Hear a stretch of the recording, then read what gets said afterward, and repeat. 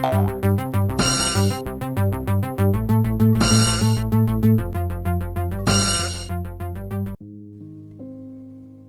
Island by Robert Louis Stevenson.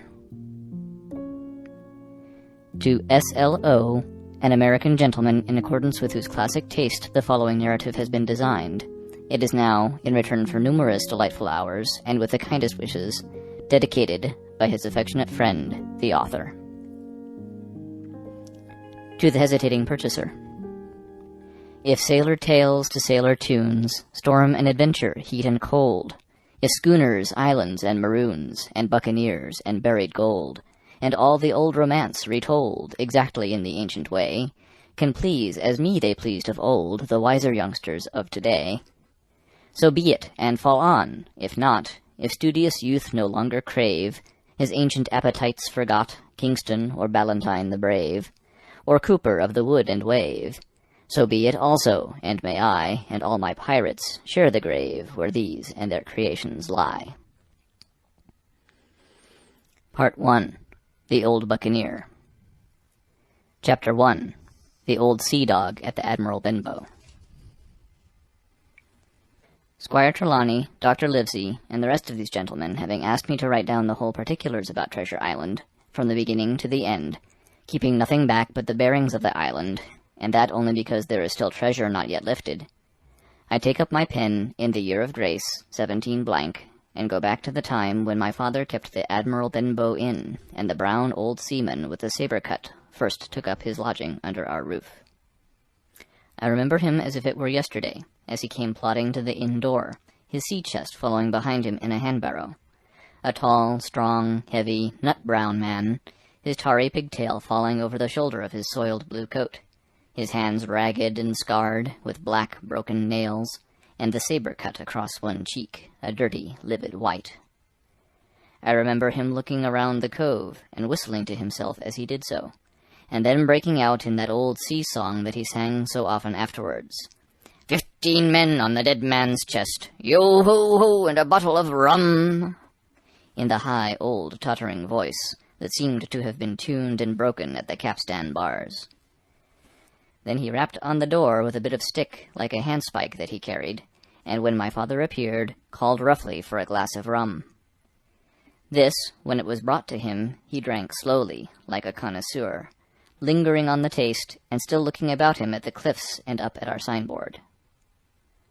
"This is a handy cove," says he at length, "and a pleasant situated grog-shop. Much company, mate?" My father told him no, very little company, the more was the pity. "Well, then," said he, "this is the berth for me. Here, you, matey," he cried to the man who trundled the barrow. "Bring up alongside and help up my chest. I'll stay here a bit," he continued. "I'm a plain man. Rum and bacon and eggs is what I want, and that head up there for to watch ships off. What you might call me? You might call me captain. Oh, I see what you're at. There." And he threw down 3 or 4 gold pieces on the threshold. "You can tell me when I've worked through that," says he, looking as fierce as a commander. And indeed, bad as his clothes were, and coarsely as he spoke, he had none of the appearance of a man who sailed before the mast, but seemed like a mate or skipper, accustomed to be obeyed or to strike. The man who came with the barrow told us the mail had set him down the morning before at the Royal George, that he had inquired what inns there were along the coast, and hearing ours well spoken of, I suppose, and described as lonely, had chosen it from the others for his place of residence. And that was all we could learn of our guest. He was a very silent man by custom. All day he hung round the cove or upon the cliffs with a brass telescope. All evening he sat in a corner of the parlour, next the fire, and drank rum and water very strong. Mostly he would not speak when spoken to, only look up sudden and fierce and blow through his nose like a foghorn, and we and the people who came about our house soon learned to let him be. Every day when he came back from his stroll, he would ask if any seafaring men had gone by along the road. At first we thought it was the want of company of his own kind that made him ask this question, but at last we began to see that he was desirous to avoid them.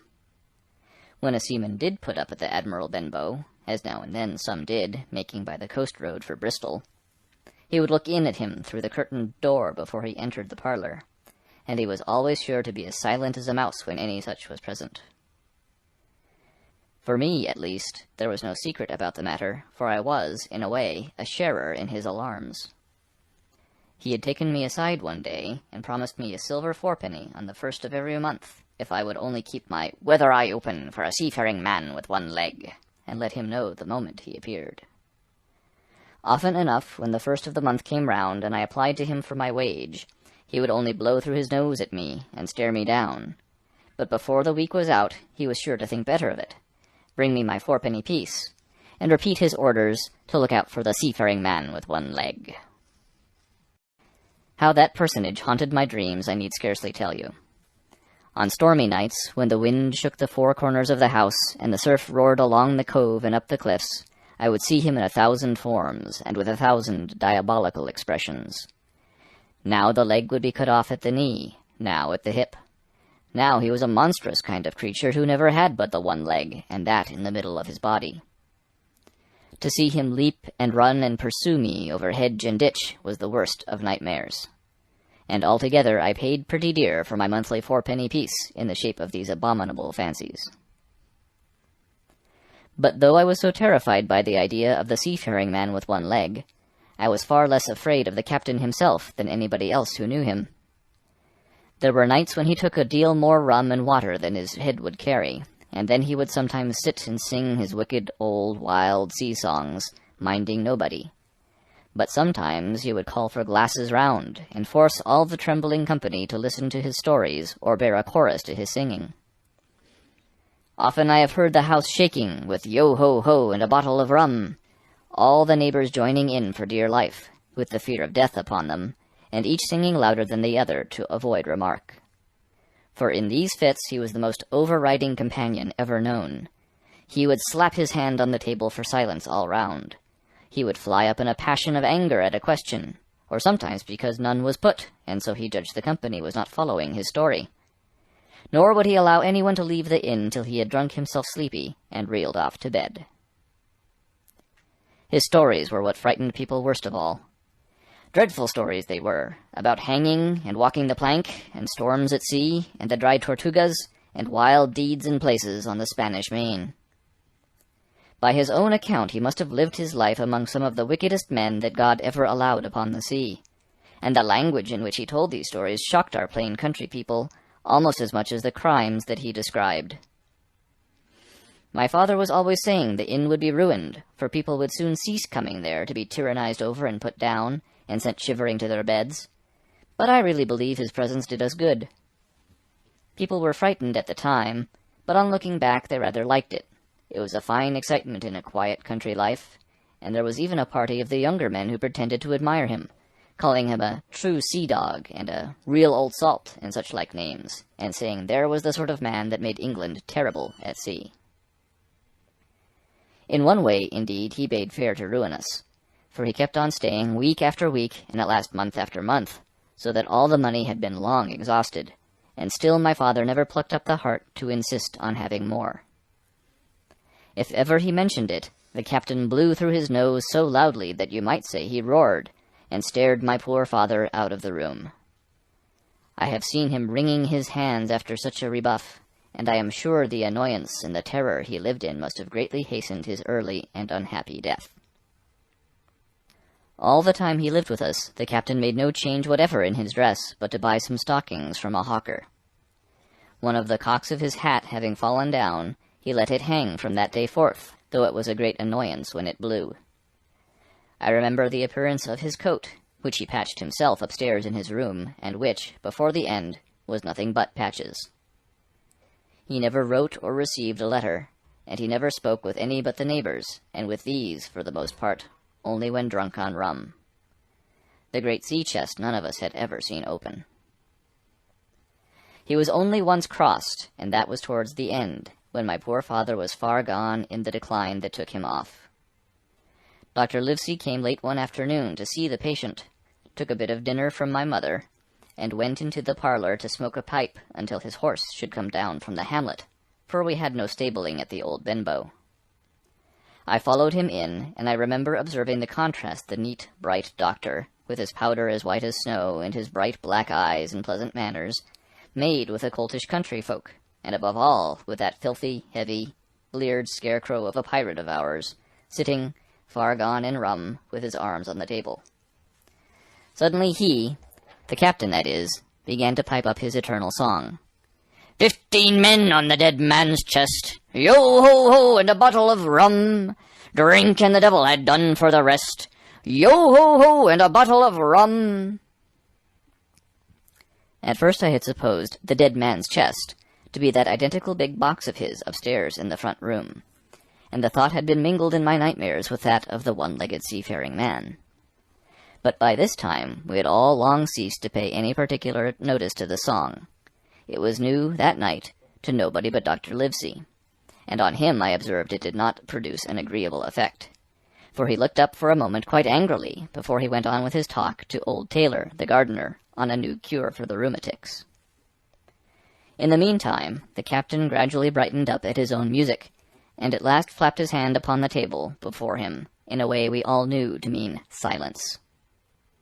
The voices stopped at once, all but Dr. Livesey's. He went on as before, speaking clear and kind, and drawing briskly at his pipe between every word or two. The captain glared at him for a while, flapped his hand again, glared still harder, and at last broke out with a villainous low oath. "Silence there between decks!" "Were you addressing me, sir?" says the doctor. And when the ruffian had told him, with another oath, that this was so, "I have only one thing to say to you, sir," replies the doctor, "that if you keep on drinking rum, the world will soon be quit of a very dirty scoundrel." The old fellow's fury was awful. He sprang to his feet, drew and opened a sailor's clasp knife, and balancing it open on the palm of his hand, threatened to pin the doctor to the wall. The doctor never so much as moved. He spoke to him, as before, over his shoulder, and in the same tone of voice, rather high, so that all the room might hear, but perfectly calm and steady. "If you do not put that knife this instant in your pocket, I promise, upon my honor, you shall hang at the next assizes." Then followed a battle of looks between them, but the captain soon knuckled under, put up his weapon, and resumed his seat, grumbling like a beaten dog. "And now, sir," continued the doctor, "since I now know there's such a fellow in my district, you may count I'll have an eye upon you day and night. I'm not a doctor only, I'm a magistrate, and if I catch a breath of complaint against you, if it's only for a piece of incivility like tonight's, I'll take effectual means to have you hunted down and routed out of this. Let that suffice." Soon after, Dr. Livesey's horse came to the door, and he rode away, but the captain held his peace that evening, and for many evenings to come. Chapter 2. Black Dog Appears and Disappears.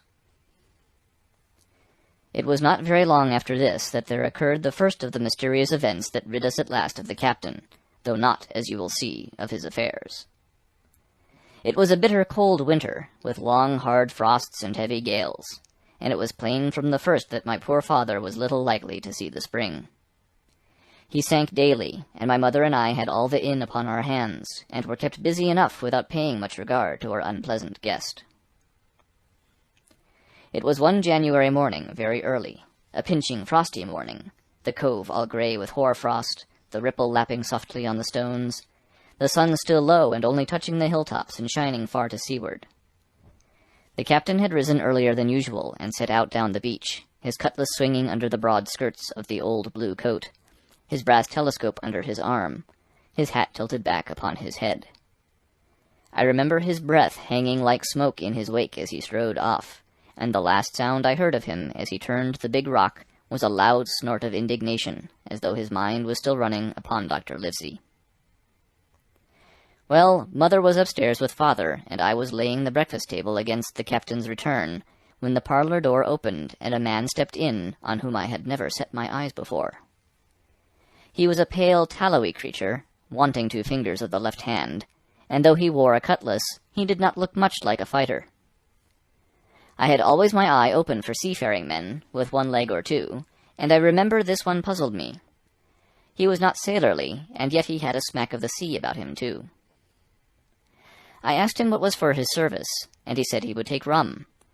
But as I was going out of the room to fetch it, He sat down upon a table and motioned me to draw near. I paused where I was, with my napkin in my hand. "Come here, sonny," says he. "Come nearer here." I took a step nearer. "Is this here table for my mate Bill?" he asked with a kind of leer. I told him I did not know his mate Bill, and this was for a person who stayed on our house, whom we called the captain. "Well," said he, "my mate Bill would be called the captain as like as not. He has a cut on one cheek, and a mighty pleasant way with him, particularly in drink, has my mate Bill. We'll put it, for argument like, that your captain has a cut on one cheek, and we'll put it, if you like, that that cheek's the right one. Ah, well, I told you. Now, is my mate Bill in this here house?" I told him he was out walking. "Which way, sonny? Which way is he gone?" And when I had pointed out the rock, and told him how the captain was likely to return, and how soon, and answered a few other questions, "Ah," said he, "this'll be as good as drink to my mate Bill." The expression of his face as he said these words was not at all pleasant, and I had my own reasons for thinking that the stranger was mistaken, even supposing he meant what he said.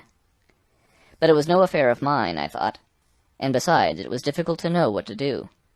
The stranger kept hanging about just inside the inn door, peering round the corner like a cat waiting for a mouse.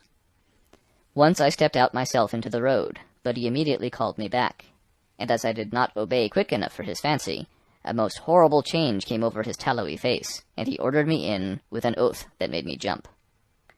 As soon as I was back again, he returned to his former manner, half fawning, half sneering, patted me on the shoulder, told me I was a good boy, and he had taken quite a fancy to me.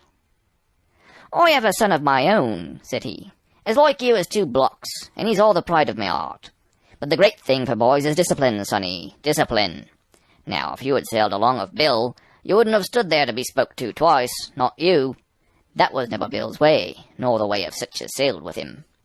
And here, sure enough, is my mate Bill, with a spy-glass under his arm, bless his old heart, to be sure. You and me'll just go back into the parlour, sonny, and get behind the door, and we'll give Bill a little surprise. Bless his heart, I say again." So saying, the stranger backed along with me into the parlour, and put me behind him in the corner, so that we were both hidden by the open door. I was very uneasy and alarmed, as you may fancy, and it rather added to my fears to observe that the stranger was certainly frightened himself. He cleared the hilt of his cutlass, and loosened the blade in its sheath, and all the time we were waiting there, he kept swallowing, as if he felt what we used to call a lump in the throat. At last in strode the captain, slammed the door behind him, without looking to the right or left, and marched straight across the room to where his breakfast awaited him. "Bill," said the stranger, in a voice that I thought he had tried to make bold and big. The captain spun round on his heel and fronted us. All the brown had gone out of his face, and even his nose was blue. He had the look of a man who sees a ghost, or the evil one, or something worse, if anything can be, and upon my word I felt sorry to see him, all in a moment turn so old and sick. "Come, Bill, you know me. You know an old shipmate, Bill, surely," said the stranger. The captain made a sort of gasp. "Black dog!" said he. "And who else?" returned the other, getting more at his ease. "Black dog as ever was, come for to see his old shipmate Billy at the Admiral Benbow Inn. Ah, Bill, we have seen a sight of times, us 2, since I lost them 2 talons," holding up his mutilated hand. "Now look here," said the captain. "You've run me down. Here I am. Well then, speak up. What is it?" "That's you, Bill," returned Black Dog. "You're in the right of it, Billy. I'll have a glass of rum from this dear child here, as I've took such a liking to, and we'll sit down, if you please, and talk square like old shipmates." When I returned with the rum, they were already seated on either side of the captain's breakfast table, Black Dog next to the door, and sitting sideways, so as to have one eye on his old shipmate, and one, as I thought, on his retreat. He bade me go and leave the door wide open. "None of your keels for me, sonny," he said, and I left them together and retired into the bar. For a long time, though I certainly did my best to listen, I could hear nothing but a low gabbling, but at last the voices began to grow higher, and I could pick up a word or two, mostly oaths, from the captain. "No, no, no, no, and an end of it," he cried once. And again, If it comes to swinging, swing all, say I." Then all of a sudden there was a tremendous explosion of oaths and other noises. The chair and table went over in a lump, a clash of steel followed, and then a cry of pain, and the next instant I saw Black Dog in full flight, and the captain hotly pursuing, both with drawn cutlasses, and the former streaming blood from the left shoulder. Just at the door, the captain aimed at the fugitive one last tremendous cut, which would certainly have split him to the chin, had it not been intercepted by our big signboard of Admiral Benbow. You may see the notch on the lower side of the frame to this day. That blow was the last of the battle. Once out upon the road, Black Dog, in spite of his wound, showed a wonderful clean pair of heels, and disappeared over the edge of the hill in half a minute. The captain, for his part, stood staring at the signboard like a bewildered man. Then he passed his hand over his eyes several times, and at last turned back into the house. "Jim," says he, "rum!" And as he spoke, he reeled a little, and caught himself with one hand against the wall. "Are you hurt?" cried I. "Rum," he repeated. "I must get away from here. Rum! Rum!" I ran to fetch it, but I was quite unsteadied by all that had fallen out, and I broke one glass and fouled the tap, and while I was still getting in my own way, I heard a loud fall in the parlor, and running in, beheld the captain lying full length upon the floor. At the same instant my mother, alarmed by the cries and fighting, came running downstairs to help me. Between us we raised his head. He was breathing very loud and hard, but his eyes were closed, and his face a horrible color. "Dear, dearie me!" cried my mother. "What a disgrace upon the house, and your poor father sick!" In the meantime, we had no idea what to do to help the captain, nor any other thought but that he had got his death hurt in the scuffle with the stranger. I got the rum, to be sure, and tried to put it down his throat, but his teeth were tightly shut and his jaws as strong as iron. It was a happy relief for us when the door opened and Dr. Livesey came in, on his visit to my father. "Oh, doctor," we cried, "what shall we do? Where is he wounded?" "Wounded? A fiddlestick's end," said the doctor. "No more wounded than you or I. The man has had a stroke, as I warned him. Now, Mrs. Hawkins, just you run upstairs to your husband and tell him, if possible, nothing about it. For my part, I must do my best to save this fellow's trebly worthless life. Jim, you get me a basin." When I got back with the basin, the doctor had already ripped up the captain's sleeve and exposed his great sinewy arm. It was tattooed in several places. "Here's luck," "A fair wind," and "Billy Bones his fancy" were very neatly and clearly executed on the forearm, and up near the shoulder there was a sketch of a gallows and a man hanging from it, done, as I thought, with great spirit. "Prophetic," said the doctor, touching this picture with his finger. "And now, Master Billy Bones, if that be your name, we'll have a look at the color of your blood. Jim," he said, "are you afraid of blood?" "No, sir," said I. "Well, then," said he, "you hold the basin." And with that he took his lancet and opened a vein. A great deal of blood was taken before the captain opened his eyes and looked mistily about him. First he recognized the doctor with an unmistakable frown. Then his glance fell upon me, and he looked relieved. But suddenly his color changed, and he tried to raise himself, crying, "Where's Black Dog?" "There is no Black Dog here," said the doctor, "except what you have on your own back. You have been drinking rum. You have had a stroke, precisely as I told you, and I have just, very much against my own will, dragged you head foremost out of the grave. Now, Mr. Bones—" "That's not my name," he interrupted. "Much I care," returned the doctor. "It's the name of a buccaneer of my acquaintance, and I call you by it for the sake of shortness.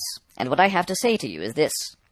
One glass of rum won't kill you, but if you take one, you'll take another, and another, and I stake my wig if you don't break off short, you'll die. Do you understand that? Die and go to your own place, like the man in the Bible.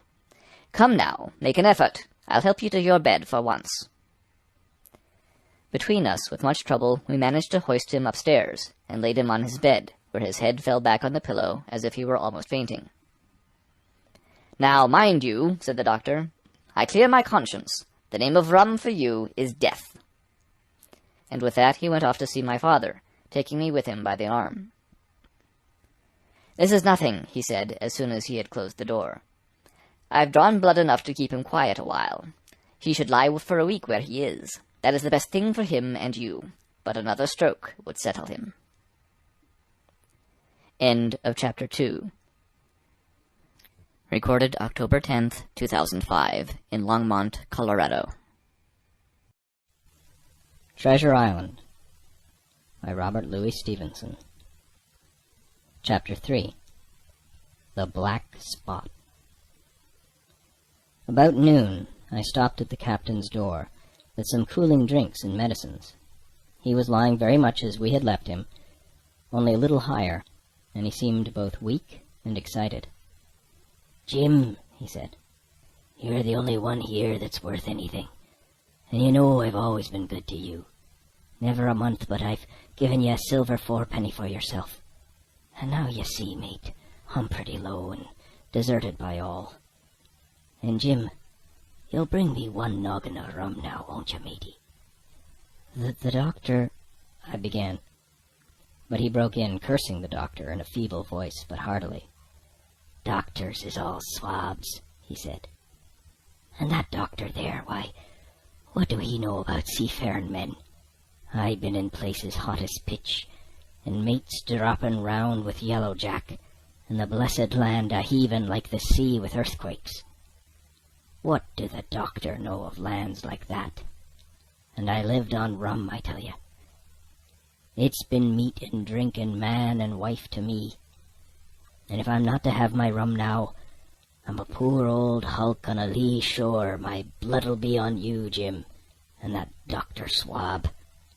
And he ran on again for a while with curses. "Look, Jim, how my fingers fidges," he continued, in the pleading tone. "I can't keep 'em still, not I. I haven't had a drop this blessed day. That doctor's a fool, I tell you. If I don't have a drain of rum, Jim, I'll have the horrors. I seen some on 'em already. I seen old Flint in the corner there behind you. As plain as print I seen him. And if I get the horrors, I'm a man that has lived rough, and I'll raise Cain. Your doctor hisself said one glass wouldn't hurt me. I'll give you a golden guinea for a noggin, Jim." He was growing more and more excited, and this alarmed me, for my father, who was very low that day and needed quiet. Besides, I was reassured by the doctor's words, now quoted to me, and rather offended by the offer of a bribe. "I want none of your money," said I, "but what you owe my father. I'll get you one glass and no more." When I brought it to him, he seized it greedily and drank it out. "Aye, aye," said he. "That's some better, sure enough. And now, matey, did that doctor say how long I was to lie here in this old berth?" "A week at least," said I. "Thunder!" he cried. "A week? I can't do that. They'd have the black spot on me by then. The lubbers is going about to get the wind of me this blessed moment. Lubbers as couldn't keep what they got, and want to nail what is another's. Is that seamanly behaviour now, I want to know? But I'm a saving soul. I never wasted good money of mine, nor lost it neither, and I'll trick 'em again. I'm not afraid on them. I'll shake out another reef, matey, and daddle 'em again." As he was thus speaking, he had risen from bed with great difficulty, holding to my shoulder with a grip that almost made me cry out, and moving his legs like so much dead weight. His words, spirited as they were in meaning, contrasted sadly with the weakness of the voice in which they were uttered. He paused when he had got into a sitting position on the edge. "The doctor's done me," he murmured. "My ears is singing. Lay me back." Before I could do much to help him, he had fallen back again to his former place, where he lay for a while silent. "Jim," he said at length, "you saw that seafaring man today?" Black dog? I asked. Ah, black dog, says he. He's a bad 'un, but there's worse that put him on. Now, if I can't get away nohow, and they tip me the black spot, mind you, it's my old sea chest they're after. You get on a horse. You can, can't you? Well then, you get on a horse and go to... Well, yes, I will. To that eternal Dr. Swab, and tell him to pipe all hands, magistrates and sich, and he'll lay 'em aboard at the Admiral Benbow, all old Flint's crew, man and boy, all on 'em that's left. I was first mate, I was. Old Flint's first mate, and I'm the only one as knows the place. He gave it me at Savannah, when he lay a-dyin', like as if I was to now, you see. But you won't peach unless they get the black spot on me, or unless you see that black dog again, or a seafaring man with one leg. Jim, him above all. But what is the black spot, Captain? I asked. That's a summons, mate. I'll tell you if they get that. But you keep your weather eye open, Jim, and I'll share with you equals, upon my honor. He wandered a little longer, his voice growing weaker. But soon after I had given him his medicine, which he took like a child, with the remark, "If ever a seaman wanted drugs, it's me," he fell at last into a heavy, swoon-like sleep, in which I left him. What I should have done had all gone well, I do not know. Probably I should have told the whole story to the doctor, for I was in mortal fear lest the captain should repent of his confessions and make an end of me. But as things fell out, my poor father died quite suddenly that evening, which put all other matters on one side. Our natural distress, the visits of the neighbors, the arranging of the funeral, and all the work of the inn to be carried on in the meanwhile, kept me so busy that I had scarcely time to think of the captain, far less to be afraid of him. On the night before the funeral he was as drunk as ever, and it was shocking, in that house of mourning, to hear him singing away at his ugly old sea-song. But weak as he was, we were all in the fear of death for him, and the doctor was suddenly taken up with a case many miles away and was never near the house after my father's death. I have said the captain was weak, and indeed he seemed rather to grow weaker than regain his strength. He clambered up and down stairs, and went from the parlor to the bar and back again, and sometimes put his nose out of doors to smell the sea, holding on to the walls as he went for support, and breathing hard and fast, like a man on a steep mountain. He never particularly addressed me, and it is my belief he had as good as forgotten his confidences. But his temper was more flighty, and allowing for his bodily weakness, more violent than ever. He had an alarming way now when he was drunk of drawing his cutlass and laying it bare before him on the table. But with all that, he minded people less and seemed shut up in his own thoughts and rather wandering. Once, for instance, to our extreme wonder, he piped up to a different air, kind of country love song that he must have learned in his youth before he had begun to follow the sea. So things passed until the day after the funeral, at about 3 o'clock of a bitter, foggy, frosty afternoon, I was standing at the door for a moment, full of sad thoughts about my father, when I saw someone drawing slowly near along the road. He was plainly blind, for he tapped before him with a stick, and wore a great green shade over his eyes and nose.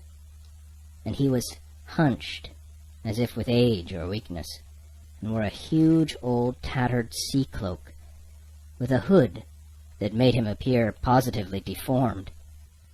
I never saw in my life a more dreadful-looking figure.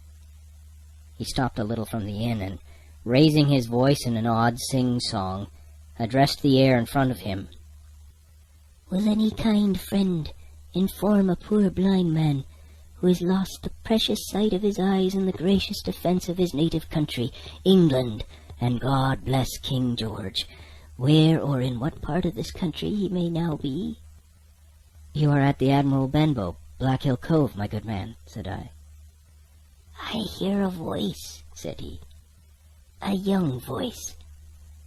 Will you give me your hand, my kind young friend, and lead me in?"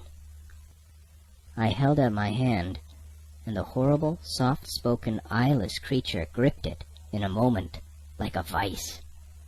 I was so startled that I struggled to withdraw, but the blind man pulled me close up to him with a single action of his arm. "Now, boy," he said, "take me in to the captain." "Sir," said I, "upon my word I dare not." "Oh," he sneered, "that's it. Take me in straight or I'll break your arm." And he gave it as he spoke a wrench that made me cry out. "Sir," said I, "it is for yourself, I mean. The captain is not what he used to be. He sits with a drawn cutlass, another gentleman." "Come now, march," interrupted he, and I never heard a voice so cruel and cold and ugly as that blind man's. It cowed me more than the pain, and I began to obey him at once, walking straight in at the door and towards the parlor, where our sick old buccaneer was sitting, dazed with rum. The blind man clung close to me, holding me in one iron fist, and leaning almost more of his weight on me than I could carry. "Lead me straight up to him, and when I'm in view, cry out, 'Here's a friend for you, Bill.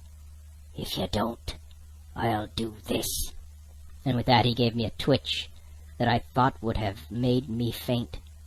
Between this and that I was so utterly terrified of the blind beggar that I forgot my terror of the captain, and as I opened the parlor door, cried out the words he had ordered in a trembling voice. The poor captain raised his eyes, and at one look the rum went out of him, and left him staring sober.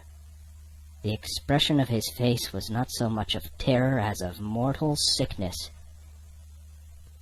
He made a movement to rise, but I do not believe he had enough force left in his body. "Now, Bill, sit where you are," said the beggar. "If I can't see, I can hear a finger steering. Business is business. Hold out your left hand. Boy, take his left hand by the wrist and bring it near to my right." We both obeyed him to the letter, and I saw him pass something from the hollow of the hand that held his stick into the palm of the captain's, which closed upon it instantly. "And now that's done," said the blind man, and at the words he suddenly left hold of me, and with incredible accuracy and nimbleness skipped out of the parlor and into the road, where, as I still stood motionless, I could hear his stick go tap, tap, tapping into the distance. It was some time before either I or the captain seemed to gather our senses, but at length, and about at the same moment, I released his wrist, which I was still holding, and he drew in his hand and looked sharply into the palm. 10 o'clock, he cried. 6 hours. We'll do them yet. And he sprang to his feet. Even as he did so, he reeled, put his hand to his throat, stood swaying for a moment, and then, with a peculiar sound, fell from his whole height face foremost to the floor. I ran to him at once, calling to my mother, but haste was all in vain. The captain had been struck dead by thundering apoplexy. It is a curious thing to understand, for I had certainly never liked the man, though of late I had begun to pity him. But as soon as I saw that he was dead, I burst into a flood of tears. It was the second death I had known, and the sorrow of the first was still fresh in my heart. End of Chapter 3. Chapter 4. The Sea Chest. I lost no time, of course, in telling my mother all that I knew, and perhaps should have told her long before, and we saw ourselves at once in a difficult and dangerous position. Some of the man's money, if he had any, was certainly due to us, but it was not likely that our captain's shipmates, above all the two specimens seen by me, Black Dog and the Blind Beggar, would be inclined to give up their booty in payment of the dead man's debts. The captain's order to mount at once and ride for Dr. Livesey would have left my mother alone and unprotected, which was not to be thought of. Indeed, it seemed impossible for either of us to remain much longer in the house. The fall of coals in the kitchen grate, the very ticking of the clock filled us with alarms.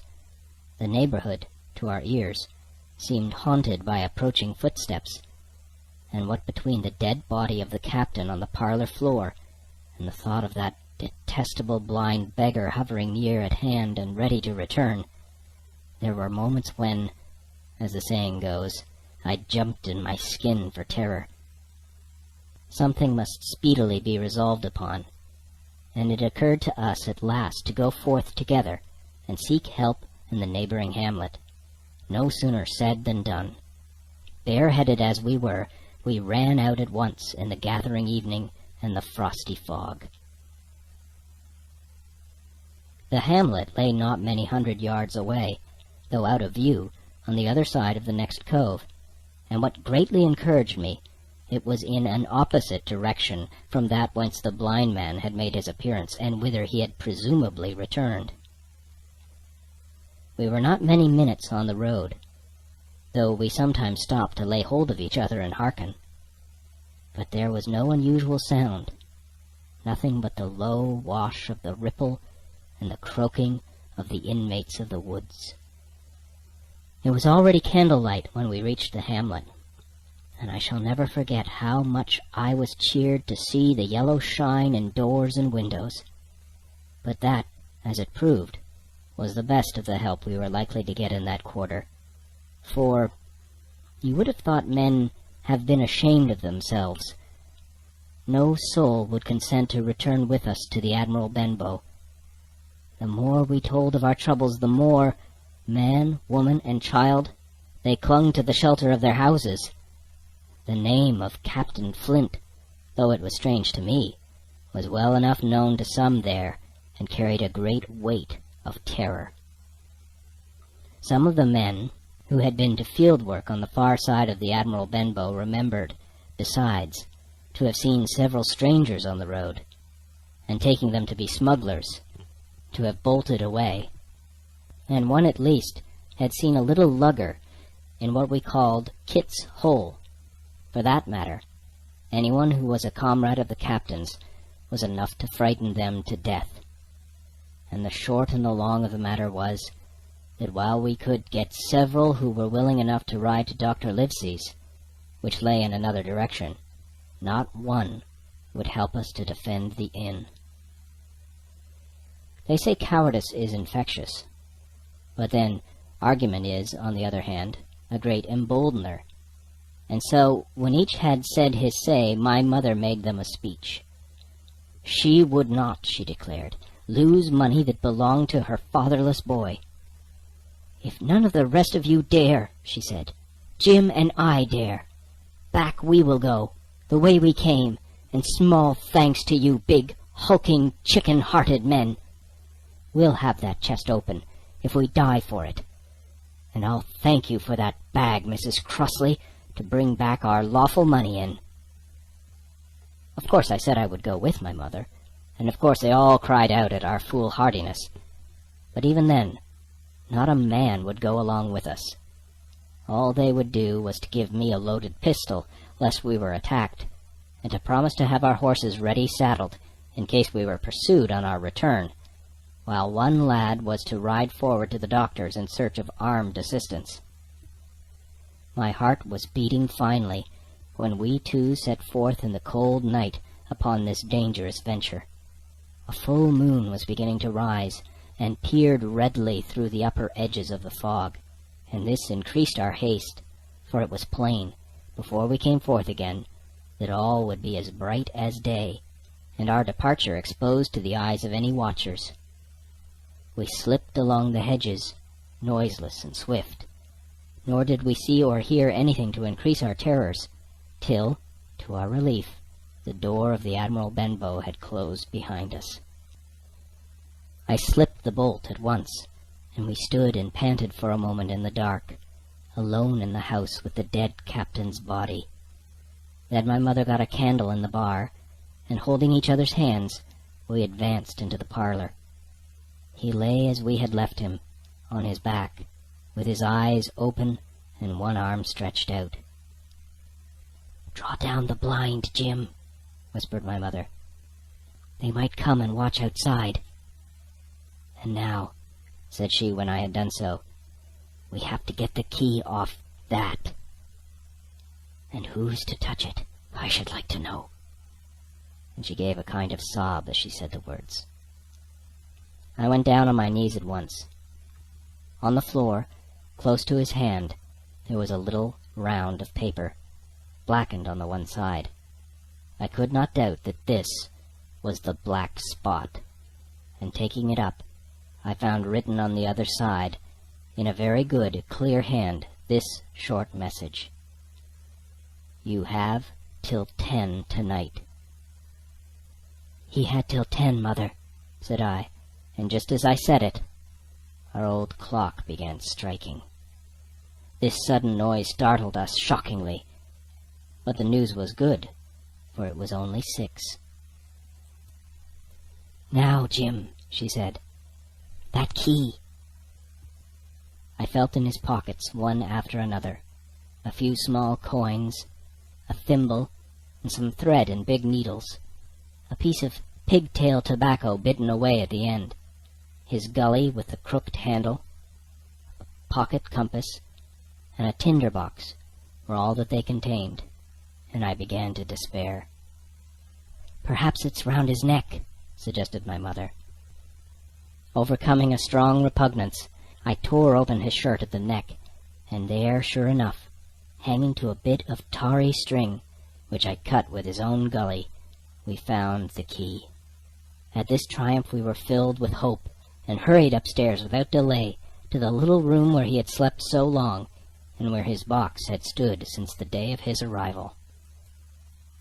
It was like any other seaman's chest on the outside, the initial B burned on the top of it with a hot iron, and the corners somewhat smashed and broken as by long, rough usage. "Give me the key," said my mother, and though the lock was very stiff, she had turned it and thrown back the lid in a twinkling. A strong smell of tobacco and tar rose from the interior, but nothing was to be seen on the top except a suit of very good clothes, carefully brushed and folded. They had never been worn, my mother said. Under that the miscellany began: a quadrant, a tin cannikin, several sticks of tobacco, 2 brace of very handsome pistols, a piece of bar silver, an old Spanish watch, and some other trinkets of little value and mostly of foreign make, a pair of compasses mounted with brass, and 5 or 6 curious West Indian shells. I have often wondered since why he should have carried about these shells with him in his wandering, guilty, and hunted life. In the meantime, we had found nothing of any value but the silver and the trinkets, and neither of these were in our way. Underneath there was an old boat cloak, whitened with sea salt on many a harbor bar.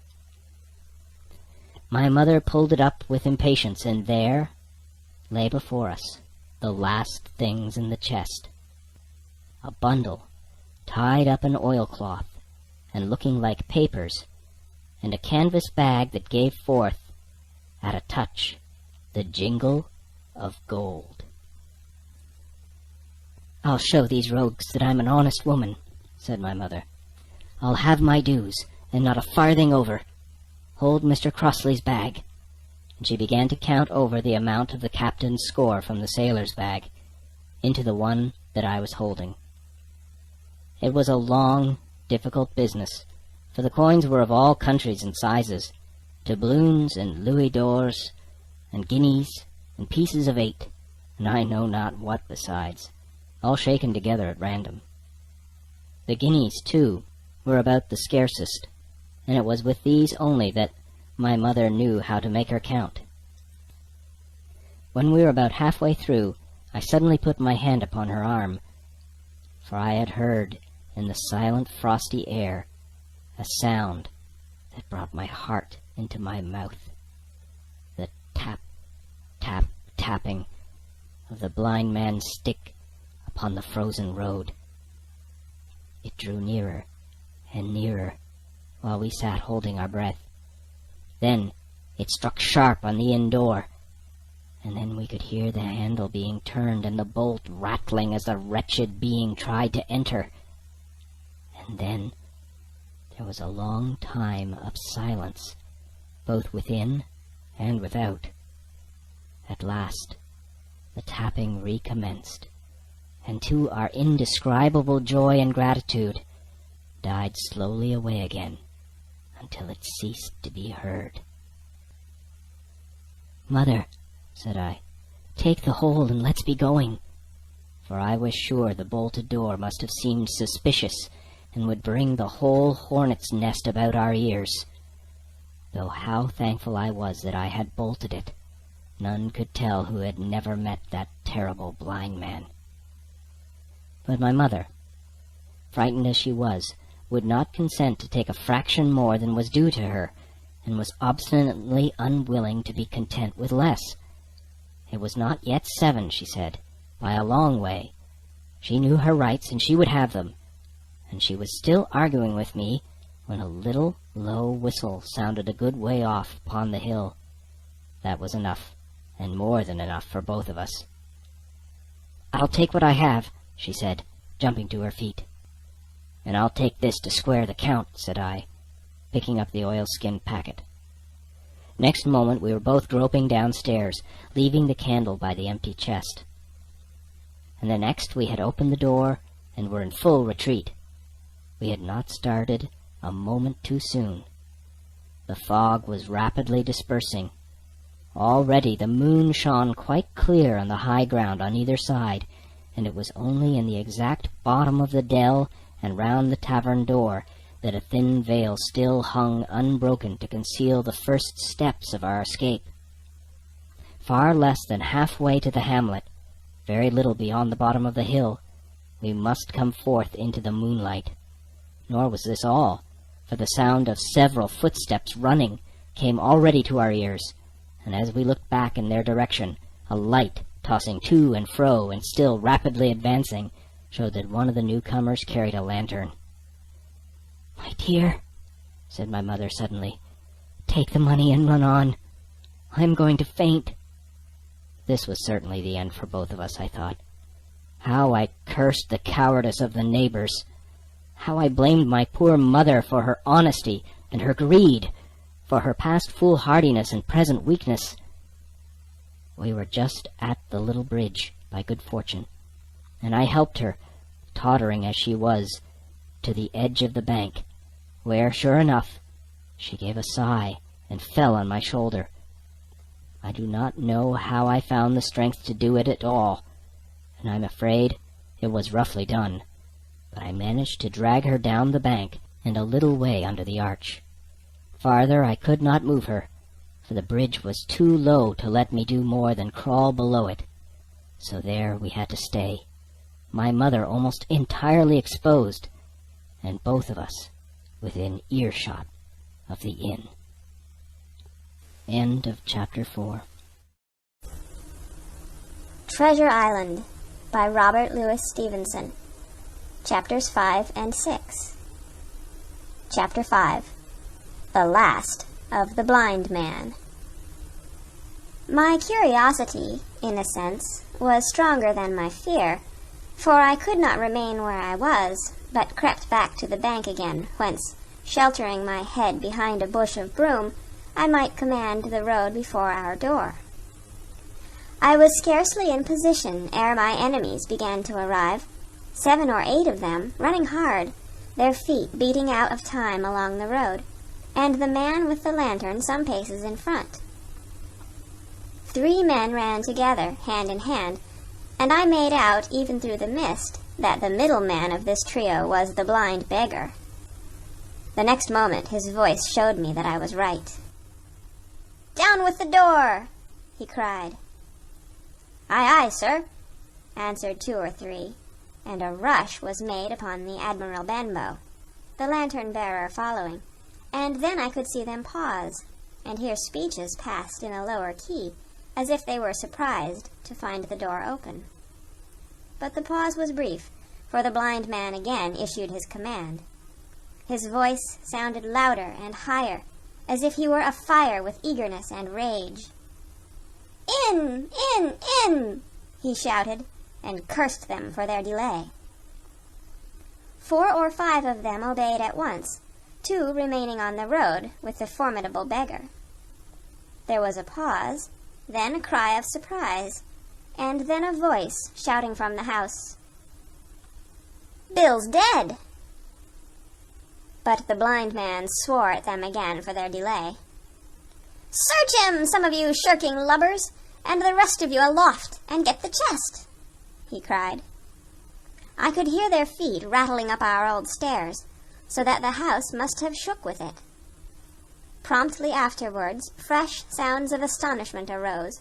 The window of the captain's room was thrown open with a slam and a jingle of broken glass, and a man leaned out into the moonlight, head and shoulders, and addressed the blind beggar on the road below him. "Pew!" he cried. "They've been before us. Someone's turned the chest out alow and aloft." "Is it there?" roared Pew. "The money's there." The blind man cursed the money. "Flint's fist, I mean!" he cried. "We don't see it here nohow," returned the man. "Here, you below there, is it on Bill?" cried the blind man again. At that, another fellow, probably he who had remained below to search the captain's body, came to the door of the inn. "Bill's been overhauled already," said he. "Nothing left." "It's these people of the inn! It's that boy! I wish I had put his eyes out!" cried the blind man, Pew. "They were here no time ago. They had the door bolted when I tried it. Scatter, lads, and find 'em." "Sure enough, they left their glim here," said the fellow from the window. "Scatter and find 'em! Rout the house out!" reiterated Pew, striking with his stick upon the road. Then there followed a great to-do through all our old inn, heavy feet pounding to and fro, furniture thrown over, doors kicked in, until the very rocks re-echoed, and the men came out again, one after another, on the road, and declared that we were nowhere to be found. And just then the same whistle that had alarmed my mother and myself over the dead captain's money was once more clearly audible through the night, but this time twice repeated. I had thought it to be the blind man's trumpet, so to speak, summoning his crew to the assault, but I now found that it was a signal from the hillside towards the hamlet, and, from its effect upon the buccaneers, a signal to warn them of approaching danger. "There's Dirk again," said one. "Twice. We'll have to budge, mates." "Budge, you skulk!" cried Pew. "Dirk was a fool and a coward from the first. You wouldn't mind him. They must be close by. They can't be far. You have your hands on it. Scatter and look for them, dogs. Oh, shiver my soul!" he cried. "If I had eyes!" This appeal seemed to produce some effect, for 2 of the fellows began to look here and there among the lumber, but half-heartedly, I thought, and with half an eye to their own danger all the time, while the rest stood irresolute on the road. "You have your hands on thousands, you fools, and you hang a leg.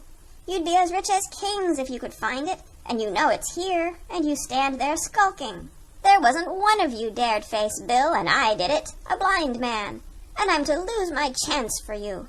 I'm to be a poor, crawling beggar, sponging for rum, when I might be rolling in a coach. If you had the pluck of a weevil in a biscuit, you would catch them still. Hang it, Pew, we've got the doubloons, grumbled one. They might have hid the blessed thing, said another. Take the Georges, Pew, and don't stand here squalling. Squalling was the word for it. Pew's anger rose so high at these objections, till at last, his passion completely taking the upper hand, he struck at them right and left in his blindness, and his stick sounded heavily on more than one. These, in their turn, cursed back at the blind miscreant, threatened him in horrid terms, and tried in vain to catch the stick and wrest it from his grasp. This quarrel was the saving of us, for while it was still raging, another sound came from the top of the hill on the side of the hamlet, the tramp of horses galloping. Almost at the same time, a pistol shot, flash and report, came from the hedge side. And that was plainly the last signal of danger, for the buccaneers turned at once and ran, separating in every direction, one seaward along the cove, one slant across the hill, and so on, so that in half a minute not a sign of them remained but Pew. Him they had deserted, whether in sheer panic or out of revenge for his ill words and blows, I know not. But there he remained behind, tapping up and down the road in a frenzy, and groping and calling for his comrades. Finally he took the wrong turn, and ran a few steps past me towards the hamlet, crying, "Johnny! Black Dog! Dirk!" and other names. "You won't leave old Pew, mates! Not old Pew!" Just then the noise of horses topped the rise, and 4 or 5 riders came in sight in the moonlight, and swept at full gallop down the slope. At this, Pew saw his error, turned with a scream, and ran straight for the ditch, into which he rolled. But he was on his feet again in a second, and made another dash, now utterly bewildered, right under the nearest of the coming horses. The rider tried to save him, but in vain. Down went Pew with a cry that rang high into the night, and the 4 hoofs trampled and spurned him, and passed by. He fell on his side, then gently collapsed upon his face, and moved no more. I leaped to my feet and hailed the riders. They were pulling up, at any rate, horrified at the accident, and I soon saw what they were. One, tailing out behind the rest, was a lad that had gone from the hamlet to Dr. Livesey's. The rest were revenue officers, whom he had met by the way, and with whom he had had the intelligence to return at once.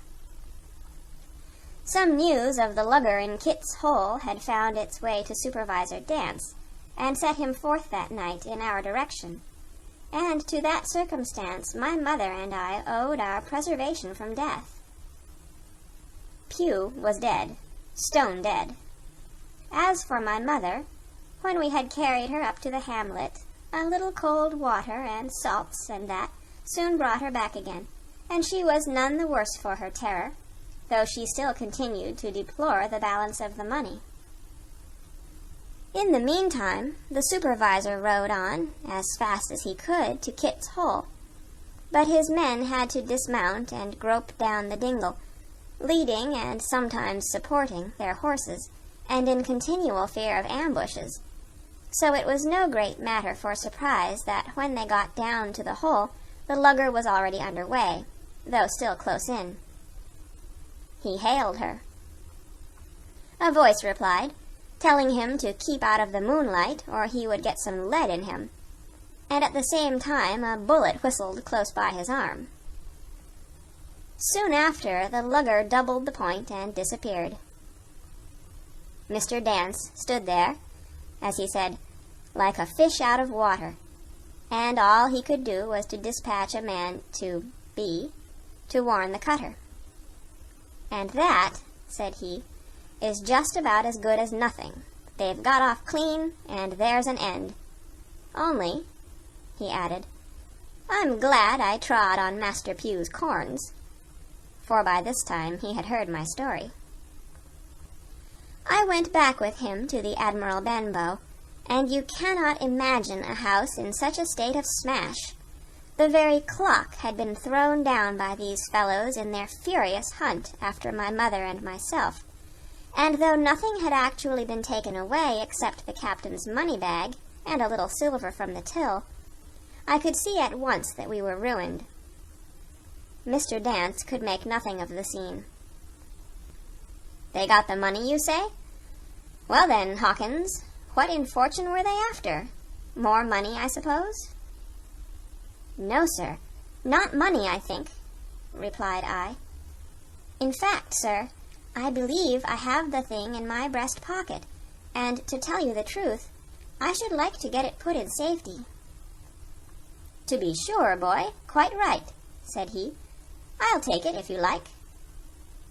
"I thought perhaps Dr. Livesey—" I began. "Perfectly right," he interrupted, very cheerily. "Perfectly right. A gentleman and a magistrate. And, now I come to think of it, I might as well ride round there myself and report to him or Squire. Master Pugh's dead, when all's done. Not that I regret it, but he's dead, you see, and people will make it out against an officer of His Majesty's revenue, if make it out they can. Now I'll tell you, Hawkins, if you like, I'll take you along." I thanked him heartily for the offer, and we walked back to the hamlet where the horses were. By the time I had told Mother of my purpose, they were all in the saddle. "Dogger," said Mr. Dance, "you have a good horse. Take up this lad behind you." As soon as I was mounted, holding on to Dogger's belt, the supervisor gave the word, and the party struck out at a bouncing trot on the road to Dr. Livesey's house. End of Chapter 5. Chapter 6. The Captain's Papers. We rode hard all the way, till we drew up before Dr. Livesey's door. The house was all dark to the front. Mr. Dance told me to jump down and knock, and Dogger gave me a stirrup to descend by. The door was opened almost at once by the maid. "Is Dr. Livesey in?" I asked. "No," she said. "He had come home in the afternoon, but had gone up to the hall to dine and pass the evening with the squire." "So, there we go, boys," said Mr. Dance. This time, as the distance was short, I did not mount, but ran with Dogger's stirrup leather to the lodge gates, and up the long, leafless, moonlit avenue to where the white line of the hall buildings looked on either hand on great old gardens. Here Mr. Dance dismounted, and, taking me along with him, was admitted at a word into the house.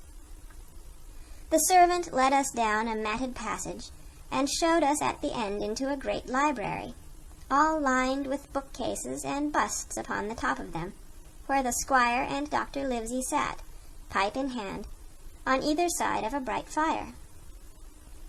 I had never seen the squire so near at hand. He was a tall man, over 6 feet high, and broad in proportion, and he had a bluff, rough-and-ready face, all roughened and reddened and lined in his long travels. His eyebrows were very black, and moved readily, and this gave him a look of some temper, not bad, you would say, but quick and high. "Come in, Mr. Dance," says he, very stately and condescending. "Good evening, Dance," says the doctor with a nod, "and good evening to you, friend Jim. What good wind brings you here?" The supervisor stood up straight and stiff, and told his story like a lesson, and you should have seen how the two gentlemen leaned forward and looked at each other, and forgot to smoke in their surprise and interest. When they heard how my mother went back to the inn, Dr. Livesey fairly slapped his thigh, and the squire cried, "Bravo!" and broke his long pipe against the grate. Long before it was done, Mr. Trelawney, that, you will remember, was the squire's name, had got up from his seat and was striding about the room, and the doctor, as if to hear the better, had taken off his powdered wig and sat there looking very strange indeed with his own close-cropped black poll. At last Mr. Dance finished the story. "Mr. Dance," said the squire, "you are a very noble fellow, and as for riding down that black, atrocious miscreant, I regard it as an act of virtue, sir, like stamping on a cockroach. This lad Hawkins is a trump, I perceive. Hawkins, will you ring that bell? Mr. Dance must have some ale." "And so, Jim," said the doctor, "you have the thing that they were after, have you?" "Here it is, sir," said I, and gave him the oilskin packet. The doctor looked it all over, as if his fingers were itching to open it, but instead of doing that, he put it quietly in the pocket of his coat. "Squire," said he, "when Dance has had his ale, he must, of course, be off on his Majesty's service. But I mean to keep Jim Hawkins here to sleep at my house, and, with your permission, I propose we should have up the cold pie and let him sup." "As you will, Livesey," said the squire. "Hawkins has earned better than cold pie." So a big pigeon pie was brought in and put on a side table, and I made a hearty supper, for I was as hungry as a hawk, while Mr. Dance was further complimented, and at last dismissed. "And now, squire," said the doctor. "And now, Livesey," said the squire in the same breath. "One at a time, laughed Dr. Livesey. "You have heard of this Flint, I suppose?" "Heard of him?" cried the squire. "Heard of him, you say? He was the bloodthirstiest buccaneer that sailed. Blackbeard was a child to Flint. The Spaniards were so prodigiously afraid of him that, I tell you, sir, I was sometimes proud he was an Englishman. I've seen his topsails with these eyes off Trinidad, and the cowardly son of a rum-puncheon that I sailed with put back, sir, into Port of Spain."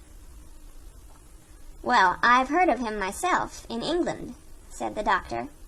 "But the point is, had he money?" "Money?" cried the squire. "Have you heard the story? What were these villains after but money? What do they care for but money? For what would they risk their rascal carcasses but money?" "That we shall soon know," replied the doctor.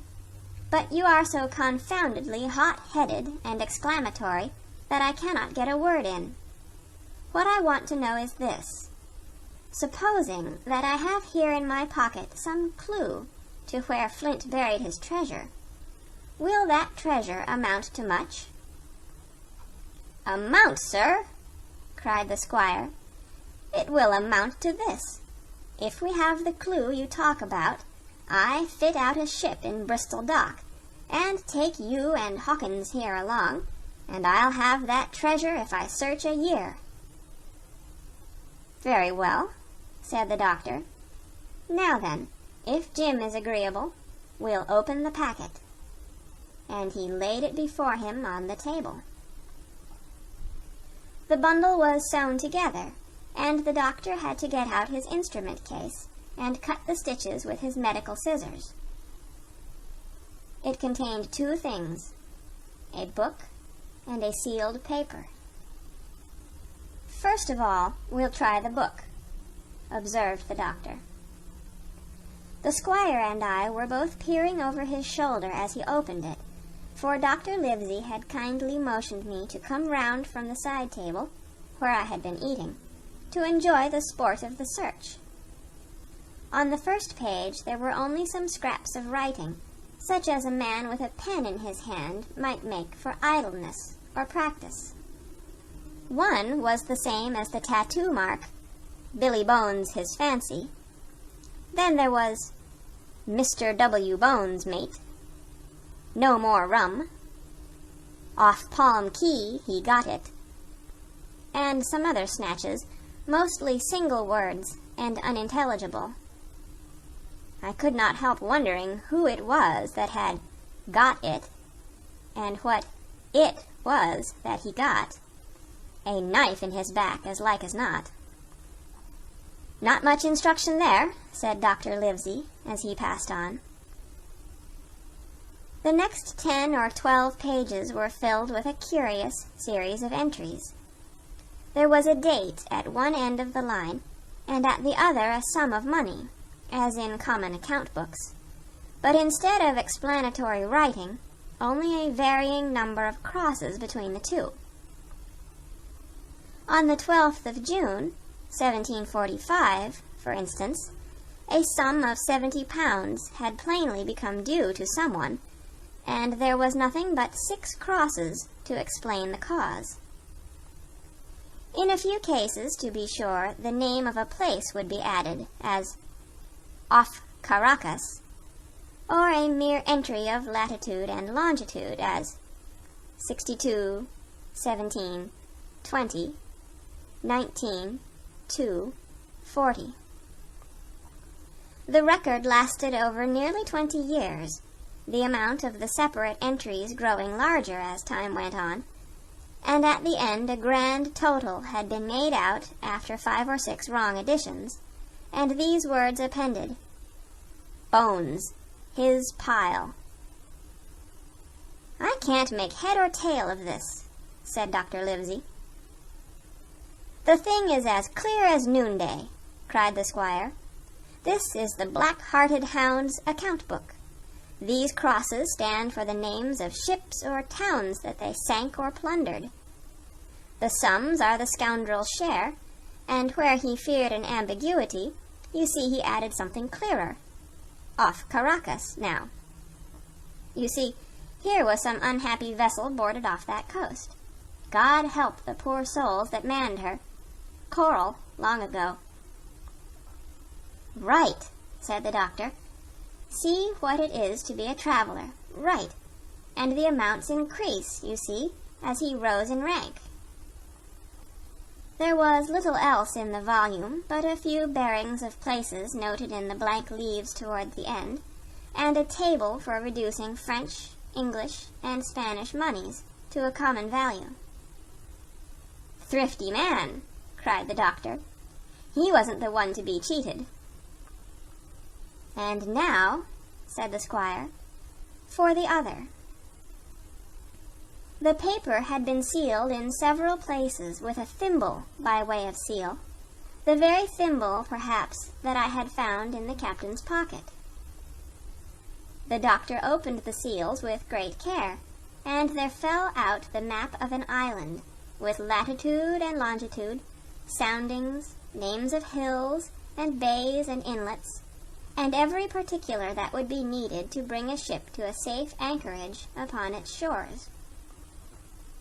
It was about 9 miles long and 5 across, shaped, you might say, like a fat dragon standing up, and had 2 fine landlocked harbors, and a hill in the center part marked the Spyglass. There were several editions of a later date, but above all 3 crosses of red ink, 2 on the north part of the island, 1 in the southwest, and, beside this last, in the same red ink, and in a small, neat hand, very different from the captain's tottery characters, these words: Bulk of treasure here. Over on the back, the same hand had written this further information: Tall tree, spyglass shoulder, bearing a point to the N of NNE.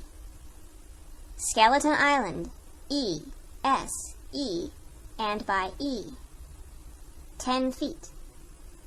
The bar silver is in the north cache. You can find it by the trend of the east hummock, 10 fathoms south of the black crag, with the face on it. The arms are easily found in the sand hill, N, point of North Inlet Cape, bearing E and a quarter N. J.F. That was all, but brief as it was, and to me incomprehensible, it filled the squire and Dr. Livesey with delight. "Livesey," said the squire, "you will give up this wretched practice at once. Tomorrow I start for Bristol. In 3 weeks' time, 3 weeks, 2 weeks, 10 days, we'll have the best ship, sir, and the choicest crew in England. Hawkins shall come as cabin boy. You'll make a famous cabin boy, Hawkins. You, Livesey, are ship's doctor. I am admiral. We'll take Redruth, Joyce, and Hunter. We'll have favorable winds, a quick passage, and not the least difficulty in finding the spot, and money to eat, to roll in, to play duck and drake with ever after."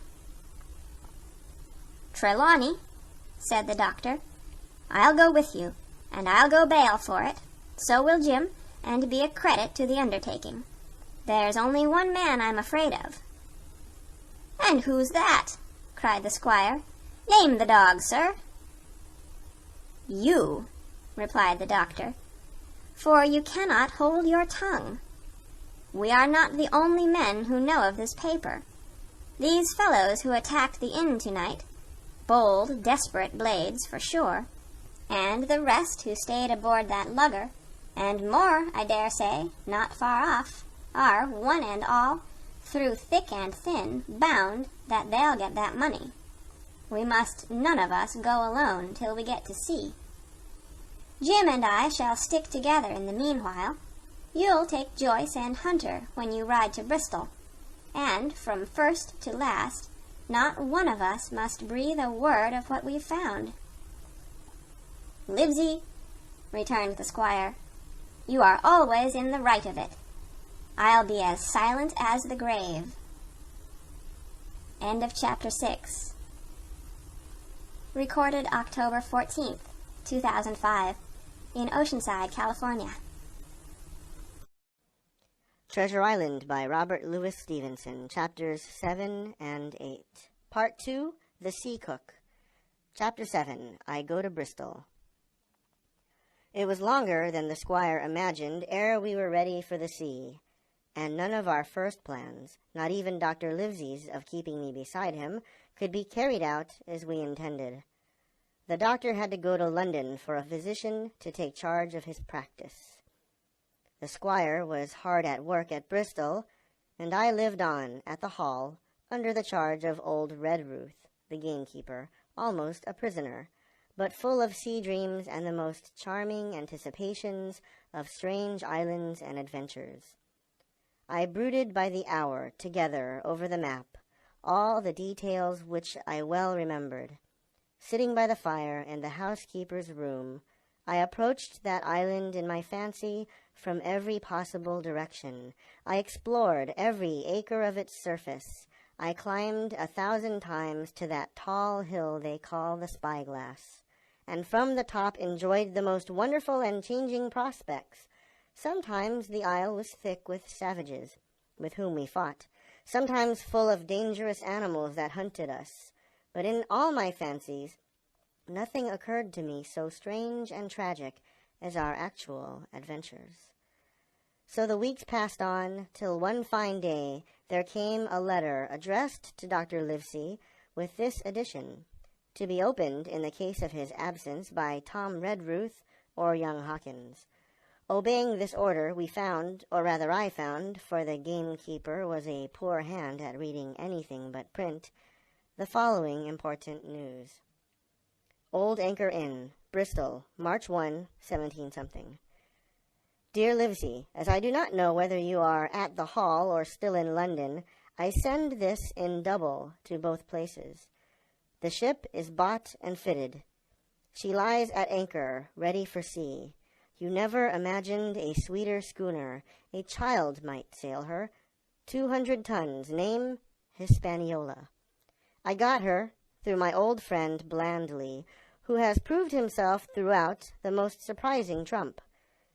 The admirable fellow literally slaved in my interest, and so, I may say, did everyone in Bristol, as soon as they got wind of the port we sailed for, treasure, I mean. Redruth, said I, interrupting the letter, Dr. Livesey will not like that. The squire has been talking after all. Well, who's a better right, growled the gamekeeper.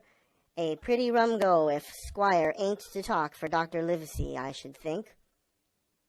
At that I gave up all attempts at commentary and read straight on. Blandly himself found the Hispaniola, and by the most admirable management got her for the merest trifle. There is a class of men in Bristol monstrously prejudiced against Blandly. They go the length of declaring that this honest creature would do anything for money, that the Hispaniola belonged to him, and that he sold it me absurdly high. The most transparent calumnies. None of them dare, however, to deny the merits of the ship. So far there was not a hitch. The work-people, to be sure, riggers and what not, were most annoyingly slow, but time cured that. It was the crew that troubled me. I wished a round score of men, in case of natives, buccaneers, or the odious French, and I had the worry of the deuce itself to find so much as half a dozen, till the most remarkable stroke of fortune brought me the very man that I required. I was standing on the dock when, by the merest accident, I fell in talk with him. I found he was an old sailor, kept a public-house, knew all the seafaring men in Bristol, had lost his health ashore, and wanted a good berth as cook to get to sea again. He had hobbled down there that morning, he said, to get a smell of the salt. I was monstrously touched. So would you have been. And out of pure pity I engaged him on the spot to be the ship's cook. Long John Silver he is called, and has lost a leg. But that I regarded as a recommendation, since he lost it in his country's service under the immortal Hawk. He has no pension, Livesey. Imagine the abominable age we live in. Well, sir, I thought I had only found a cook, but it was a crew I had discovered. Between Silver and myself, we got together in a few days a company of the toughest old salts imaginable. Not pretty to look at, but fellows by their faces of the most indomitable spirit. I declare we could fight a frigate. Long John even got rid of 2 out of the 6 or 7 I had already engaged. He showed me in a moment that they were just the sort of freshwater swabs we had to fear in an adventure of importance. I am in the most magnificent health and spirits, eating like a bull, sleeping like a tree, yet I shall not enjoy a moment till I hear my old tarpaulins tramping round the capstan. Seaward ho! Hang the treasure! It's the glory of the sea that has turned my head, so now, Livesey, come post. Do not lose an hour if you respect me. Let young Hawkins go at once to see his mother, with Redruth for a guard, and then both come full speed to Bristol.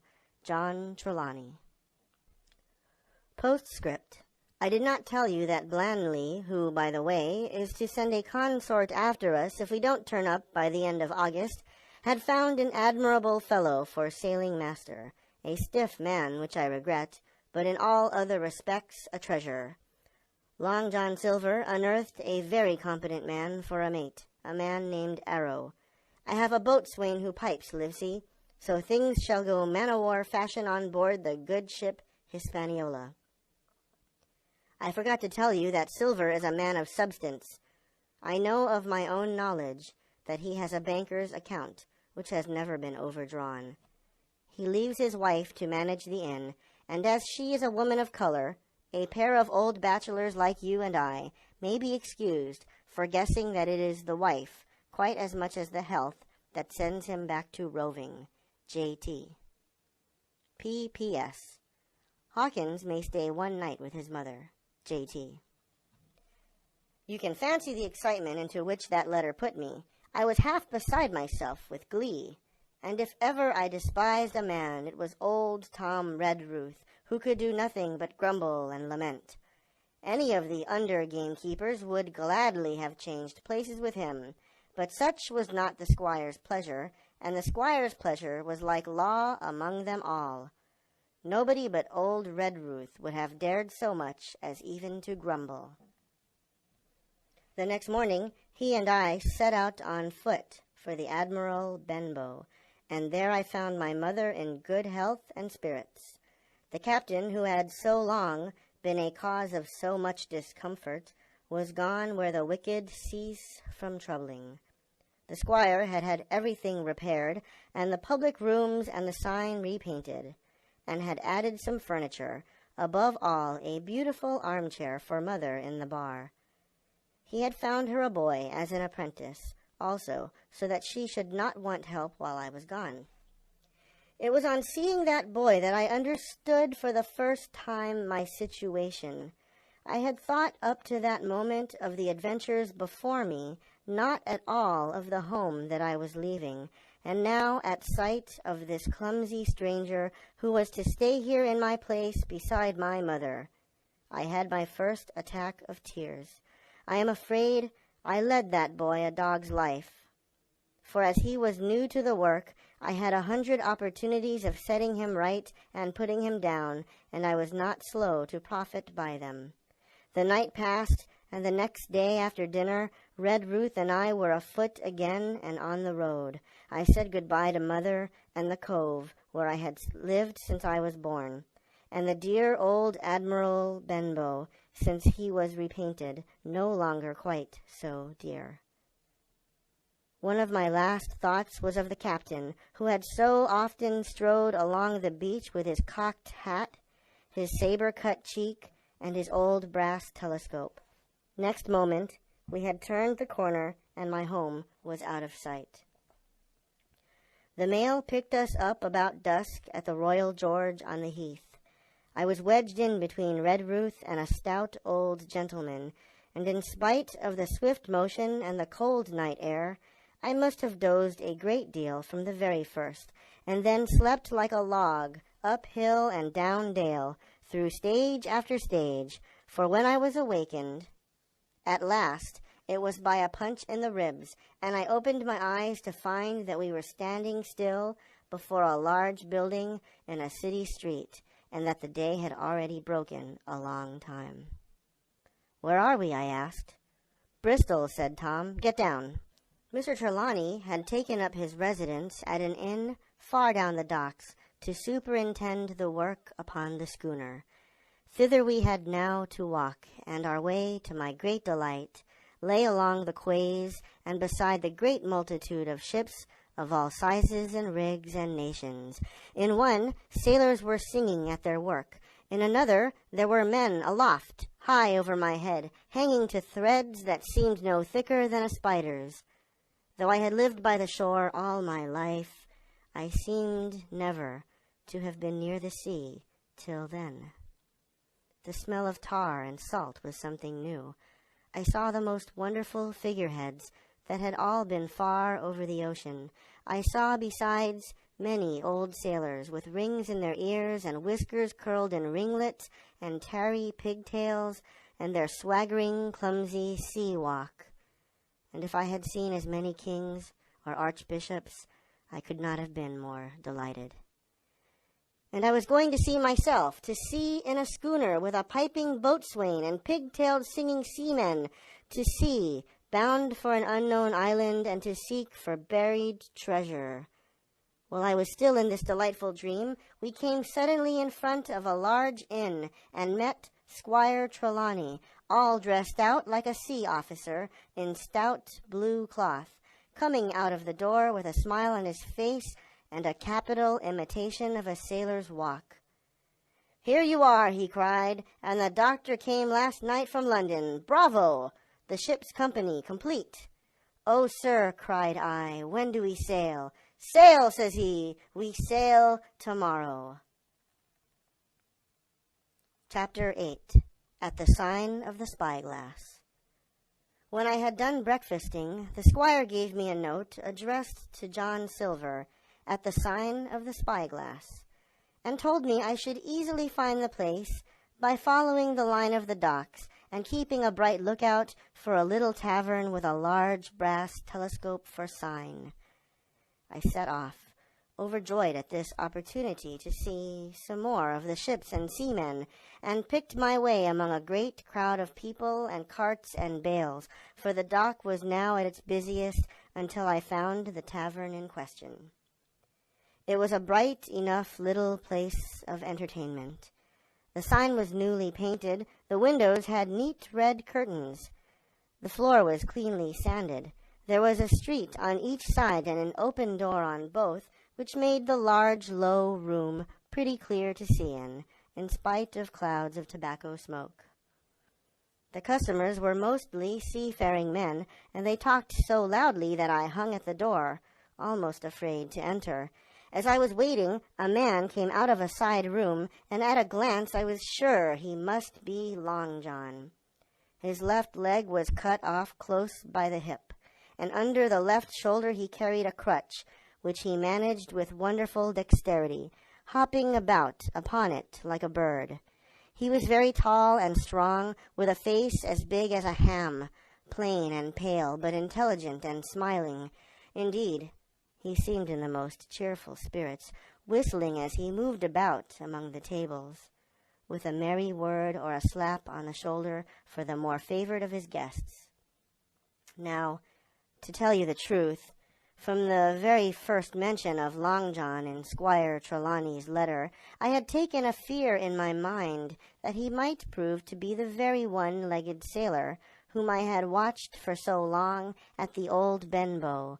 But one look at the man before me was enough. I had seen the captain and Black Dog and the blind man, Pew, and I thought I knew what a buccaneer was like, a very different creature, according to me, from this clean and pleasant-tempered landlord. I plucked up courage at once, crossed the threshold, and walked right up to the man where he stood, propped on his crutch, talking to a customer.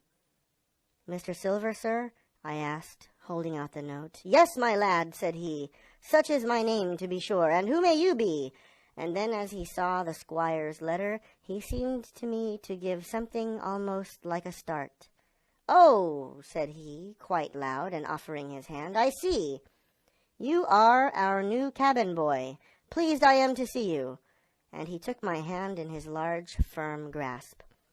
Just then, one of the customers at the far side rose suddenly and made for the door. It was close by him, and he was out in the street in a moment.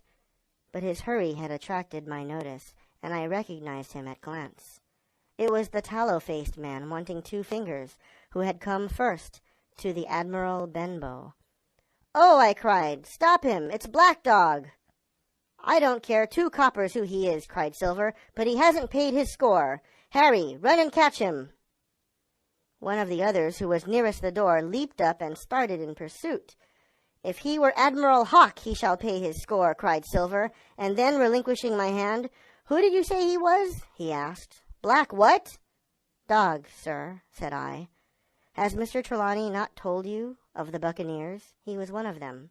"So," cried Silver, "in my house. Ben, run and help Harry. One of those swabs, was he? Was that you drinking with him, Morgan? Step up here." The man, whom he called Morgan, an old gray-haired, mahogany-faced sailor, came forward pretty sheepishly, rolling his quid. "Now, Morgan," said Long John very sternly, "you never clapped your eyes on that black dog before, did you now?" "Not I, sir," said Morgan with a salute. "You didn't know his name, did you?" "No, sir." "By the powers, Tom Morgan, it's as good for you," exclaimed the landlord. "If you had been mixed up with the like of that, you would never have put another foot in my house, you may lay to that. And what was he saying to you?" "I don't rightly know, sir," answered Morgan. "Do you call that a head on your shoulders or a blessed dead-eye?" cried Long John. "Don't rightly know, don't you? Perhaps you don't happen to rightly know who you was speaking to, perhaps. Come now, what was he jawing? Voyages, captains, ships? Pipe up, what was it?" "We was a-talking of keel-hauling," answered Morgan. "Keel-hauling, was you? And a mighty suitable thing, too, and you may lay to that. Get back to your place for a lubber, Tom."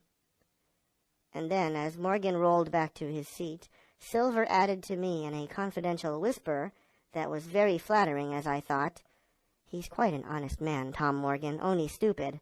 And now, he ran on again aloud, let's see, Black Dog. No, I don't know the name, not I. Yet I kind of think I've seen the swab. He used to come here with a blind beggar, he used. That he did, you may be sure, said I. I knew that blind man, too. His name was Pew. It was, cried Silver, now quite excited. Pew! That were his name for certain. Ah, he looked a shark, he did. If we run down this Black Dog now, there'll be news for Captain Trelawney. Ben's a good runner. Few seamen run better than Ben. He should run him down, hand over hand, by the powers. He talked a keel-hauling, did he? I'll keel-haul him. All the time he was jerking out these phrases, he was stumping up and down the tavern on his crutch, slapping tables with his hand, and giving such a show of excitement as would have convinced an Old Bailey judge or a Bow Street runner. My suspicions had been thoroughly reawakened on finding Black Dog at the spyglass, and I watched the cook narrowly. But he was too deep and too ready and too clever for me, and by the time the two men had come back out of breath and confessed that they had lost the track in a crowd and been scolded like thieves, I would have gone bail for the innocence of Long John Silver. See here now, Hawkins, said he, here's a blessed hard thing on a man like me, now ain't it? There's Captain Trelawney. What's he to think? Here I have this confounded son of a Dutchman sitting in my own house drinking of my own rum. Here you comes and tells me of it plain, and here I let him give us all the slip before my blessed deadlights. Now, Hawkins, you do me justice with the captain. You're a lad, you are, but you're as smart as paint. I see that when you first come in. Now, here it is. What could I do with this old timber I hobble on? When I was an A.B. master mariner, I'd have come up alongside of him hand over hand and broached him to in a brace of old shakes, I would. But now... And then, all of a sudden, he stopped, and his jaw dropped as though he had remembered something. The score, he burst out. 3 goes a rum. Why, shiver my timbers if I hadn't forgotten my score. And falling on a bench, he laughed until the tears ran down his cheeks. I could not help joining, and we laughed together, peal after peal, until the tavern rang again. Why, what a precious old sea-calf I am, he said at last, wiping his cheeks. You and me should get on well, Hawkins, for I'll take my davy I should be rated ship's boy. But come now, stand by to go about. This won't do. Duty is duty, messmates. I'll put on my old cockerel hat and step along of you to Captain Trelawney and report this here affair. For mind you, it's serious, young Hawkins, and neither you nor me's come out of it with what I should make so bold as to call credit. Nor you neither, says you, not smart. None of the pair of us smart, but dash my buttons, that was a good un about my score. And he began to laugh again, and that so heartily that though I did not see the joke as he did, I was again obliged to join him in his mirth. On our little walk along the quays, he made himself the most interesting companion, telling me about the different ships that we passed by, their rig, tonnage, and nationality, explaining the work that was going forward, how one was discharging, another taking in cargo, and a third making ready for sea, and every now and then telling me some little anecdote of ships or seamen, or repeating a nautical phrase till I had learned it perfectly. I began to see that here was one of the best of possible shipmates. When we got to the inn, the squire and Dr. Livesey were seated together, finishing a quart of ale with a toast in it, before they could go aboard the schooner on a visit of inspection. Long John told the story from first to last, with a great deal of spirit and the most perfect truth. That was how it were now, weren't it, Hawkins, he would say now and again, and I could always bear him entirely out. The two gentlemen regretted that Black Dog had got away, but we all agreed there was nothing to be done, and after he had been complimented, Long John took up his crutch and departed. All hands aboard by 4 this afternoon, shouted the squire after him. Aye, aye, sir, cried the cook in the passage. Well, squire, said Livesey, I don't put much faith in your discoveries as a general thing, but I will say this, John Silver suits me. The man's a perfect trump, declared the squire. And now, added the doctor, Jim may come on board with us, may he not?" "To be sure he may," says Squire. "Take your hat, Hawkins, and we'll see the ship." End of Chapter 8. Treasure Island by Robert Louis Stevenson. Chapter 9. Powder and Arms. The Hispaniola lay some way out, and we went under the figureheads and round the sterns of many other ships, and their cables sometimes grated underneath our keel, and sometimes swung above us. At last, however, we got alongside, and were met and saluted as we stepped aboard by the mate, Mr. Arrow, a brown old sailor with earrings in his ears and a squint. He and the squire were very thick and friendly, but I soon observed that things were not the same between Mr. Trelawney and the captain.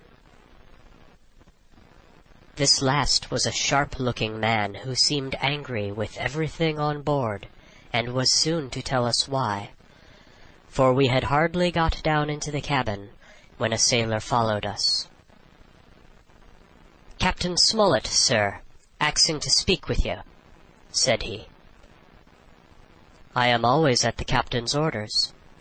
"Show him in," said the squire.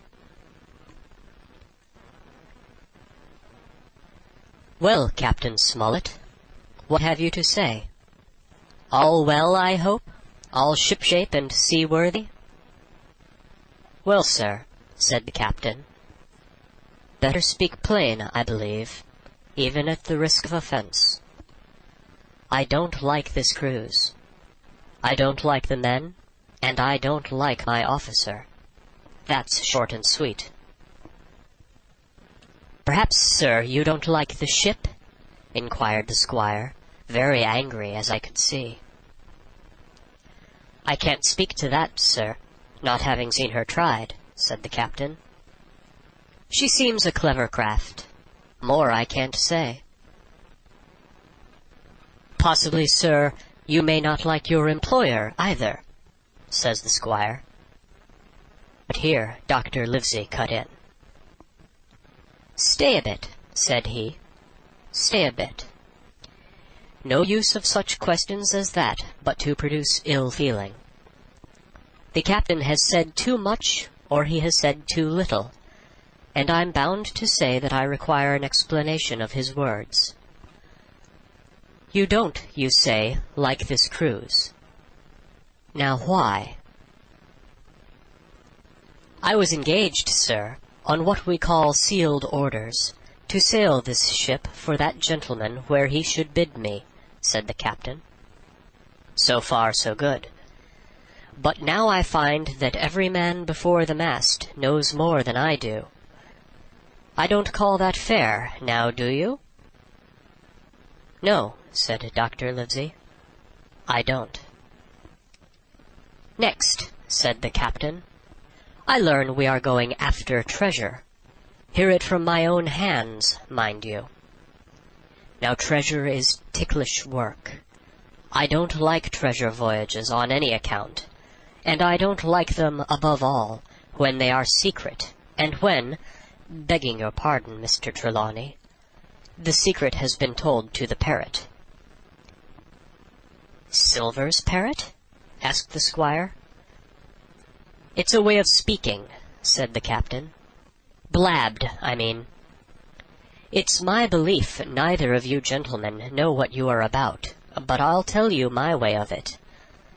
Life or death, and a close run." "That is all clear, and, I dare say, true enough," replied Dr. Livesey. "We take the risk, but we are not so ignorant as you believe us. Next, you say you don't like the crew. Are they not good seamen?" "I don't like them, sir," returned Captain Smollett, "and I think I should have had the choosing of my own hands, if you go to that." "Perhaps you should," replied the doctor. "My friend should, perhaps, have taken you along with him, But the slight, if there be one, was unintentional. And you don't like Mr. Arrow? I don't, sir. I believe he's a good seaman, but he's too free with the crew to be a good officer. A mate should keep himself to himself. Shouldn't drink with the men before the mast. Do you mean he drinks? Cried the squire. No, sir, replied the captain. Only that he's too familiar. Well now, and the short and long of it, captain? Asked the doctor. Tell us what you want. Well, gentlemen, are you determined to go on this cruise? Like iron, answered the squire. Very good, said the captain. Then, as you've heard me very patiently, saying things that I could not prove, hear me a few words more. They are putting the powder and the arms in the fore hold. Now, you have a good place under the cabin. Why not put them there? First point. Then, you are bringing 4 of your own people with you, and they tell me some of them are to be berthed forward. Why not give them the berths here beside the cabin? Second point. Any more? Asked Mr. Trelawney. One more, said the captain. There's been too much blabbing already. Far too much, agreed the doctor. I'll tell you what I've heard myself, continued Captain Smollett, that you have a map of an island, that there's crosses on the map to show where treasure is, and that the island lies. And then he named the latitude and longitude exactly. I never told that, cried the squire, to a soul. The hands know it, sir, returned the captain. Livesey, that must have been you or Hawkins, cried the squire.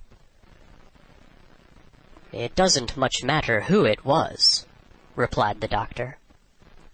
And I could see that neither he nor the captain paid much regard to Mr. Trelawney's protestations.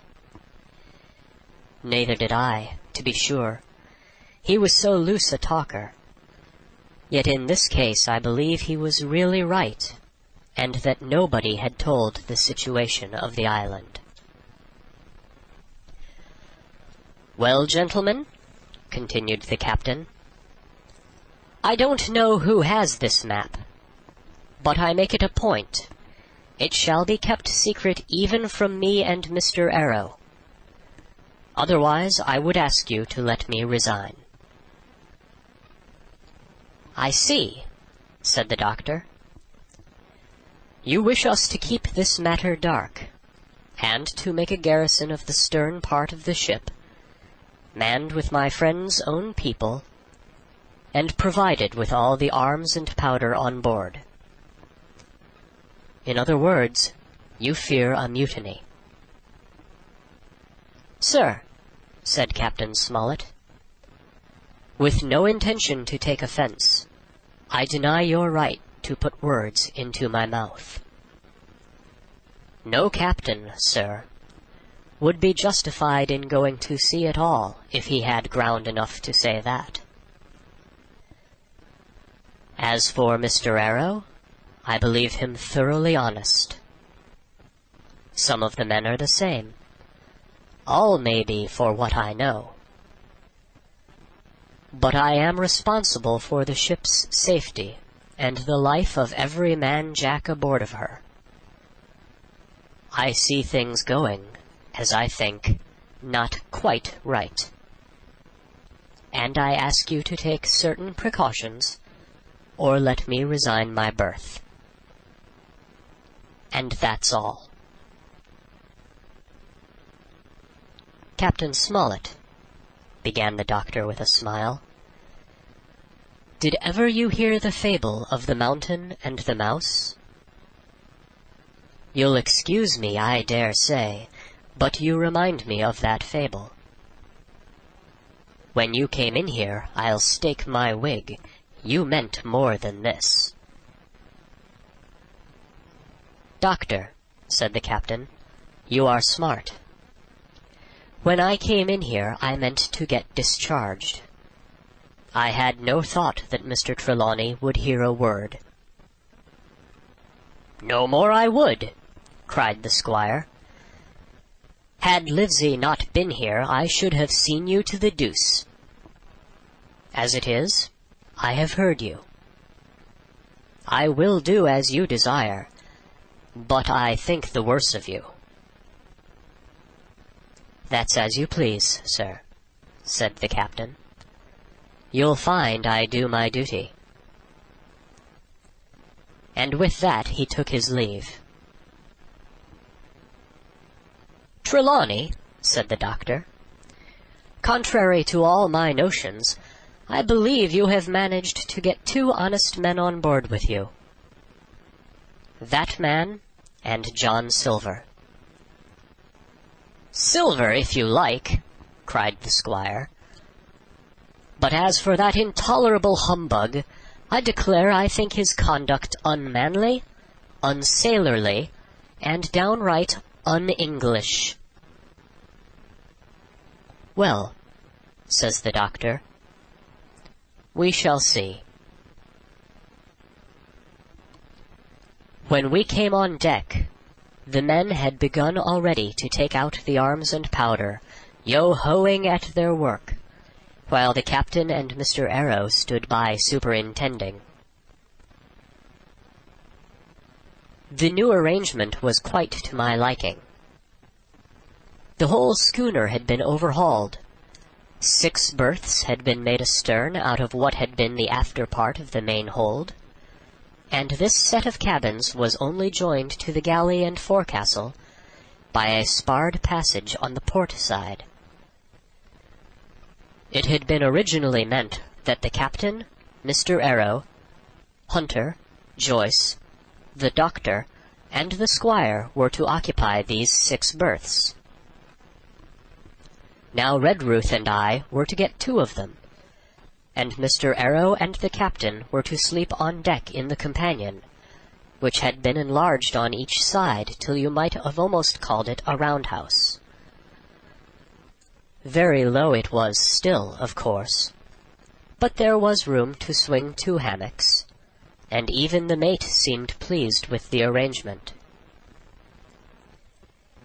Even he, perhaps, had been doubtful as to the crew, but that is only guess, for as you shall hear, we had not long the benefit of his opinion. We were all hard at work, changing the powder and the berths, when the last man or 2, and Long John along with them, came off in a shore-boat. The cook came up the side like a monkey for cleverness, and as soon as he saw what was doing, "So ho, mates," says he, "what's this?" "We're a-changing of the powder, Jack," answers one. "Why, by the powers," cried Long John, "if we do, we'll miss the morning tide." "My orders," said the captain shortly. "You may go below, my man. Hands will want supper." "Aye, aye, sir," answered the cook, and touching his forelock, he disappeared at once in the direction of his galley. "That's a good man, captain," said the doctor. "Very likely, sir," replied Captain Smollett. "Easy with that, men, easy." He ran on to the fellows who were shifting the powder, and then, suddenly observing me examining the swivel we carried amidships, a long brass 9, "Here you, ship's boy," he cried, "out of that! Off with you to the cook, and get some work." And then, as I was hurrying off, I heard him say quite loudly to the doctor, I'll have no favorites on my ship. I assure you, I was quite of the squire's way of thinking, and hated the captain deeply. End of chapter 9.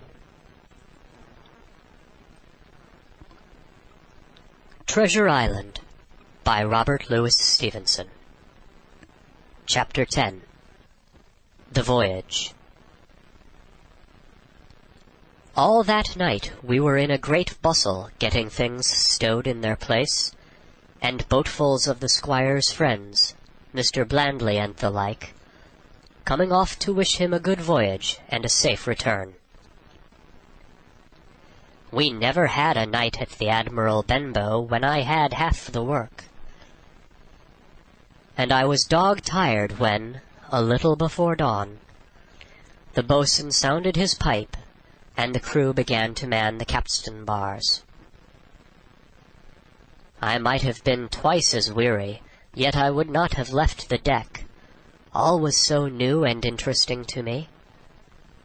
The brief commands, the shrill note of the whistle, the men bustling to their places in the glimmer of the ship's lanterns.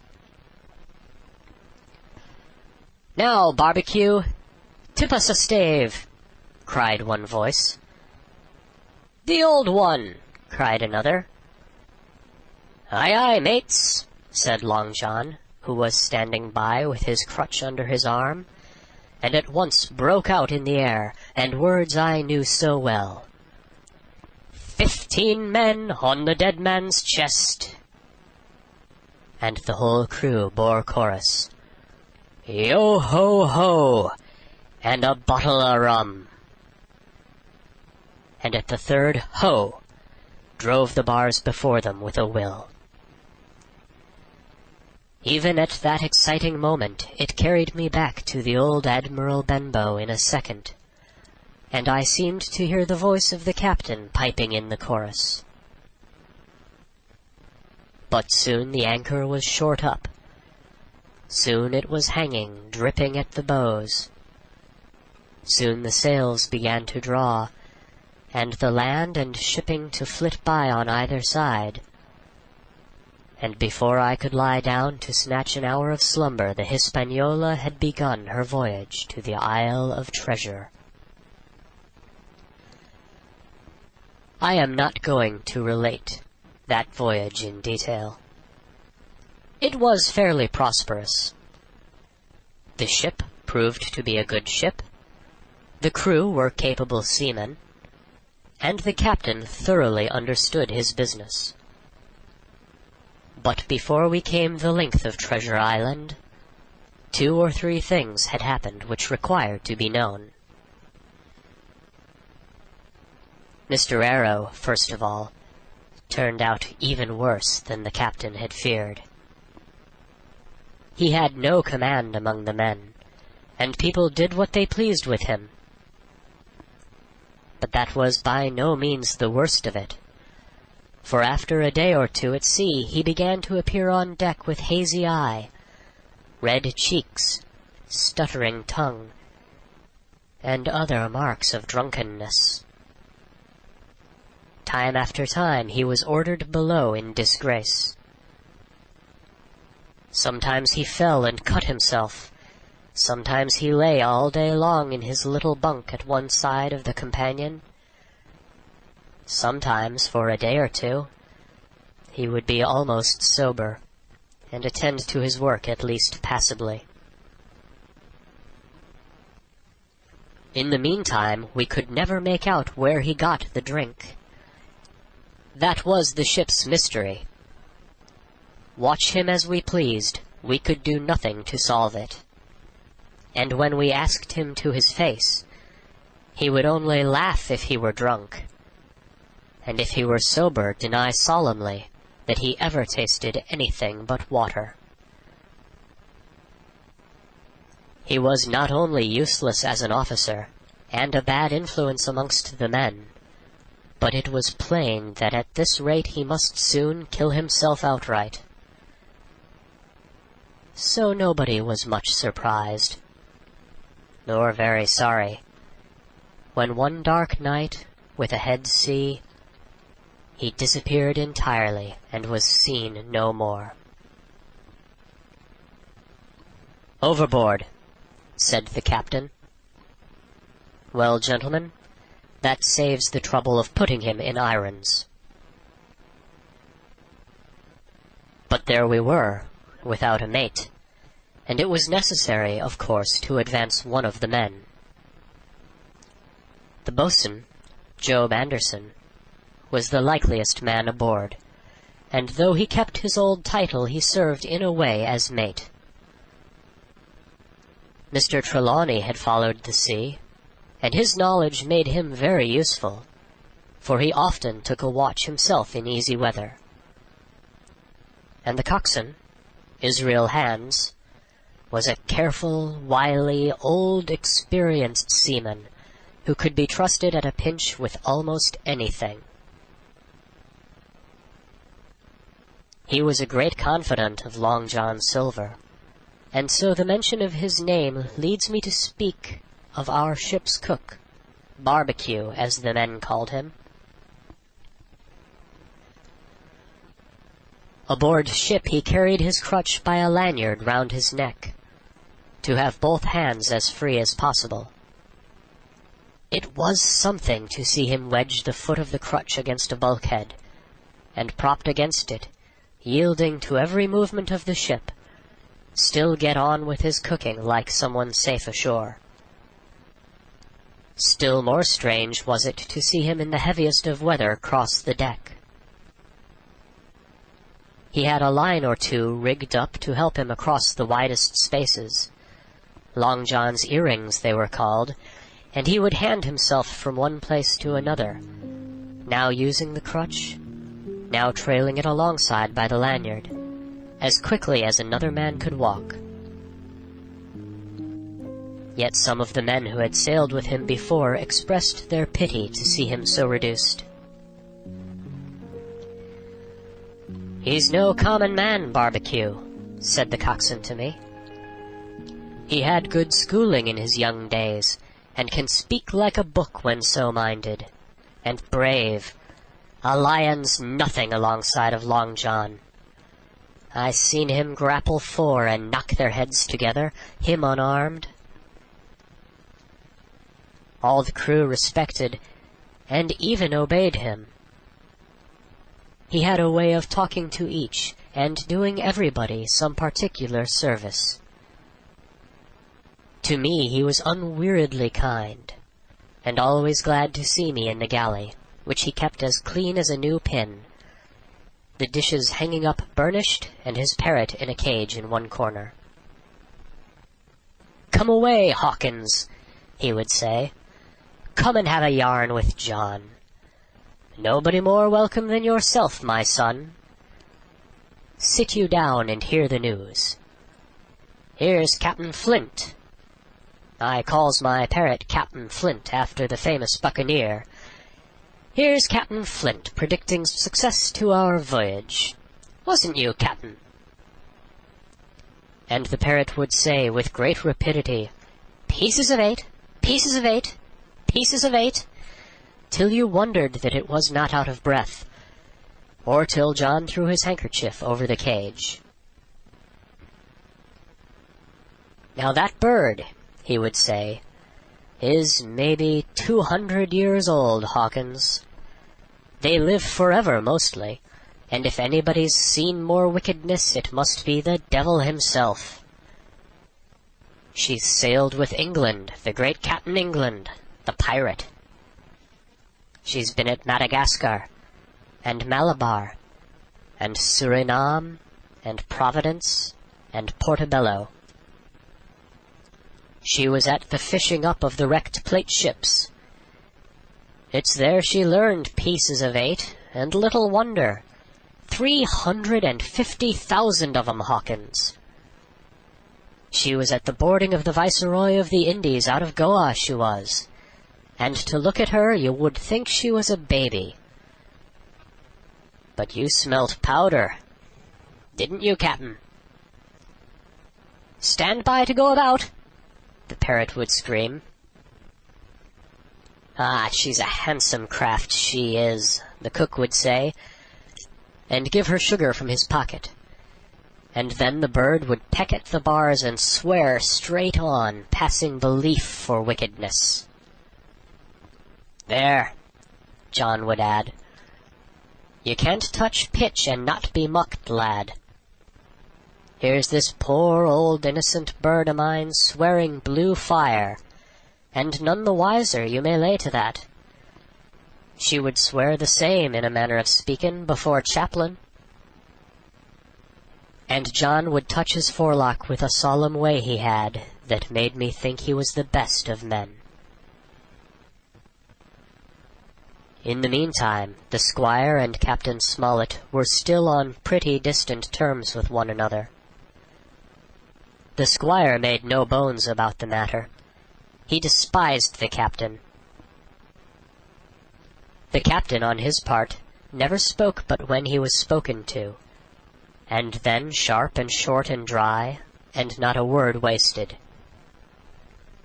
He owned, when driven into a corner, that he seemed to have been wrong about the crew, that some of them were as brisk as he wanted to see, and all had behaved fairly well. As for the ship, he had taken a downright fancy to her. "She'll lie a point nearer the wind than a man has a right to expect of his own married wife, sir. But," he would add, "all I say is, we're not home again, and I don't like the cruise." The squire, at this, would turn away and march up and down the deck, chin in air. "A trifle more of that, man," he would say, "and I shall explode."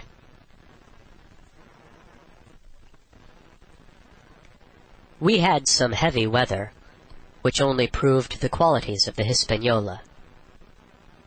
Every man on board seemed well content, and they must have been hard to please if they had been otherwise, for it is my belief there never was a ship's company so spoiled since Noah put to sea. Double grog was going on the least excuse. There was duff on odd days, as, for instance, if the squire heard it was any man's birthday. And always a barrel of apples standing broached in the waist for anyone to help himself that had a fancy. "Never knew good come of it yet," the captain said to Dr. Livesey. "Spoil forecastle hands, make devils. That's my belief."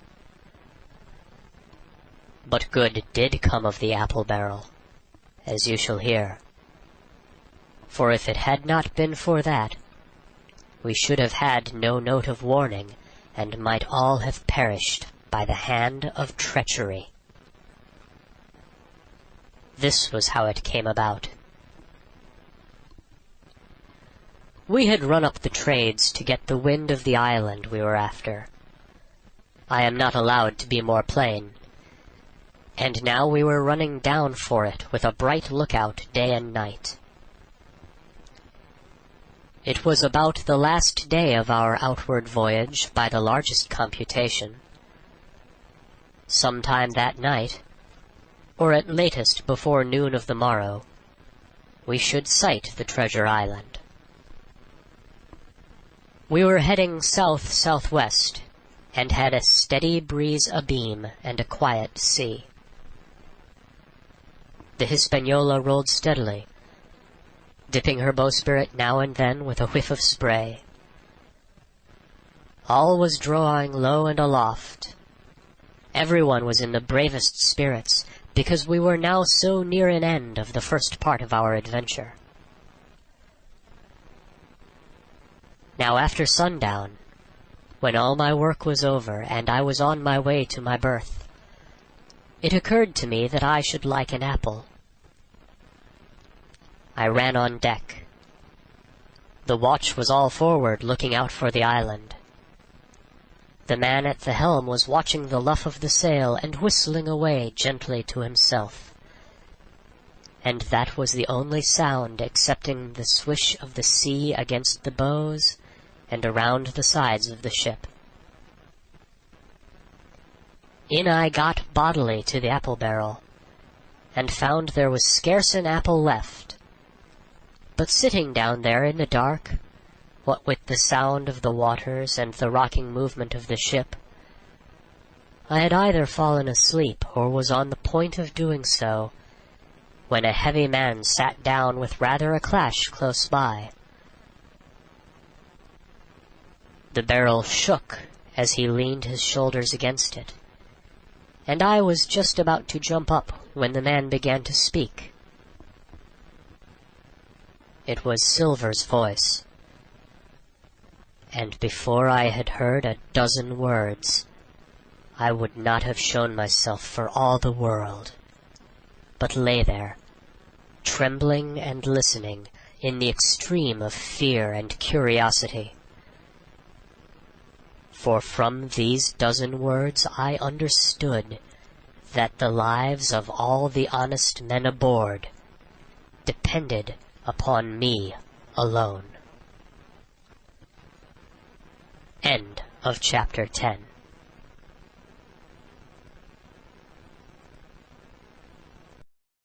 Chapter 11. What I Heard in the Apple Barrel. No, not I, said Silver. Flint was captain. I was quartermaster, along of my timber leg. The same broadside I lost my leg, old Pew lost his deadlights.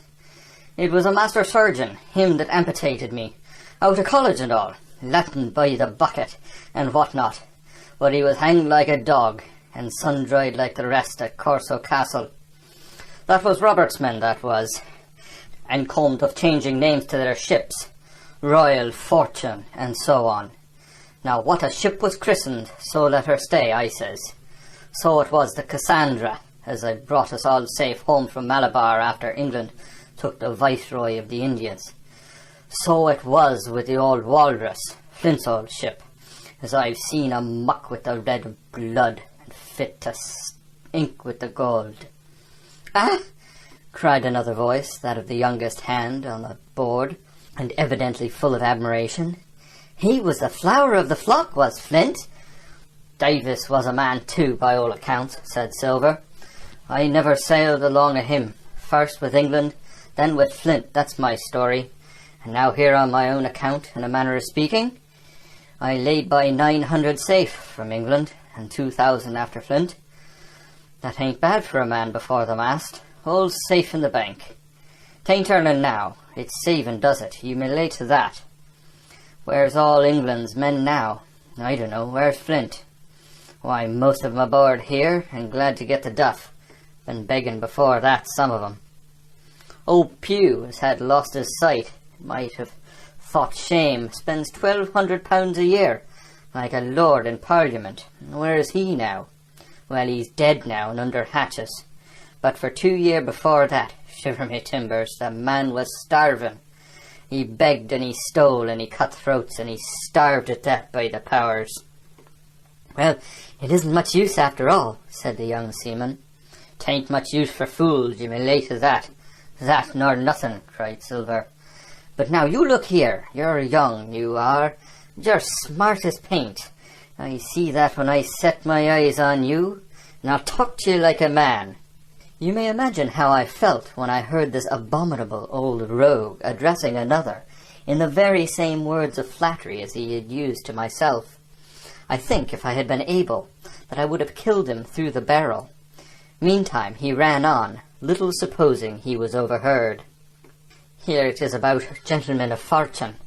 They live rough and they risk swinging, but they eat and drink like fighting cocks, and when the cruise is done, why, it's hundreds of pounds instead of hundreds of farthings in their pockets. Now the most goes for rum and a good fling, and to the sea again in their shirts. But that's not the course I lay. I puts it away, some here, some there, and none too much anywheres, by reason of suspicion. I'm 50, mark you. Once back from this cruise, I set up gentlemen in earnest. Time enough too, says you. Ah, but I've lived easy in the meantime, never denied myself a nothing heart desires, and slept soft and ate dainty all my days, but when at sea. And how did I begin? Before the mast, like you. Well, said the other, But all the other money's gone now, ain't it? You daren't show face in Bristol after this." "Why, where might you suppose it was?" asked Silver derisively. "At Bristol, in banks and places," answered his companion. "It were," said the cook. "It were when we weighed anchor. But my old missus has it all by now, and the spyglass is sold, lease and goodwill and rigging, and the old girl's off to meet me. I would tell you where, for I trust you, but it'd make jealousy among the mates." "And you can trust your missus?" asked the other. "Gentlemen of fortune," returned the cook, "usually trust little among themselves, and right they are, you may lay to it. But I have a way with me, I have. When a mate brings a slip on his cable, one as knows me, I mean it won't be the same world with old John. There was some that was feared of Pew, some that was feared of Flint, but Flint his own self was afeard of me. Feared he was, and proud. They was the roughest crew afloat, was Flint. The devil himself would have been feared to go to sea with them. Well now, I tell you, I'm not a boasting man, and you've seen yourself how easy I keep company. But when I was quartermaster, lambs wasn't a word for Flint's old buccaneers. You may be sure of yourself in old John's ship." "Well, I tell you now," replied the lad, "I didn't have a quarter like this job till I had this talk with you, John. But there's my hand on it now." "And a brave lad you were, and smart too," answered Silver, shaking hands so heartily that all the barrel shook. "And a finer figurehead for a gentleman of fortune I've never clapped my eyes on." By this time I had begun to understand the meaning of their terms.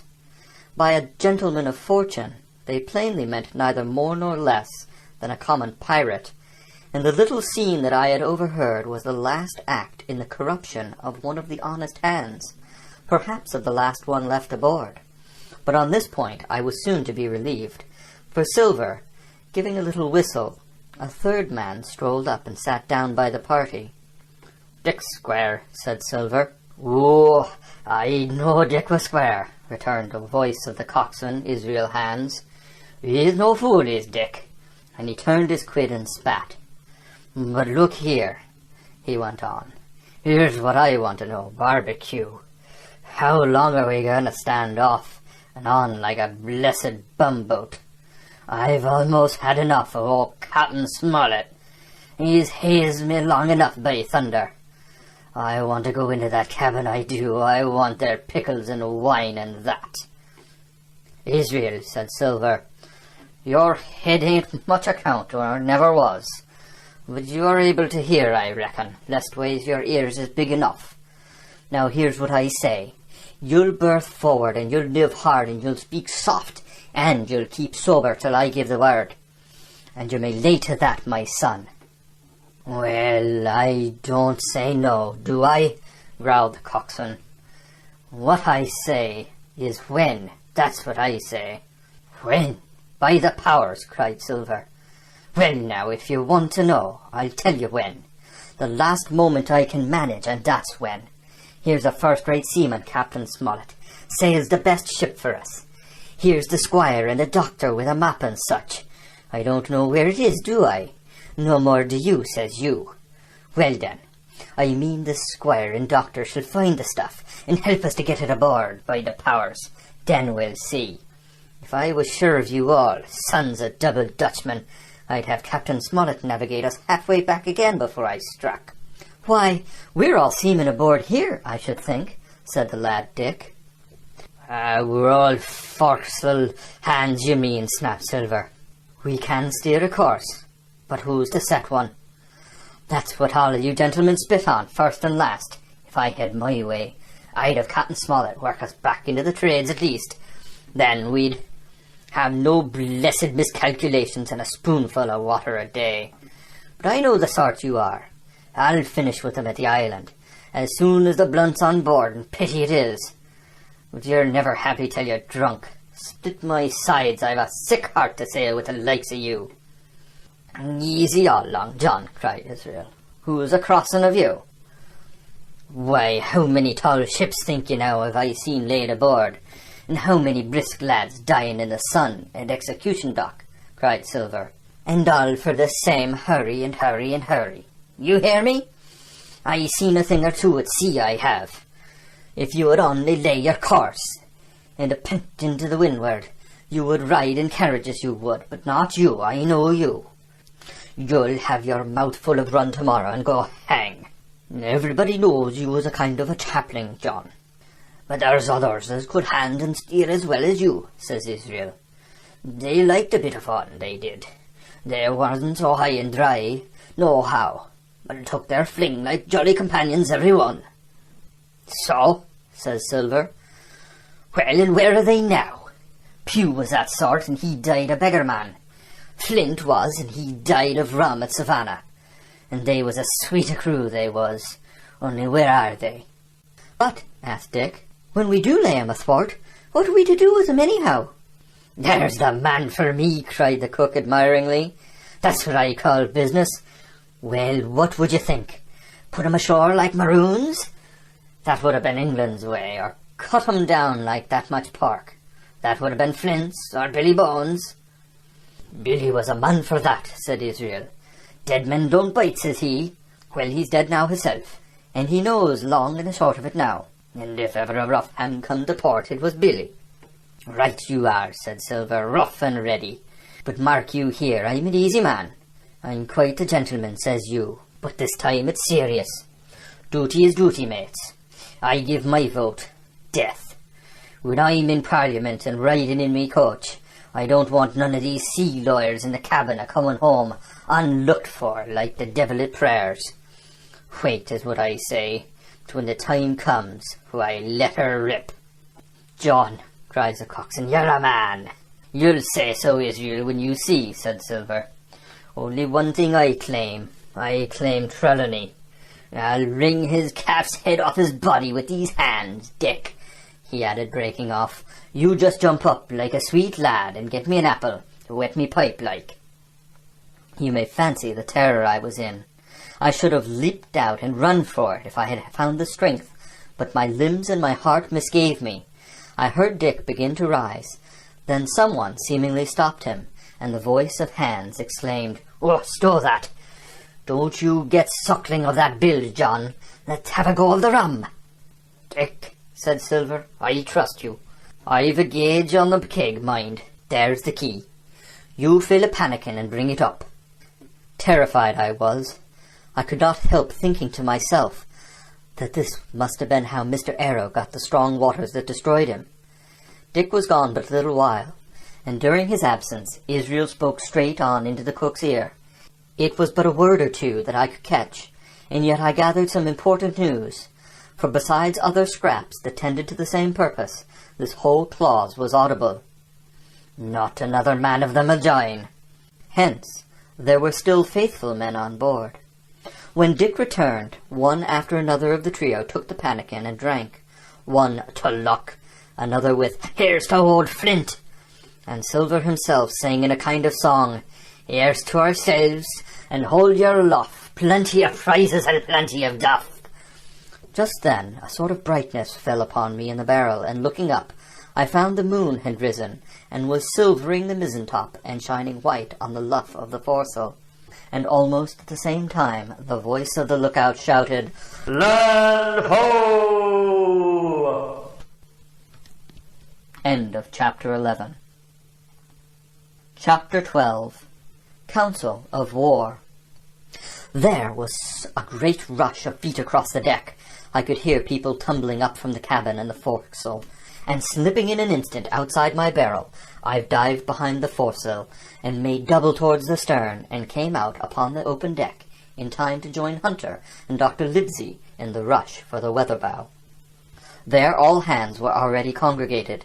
A belt of fog had lifted almost simultaneously with the appearance of the moon. Away to the southwest of us we saw two low hills, about a couple of miles apart, and rising behind one of them a third and higher hill whose peak was still buried in the fog. All three seemed sharp and conical in figure. So much I saw almost in a dream, for I had not yet recovered from my horrid fear of a minute or two before. And then I heard the voice of Captain Smollett issuing orders. The Hispaniola was laid a couple of points nearer the wind, and now sailed a course that would just clear the island on the east. "And now, men," said the captain, when all was sheeted home, "has any one of you ever seen that land ahead?" "I have, sir," said Silver. "I've watered there with a trader I was cooking." "The anchorage is on the south behind the islet, I fancy?" asked the captain. "Yes, sir. Skeleton Island, they calls it. It were a main place for pirates once, and a hand we had on board knowed all their names for it. That hill to the north they call the foremast hill. There are 3 hills in a row running southward, fore, main, and mizzen, sir. But the main, that's the big un with the cloud on it. They usually calls it the spyglass, by reason of a lookout they kept while they was in the anchorage cleaning, for it's there they clean the ships, sir, asking your pardon." "I've a chart here," said Captain Smollett. "See if that's the place." Long John's eyes burned in his head as he took the chart, but by the fresh look of the paper I knew he was doomed to disappointment. This was not the map we found in Billy Bones's chest, but an accurate copy, complete in all things, names and heights and soundings, with the single exception of the red crosses and the written notes. Sharp as must have been his annoyance, Silver had the strength of mind to hide it. "Yes, sir," said he, "this is the spot to be sure. It's very prettily drawed out. Who might have done that, I wonder? The pirates were too ignorant, I reckon. Aye, here it is. Captain Kidd's anchorage. Just the name my shipmate called it. There's a strong current runs along the south, and then away nor'ward up the west coast. Right you was, sir, says he, to hold your wind and keep the weather off the island. Leastways, if such was your intention as to enter and careen, there ain't no better place for that in these waters." "Thank you, my man," said Captain Smollett. "I'll ask you later on to give us help. You may go." I was surprised at the coolness with which John avowed his knowledge of the island, and I own I was half frightened when I saw him drawing nearer to me. He did not know, to be sure, that I had overheard his counsel from the apple barrel, and yet I had by this time taken such a horror of his cruelty, duplicity, and power, that I could scarce conceal a shudder when he laid his hand upon my arm. "Ah," says he, "this here is a sweet spot, this island. A sweet spot for a lad to get ashore on. You'll bathe and you'll climb trees and you'll hunt goats, you will, and you'll get aloft on them hills like a goat yourself. Why, it makes you young again. I was going to forget my timber leg, I was. It isn't thing to be young and have 10 toes, you may lay to that. When you want to go a bit of exploring, you just ask old John, and he'll put up a snack for you to take along." And clapping me in the friendliest way upon the shoulder, he hobbled off forward and went below. Captain Smollett, the squire, and Dr. Livesey were talking together on the quarter-deck, and anxious as I was to tell them my story, I durst not interrupt them openly. While I was still casting about in my thoughts to find some probable excuse, Dr. Livesey called me to his side.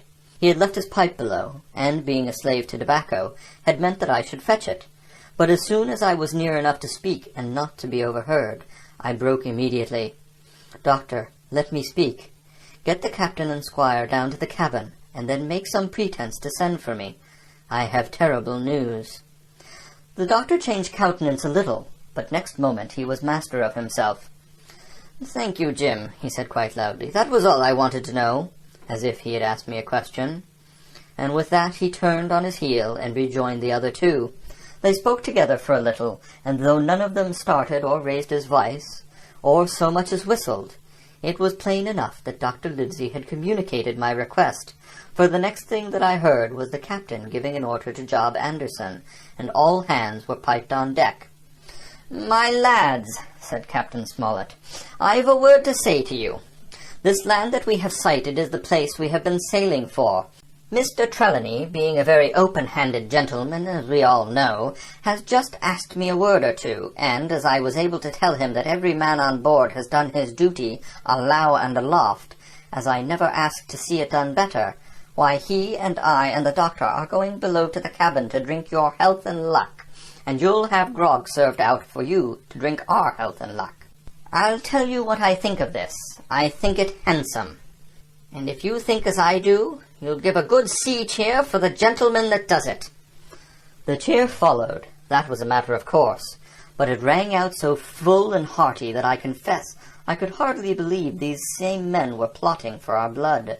"One more cheer for Captain Smollett!" cried Captain John, when the first had subsided, and this also was given with a will. On the top of that the three gentlemen went below, and not long after word was sent forward that Jim Hawkins was wanted in the cabin. I found them all three seated round the table, a bottle of Spanish wine and some raisins before them, and the doctor smoking away, with his wig on his lap, and that, I knew, was a sign that he was agitated. The stern window was open, for it was a warm night, and you could see the moon shining behind on the ship's wake. "Now, Hawkins," said the squire, "you have something to say? Speak up." I did as I was bid, and as short as I could make it, told the whole details of Silver's conversation. Nobody interrupted me till I was done, nor did any one of the three of them make so much as a movement, but they kept their eyes upon my face from first to last. "Jim," said Dr. Livesey, "take a seat." And they made me sit down at table beside them, poured me out a glass of wine, filled my hand with raisins, and all three, one after the other, and each with a bow, drank my good health and their service to me, for my luck and courage. "Now, Captain," said the squire, "you were right, and I was wrong. I own myself an ass, and I await your orders." "No more an ass than I, sir," returned the captain. "I never heard of a crew that meant to mutiny but what showed signs before, for any man that had an eye in his head to see the mischief and to take steps according. But this crew," he added, "beats me." "Captain," said the doctor, "with your permission, that's Silver, a very remarkable man." "He'd look remarkably well from a yardarm, sir," returned the captain. "But this is talk. This don't lead to anything. I see 3 or 4 points, and with Mr. Trelawney's permission, I'll name them." "You, sir, are the captain. It is for you to speak," said Mr. Trelawney grandly. "First point," began Mr. Smollett. "We must go on, because we can't turn back.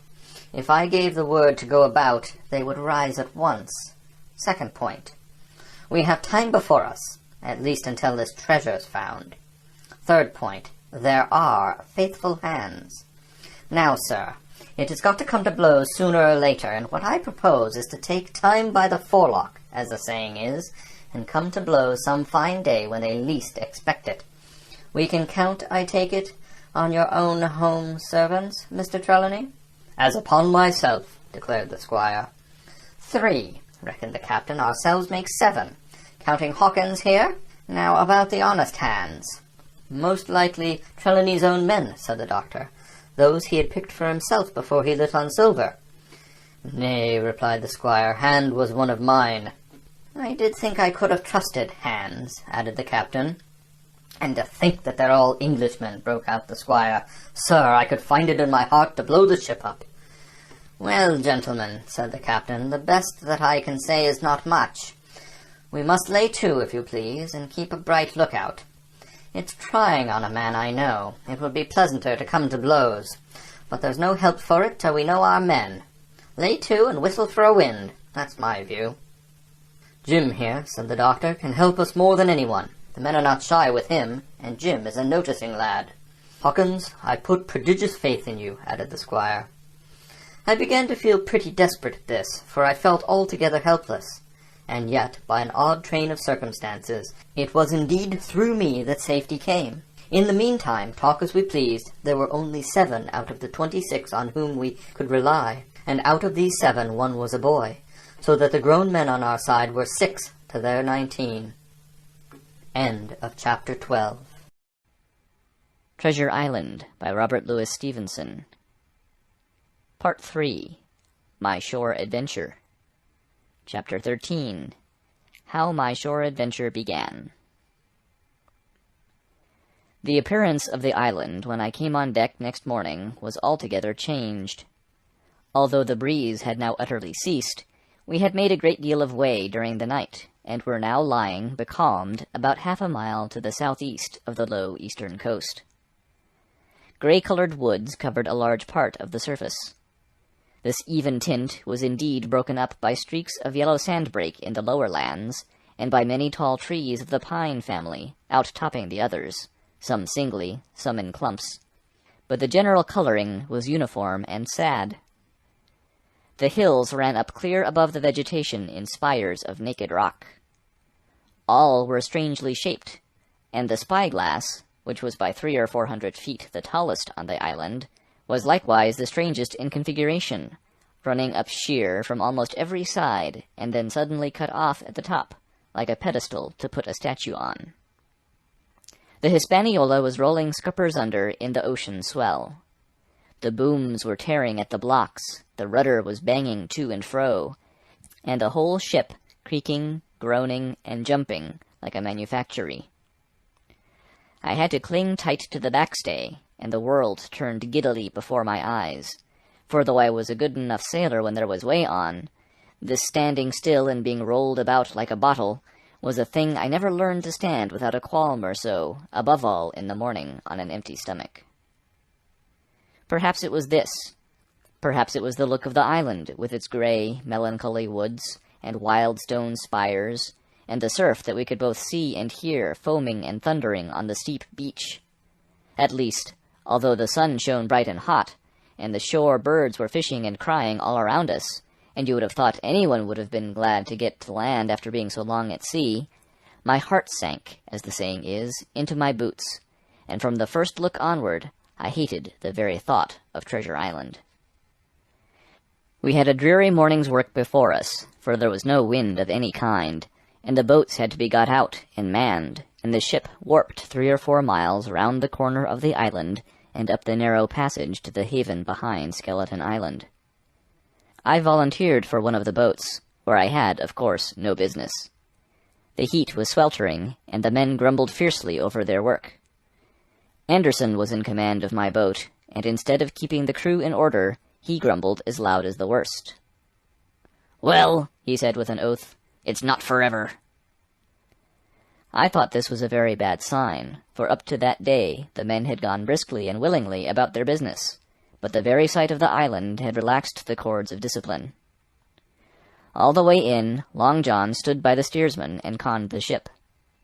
He knew the passage like the palm of his hand, and though the man in the chains got everywhere more water than was down in the chart, John never hesitated once. "There's a strong scour with the ebb," he said, "and this here passage has been dug out, in a manner of speaking, with a spade." We brought up just where the anchor was in the chart, about 1/3 of a mile from each shore, the mainland on one side and Skeleton Island on the other. The bottom was clean sand. The plunge of our anchor sent up clouds of birds wheeling and crying over the woods, but in less than a minute they were down again, and all was once more silent. The place was entirely landlocked, buried in woods, the trees coming right down to high water mark, the shores mostly flat, and the hilltops standing round at a distance in a sort of amphitheatre, one here, one there.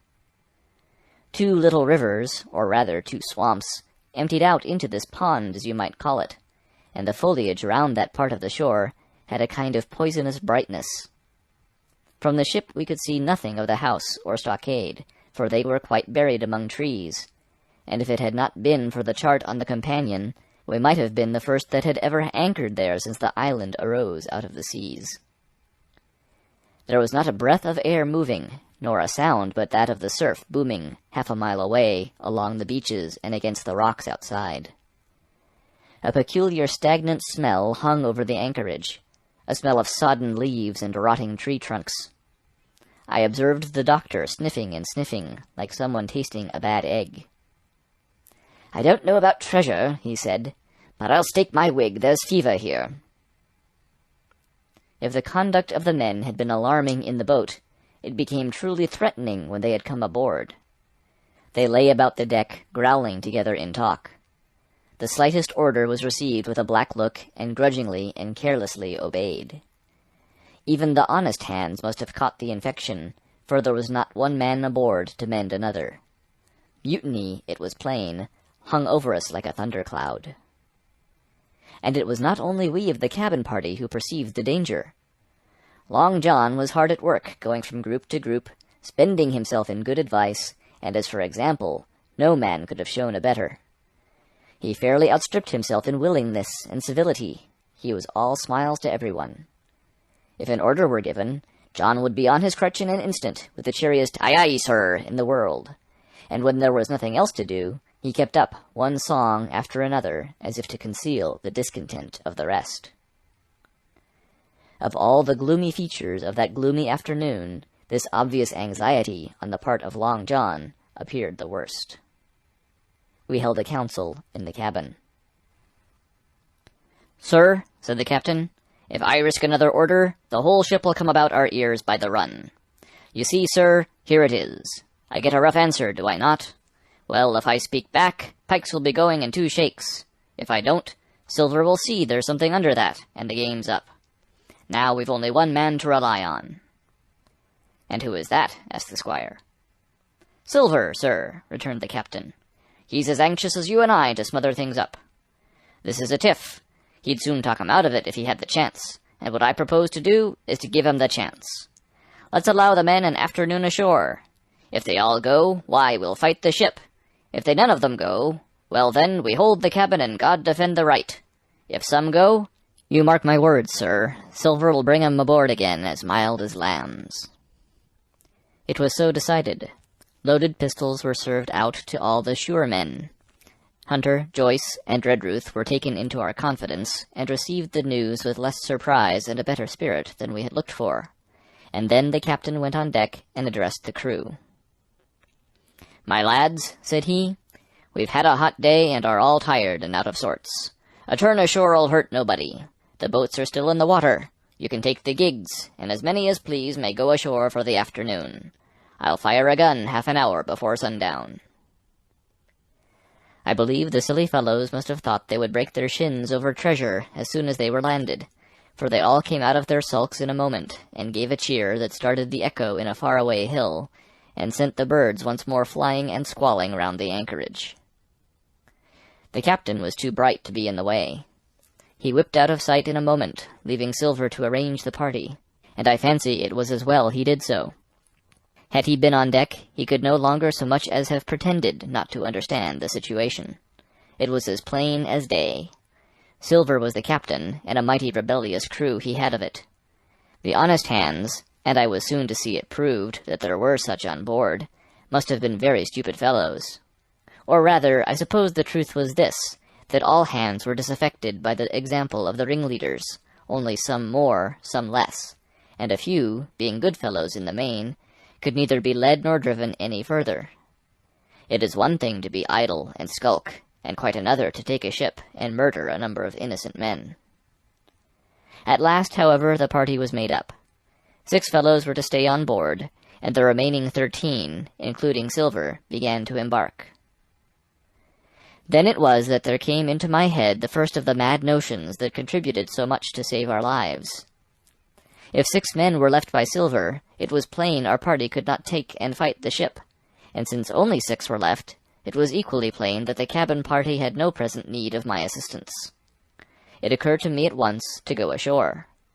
In a jiffy I had slipped over the side and curled up in the foresheets of the nearest boat, and almost at the same moment she shoved off. No one took notice of me, only the bow oar saying, "Is that you, Jim? Keep your head down."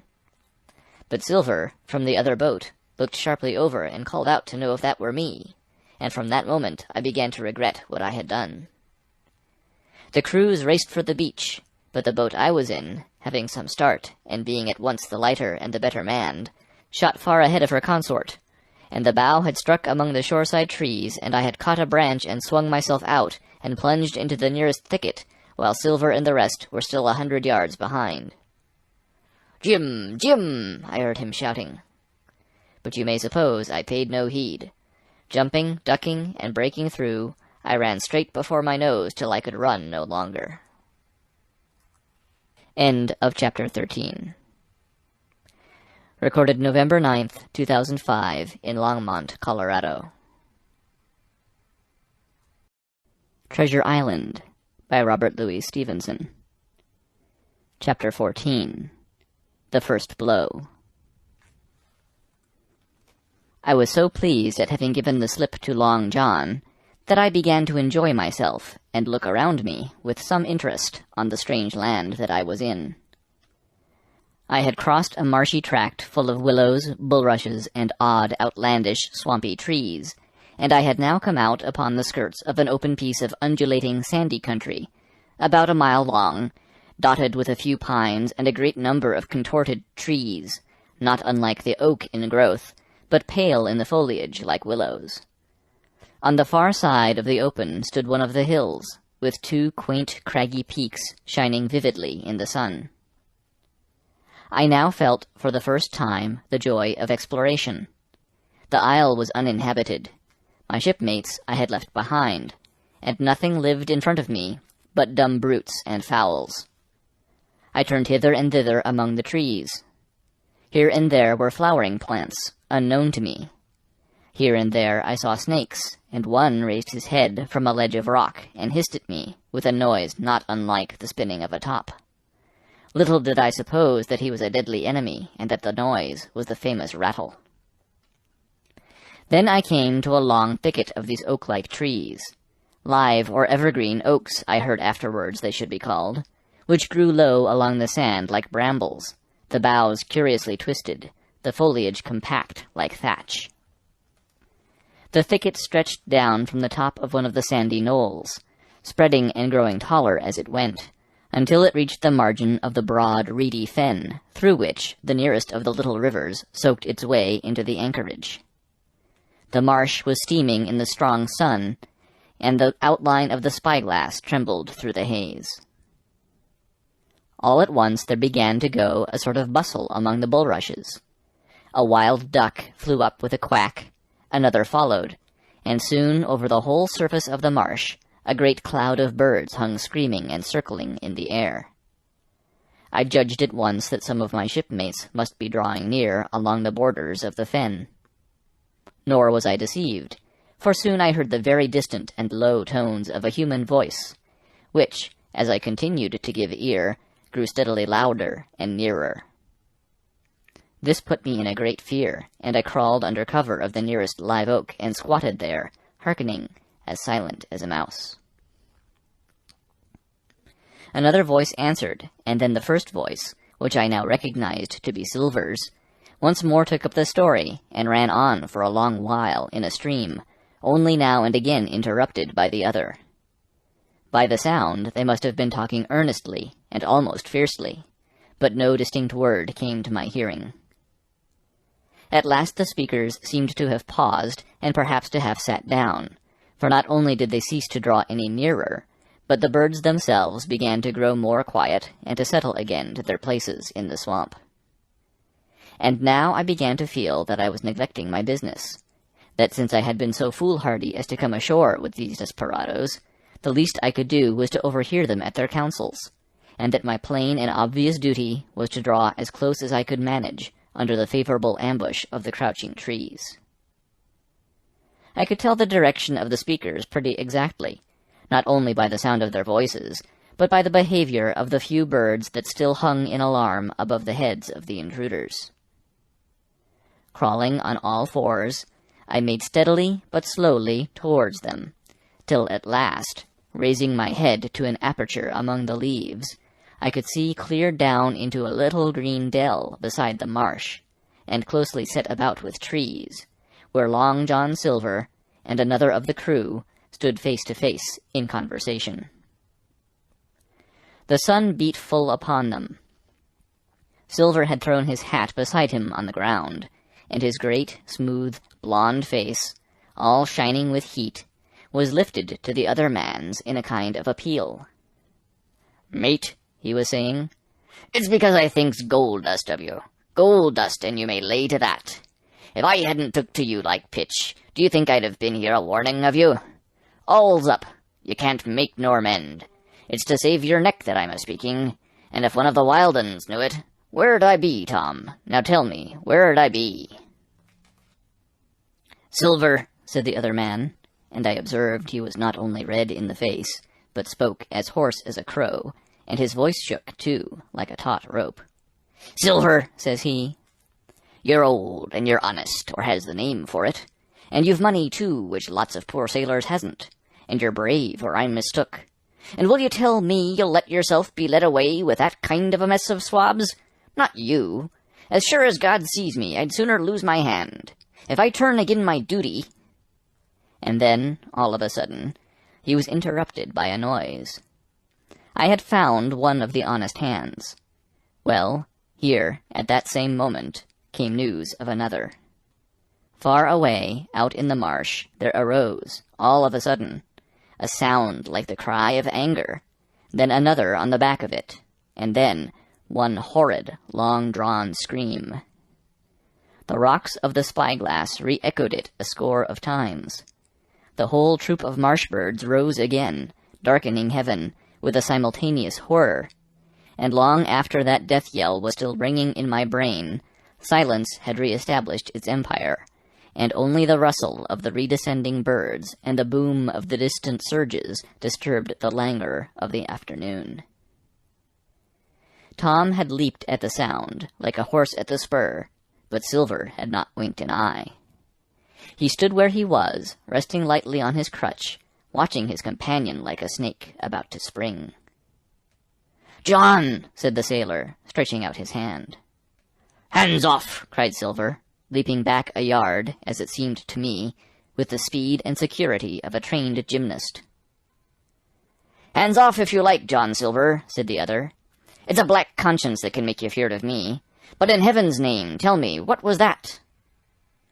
"That," returned Silver, smiling away, but warier than ever, his eye a mere pinpoint in his big face, but gleaming like a crumb of glass. "That! Oh, I reckon that'll be Allen." And at this point Tom flashed out like a hero. "Allen!" he cried. "Then rest his soul for a true seaman.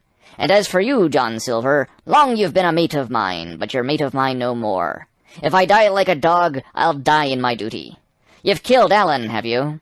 Kill me too if you can, but I defies you." And with that, this brave fellow turned his back directly on the cook and set off walking for the beach. But he was not destined to go far. With a cry, John seized the branch of a tree, whipped the crutch out of his armpit, and sent that uncouth missile hurtling through the air. It struck poor Tom, point foremost, and with stunning violence, right between the shoulders in the middle of his back. His hands flew up, he gave a sort of gasp, and fell. Whether he were injured much or little, none could ever tell. Like enough, to judge from the sound, his back was broken on the spot. But he had no time given him to recover.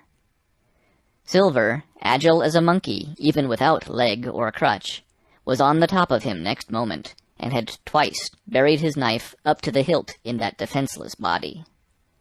From my place of ambush, I could hear him pant aloud as he struck the blows. I do not know what it rightly is to faint, but I do know that for the next little while the whole world swam away from before me in a whirling mist. Silver and the birds, and the tall spyglass hilltop, going round and topsy-turvy before my eyes, and all manner of bells ringing and distant voices shouting in my ear. When I came again to myself, the monster had pulled himself together, his crutch under his arm, his hat upon his head. Just before him, Tom lay motionless upon the sward, but the murderer minded him not a whit, cleansing his blood-stained knife the while upon a wisp of grass. Everything else was unchanged, the sun still shining mercilessly on the steaming marsh and the tall pinnacle of the mountain, and I could scarce persuade myself that murder had been actually done and a human life cruelly cut short a moment since before my eyes. But now John put his hand into his pocket, brought out a whistle, and blew upon it several modulated blasts that rang far across the heated air. I could not tell, of course, the meaning of the signal, but it instantly awoke my fears. More men would be coming. I might be discovered. They had already slain 2 of the honest people. After Tom and Allen, might not I come next? Instantly I began to extricate myself, and crawl back again, with what speed and silence I could manage, to the more open portion of the wood. As I did so, I could hear hails coming and going between the old buccaneer and his comrades, and this sound of danger lent me wings. As soon as I was clear of the thicket, I ran as I never ran before, scarce minding the direction of my flight, so long as it led me from the murderers. And as I ran, fear grew and grew upon me, until it turned into a kind of frenzy. Indeed, could anyone be more entirely lost than I? When the gun fired, how should I dare to go down to the boats among those fiends still smoking from their crime? Would not the first of them who saw me wring my neck like a snipe's? Would not my absence itself be an evidence to them of my alarm, and therefore of my fatal knowledge? It was all over, I thought. Goodbye to the Hispaniola, goodbye to the squire, the doctor, and the captain. There was nothing left for me but death by starvation, or death by the hands of the mutineers. All this while, as I say, I was still running, and without taking any notice, I had drawn near to the foot of the little hill with the 2 peaks, and had got into a part of the island where the live oaks grew more widely apart, and seemed more like forest trees in their bearing and dimensions. Mingled with these were a few scattered pines, some 50, some nearer 70 feet high.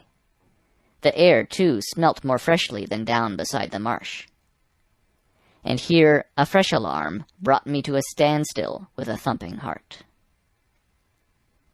End of chapter 14. Recorded November 16th, 2005, in Longmont, Colorado. Treasure Island by Robert Louis Stevenson. Chapter 15. The Man of the Island. From the side of the hill, which was here steep and stony, a spout of gravel was dislodged, and fell rattling and bounding through the trees. My eyes turned instinctively in that direction, and I saw a figure leap with great rapidity behind the trunk of a pine. What it was, whether bear or man or monkey, I could in no wise tell. It seemed dark and shaggy. More I knew not. But the terror of this new apparition brought me to a stand. I was now, it seemed, cut off upon both sides. Behind me the murderers, before me this lurking nondescript. And immediately I began to prefer the dangers that I knew to those I knew not. Silver himself appeared less terrible in contrast with this creature of the woods, and I turned on my heel, and looking sharply behind me over my shoulder began to retrace my steps in the direction of the boats. Instantly the figure reappeared, and making a wide circuit began to head me off. I was tired, at any rate, but had I been as fresh as when I rose, I could see it was in vain for me to contend in speed with such an adversary. From trunk to trunk the creature flitted like a deer, running manlike on 2 legs, but unlike any man that I had ever seen, stooping almost double as it ran. Yet a man it was. I could no longer be in doubt about that. I began to recall what I had heard of cannibals. I was within an ace of calling for help, but the mere fact that he was a man, however wild, had somehow reassured me, and my fear of Silver began to revive in proportion. I stood still, therefore, and cast about for some method of escape. And as I was so thinking, the recollection of my pistol flashed into my mind. As soon as I remembered I was not defenseless, courage glowed again in my heart, and I set my face resolutely for this man of the island, and walked briskly towards him. He was concealed by this time behind another tree trunk, but he must have been watching me closely, for as soon as I began to move in his direction, he reappeared and took a step to meet me. Then he hesitated, drew back, came forward again, and at last, to my wonder and confusion, he threw himself on his knees and held out his clasped hands in supplication. At that I once more stopped. "Who are you?" I asked. Ben Gunn, he answered, and his voice sounded hoarse and awkward like a rusty lock. I'm poor Ben Gunn, I am, and I haven't spoken with a Christian these 3 years.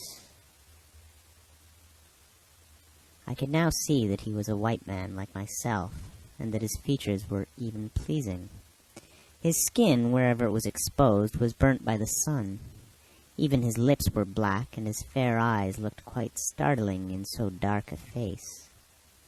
Of all the beggar men that I had seen or fancied, he was the chief for raggedness.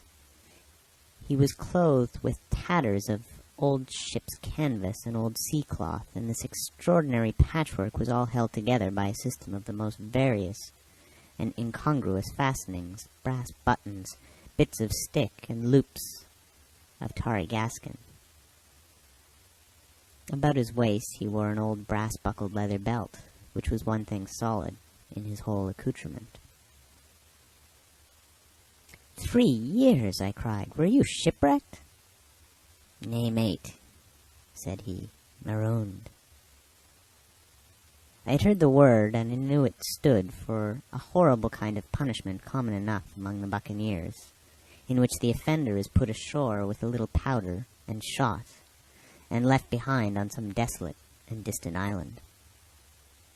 Marooned 3 years agone, he continued, and lived on goats since then, and berries and oysters. Wherever a man is, says I, a man can do for himself. But, mate, my heart is sore for Christian diet. You mightn't happen to have a piece of cheese about you now. No? Well, many's the long night I've dreamed of cheese, toasted mostly, and woke up again, and here I were. If ever I can get aboard again, said I, you shall have cheese by the stone. All this time he had been feeling the stuff of my jacket, smoothing my hands, looking at my boots, and generally, in the intervals of his speech, showing a childish pleasure in the presence of a fellow creature. But at my last words he perked up into a kind of startled slyness. If ever you can get on aboard again, says you, he repeated. Why, now, who's to hinder you? Not you, I know, was my reply. And right you was, he cried. Now you, what do you call yourself, mate? Jim, I told him. Jim, says he, quite pleased apparently. Well now, Jim, I've lived that rough as you'd be ashamed to hear of. Now, for instance, you wouldn't think I had a pious mother to look at me, he asked. Why, no, not in particular, I answered. Ah, well, said he, but I had remarkable pious, and I was a civil pious boy, and could rattle off my catechism that fast as you couldn't tell one word from another. And here's what it come to, Jim. And it begun with Chuck Farthen on the blessed gravestones. That's what it begun with, but it went further than that. And so my mother told me, and predicted the whole thing. She did, the pious woman. But it were Providence that put me here. I've thought it all out in this here lonely island, and I'm back on piety. You don't catch me tasting rum so much, but just a thimbleful for luck, of course, the first chance I have. I'm bound I'll be good, and I see the way too. And Jim, looking all round him and lowering his voice to a whisper, I'm rich. I now felt sure that the poor fellow had gone crazy in his solitude, and I suppose I must have shown the feeling on my face, for he repeated the statement hotly. Rich, rich, I says, and I'll tell you what, I'll make a man of you, Jim. Ah, Jim, you'll bless your stars, you will. You was the first that found me. And at this there came suddenly a lowering shadow over his face, and he tightened his grasp upon my hand and raised a forefinger threateningly before my eyes. Now, Jim, you tell me true. That ain't Flint's ship, he asked. At this I had a happy inspiration. I began to believe that I had found an ally, and I answered him at once. It's not Flint's ship, and Flint is dead. But I'll tell you true, as you ask me. There are some of Flint's hands aboard. Worse luck for the rest of us. Not a man with one leg, he gasped. Silver, I asked. Ah, Silver, says he. That were his name. He's the cook, and the ringleader, too. He was still holding me by the wrist, and at that he gave it quite a wring.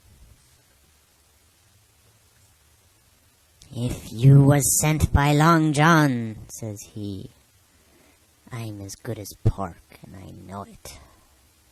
But where was you, do you suppose? I had made my mind up in a moment, and by way of answer told him the whole story of our voyage and the predicament in which we found ourselves. He heard me with the keenest interest, and when I had done, he patted me on the head. You're a good lad, Jim, said he. And you're all in a clove hitch, ain't you? Well, you just put your trust in Ben Gunn. Ben Gunn's the man to do it. Would you think it likely now that your squire would prove a liberal-minded one in case of help? Him being in a clove hitch, as you remark. I told him the squire was the most liberal of men. Aye, but you see, returned Ben Gunn, I didn't mean giving me a gate to keep and a suit of livery clothes and such. That's not my mark, Jim. What I mean is, would he be likely to come down to the tune of, say, 1,000 pounds out of money that's as good as a man's own already? I am sure he would, said I. As it was, all hands were to share. And passage home, he added with a look of great shrewdness. Why, I cried, the squire's a gentleman, and besides, if we got rid of the others, we should want you to help work the vessel home. Ah, said he, so you would. And he seemed very much relieved. Now I'll tell you what, he went on. So much I'll tell you, no more. I were in Flint's ship when he buried the treasure, he and 6 along, 6 strong seamen. They was ashore nigh a week, and us standing off in the old walrus.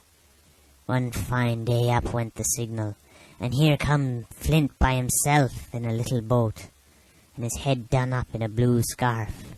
The sun was getting up, and mortal white he looked about the cutwater. But there he was, you mind, and not the 6 all dead and buried. How he done it, not a man aboard. Us could make out. It was a battle, murder, and sudden death. Leastways, him against 6.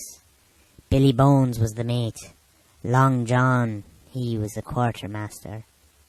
And they asked him where the treasure was. Ah, says he, you can go ashore if you like and stay, he says, but as for the ship, she'll beat up for more.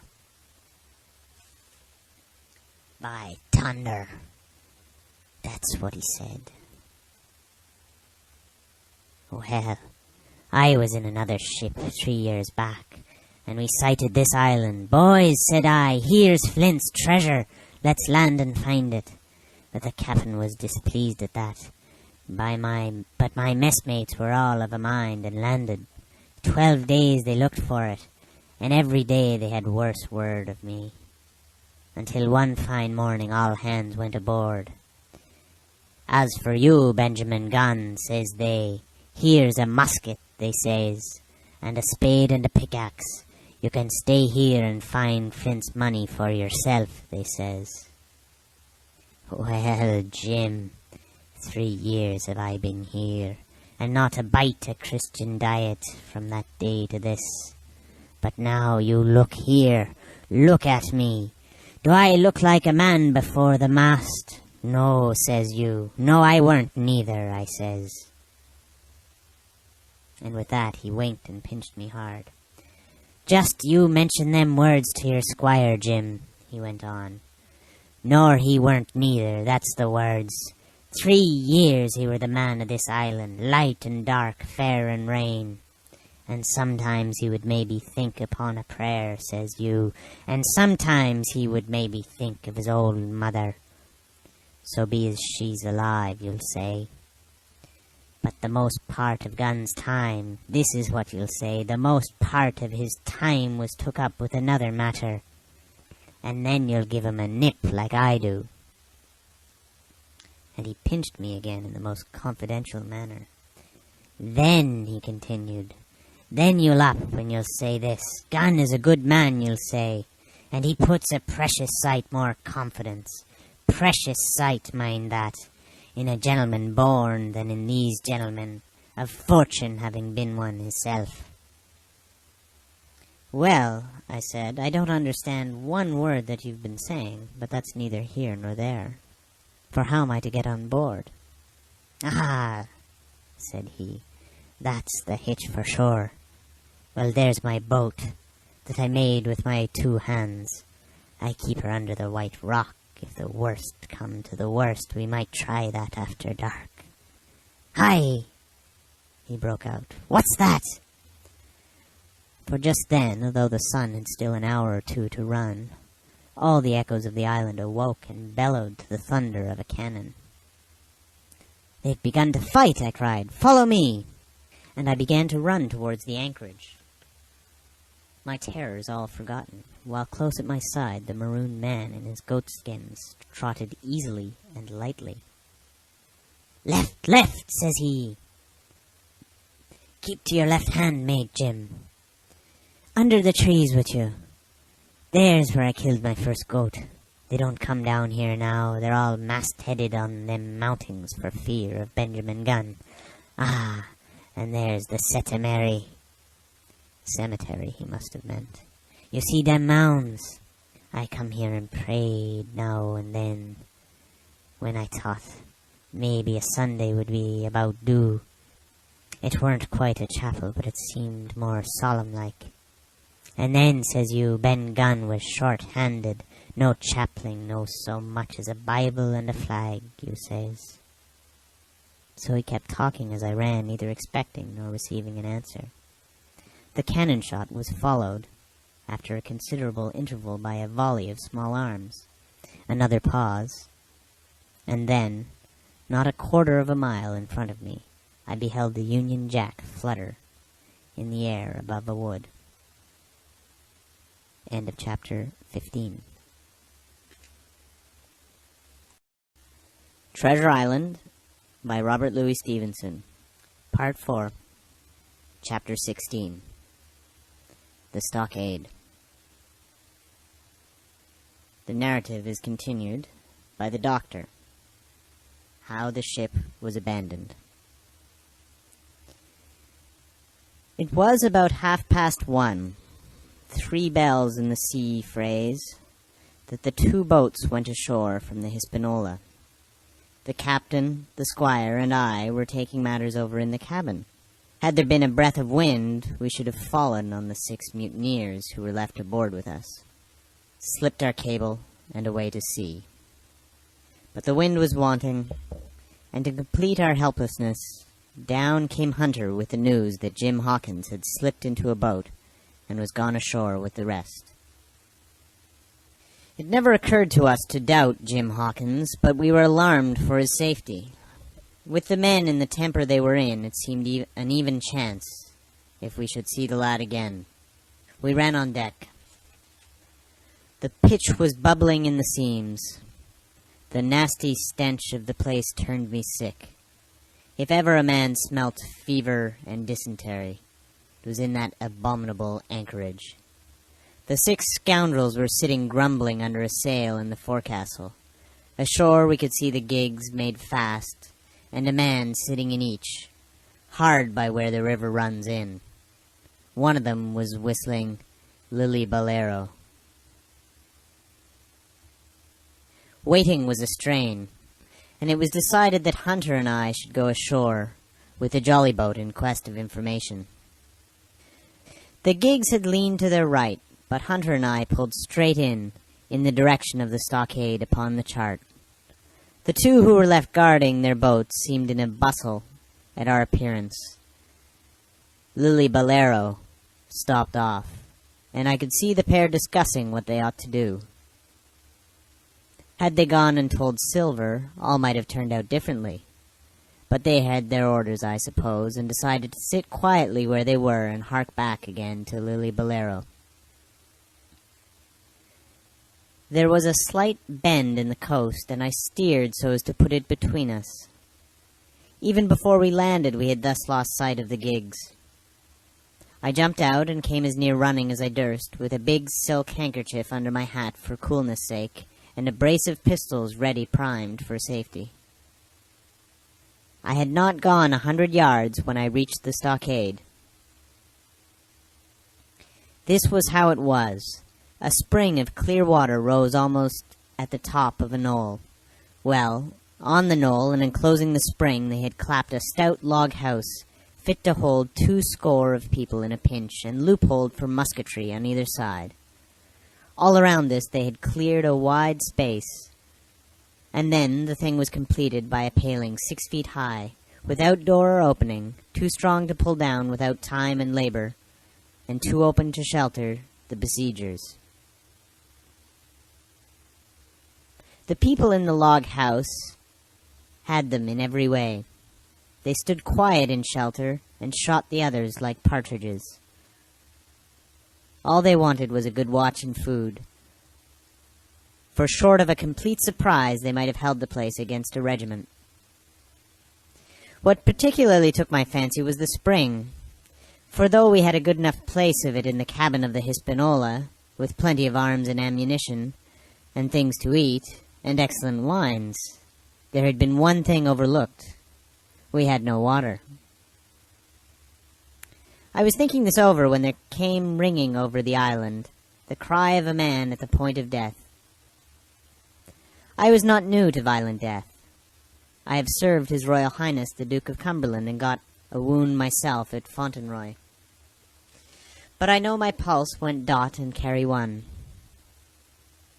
Jim Hawkins is gone, was my first thought. It is something to have been an old soldier, but more still to have been a doctor. There is no time to dilly-dally in our work, and so now I made up my mind instantly, and with no time lost returned to shore and jumped on board the jolly boat. By good fortune, Hunter pulled a good oar. We made the water fly, and the boat was soon alongside, and I aboard the schooner.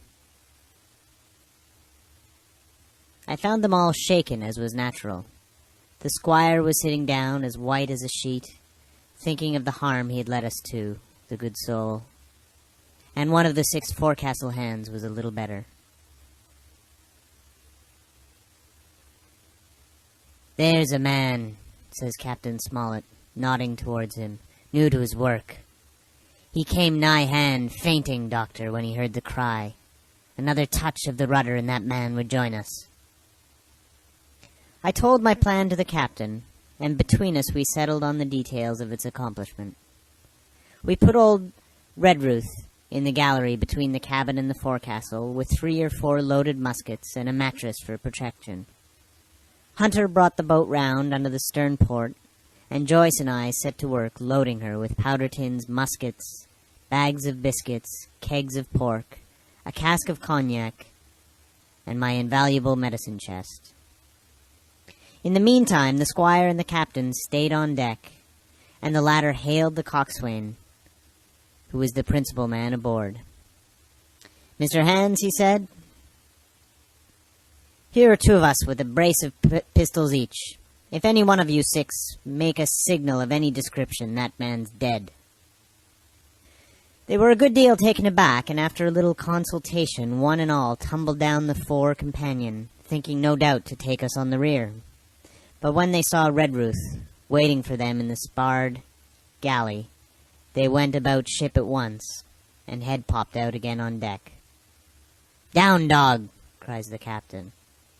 And the head popped back again, and we heard no more, for the time, of these 6 very faint-hearted seamen. By this time, tumbling things in as they came. We had the jolly boat loaded, as much as we dared. Joyce and I got out through the stern part, and we made for shore again as fast as oars could take us. This second trip fairly aroused the watchers along shore. Lily Bolero was dropped again, and just before we lost sight of them behind the little point, one of them whipped ashore and disappeared. I had half a mind to change my plan and destroy their boats, but I feared that Silver and the others might be close at hand, and all might very well be lost by trying for too much. We had soon touched land in the same place as before, and set to provision the blockhouse. All three made the first journey, heavily laden, and tossed our stores over the palisade. Then, leaving Joyce to guard them, one man to be sure, but with half a dozen muskets, Hunter and I returned to the jolly boat and loaded ourselves once more. So we proceeded, without pausing to take breath, till the whole cargo was bestowed, and the two servants took up their position in the blockhouse, and I, with all my power, sculled back to the Hispaniola. That we should have risked a second boatload seems more daring than it really was. They had the advantage of numbers, of course, but we had the advantage of arms. Not one of the men ashore had a musket, and before they could get within range for pistol shooting, we flattered ourselves we should be able to give a good account of a half a dozen at least.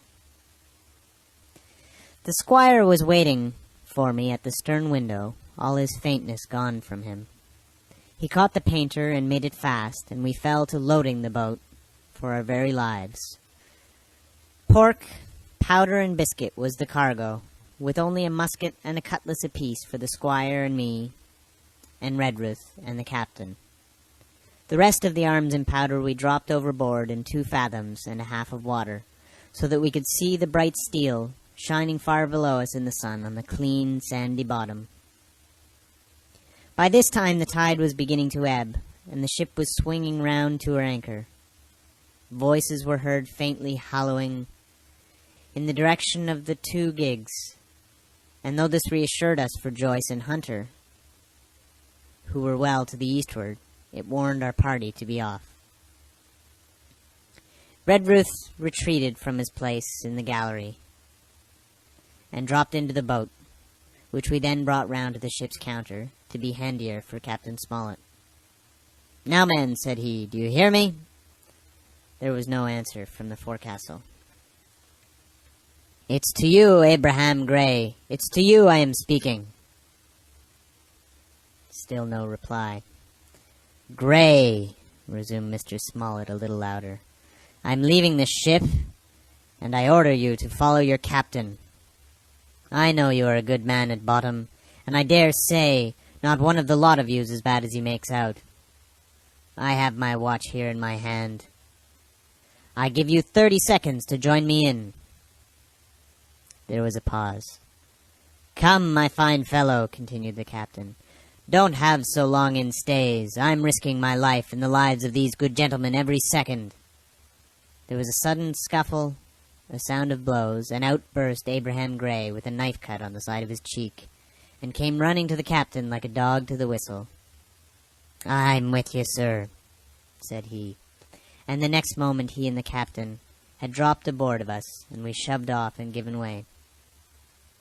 We were clear out of the ship, but not yet ashore in our stockade. End of chapter 16. Treasure Island by Robert Louis Stevenson.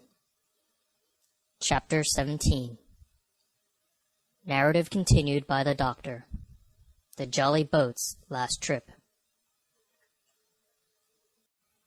This 5th trip was quite different from any of the others.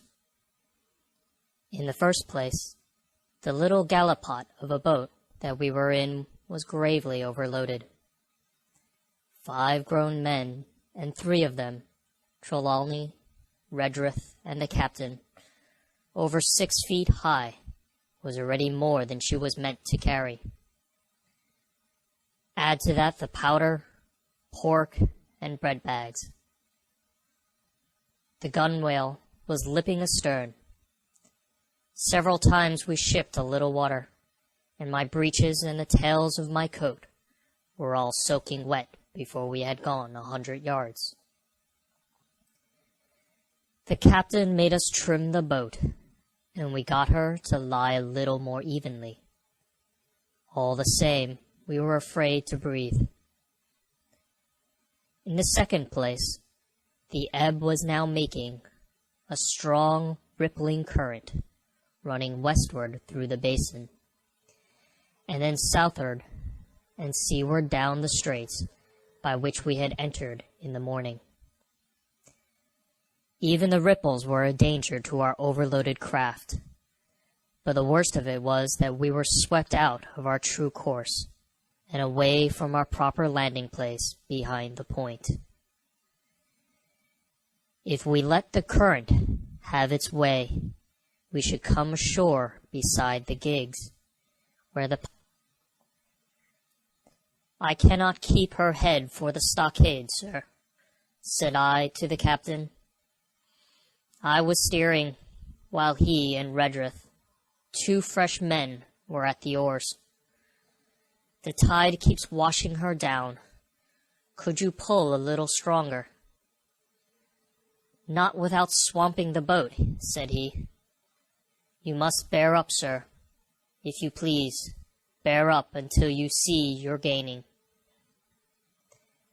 I tried and found by experiment that the tide kept sweeping us westward until I had laid her head due east, or just about right angles to the way we ought to go. "We'll never get ashore at this rate," said I.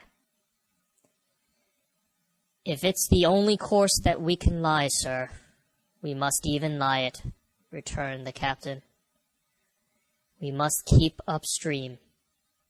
You see, sir," he went on, "if once we drop to the leeward of the landing place, it's hard to say where we should get ashore, besides the chance of being boarded by the gigs, whereas the way we go, the current must slacken, and then we can dodge back along the shore."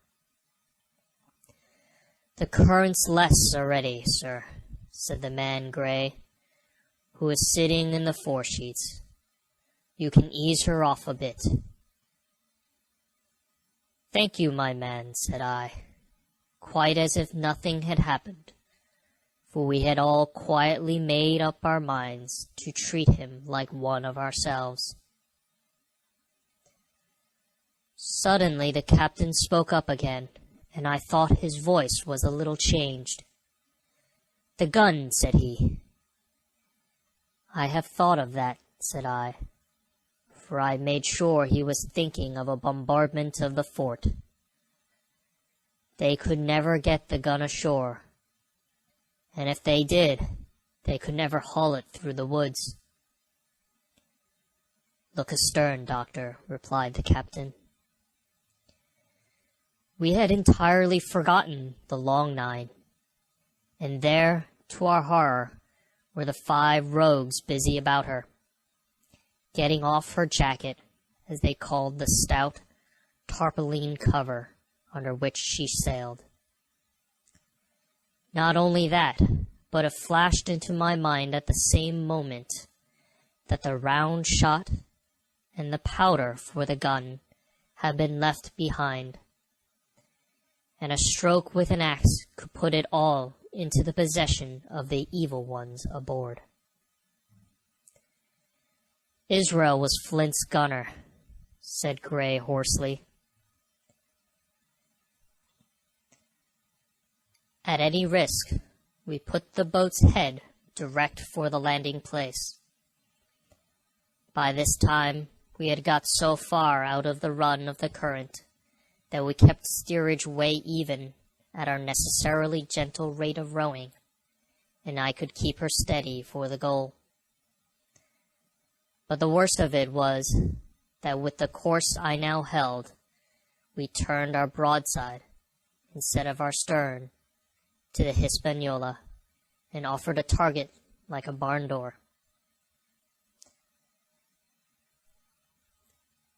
I could hear as well as see that brandy-faced rascal, Israel, hands plumping down a round shot on the deck. "Who's the best shot?" asked the captain. "Mr. Trelawney, out and away," said I. "Mr. Trelawney, will you please pick me off one of these men, sir?" "Hands, if possible," said the captain. Trelawney was as cool as steel. He looked to the priming of his gun. "Now," cried the captain. "Easy with that gun, sir, or you'll swamp the boat. All hands stand by to trim her when he aims."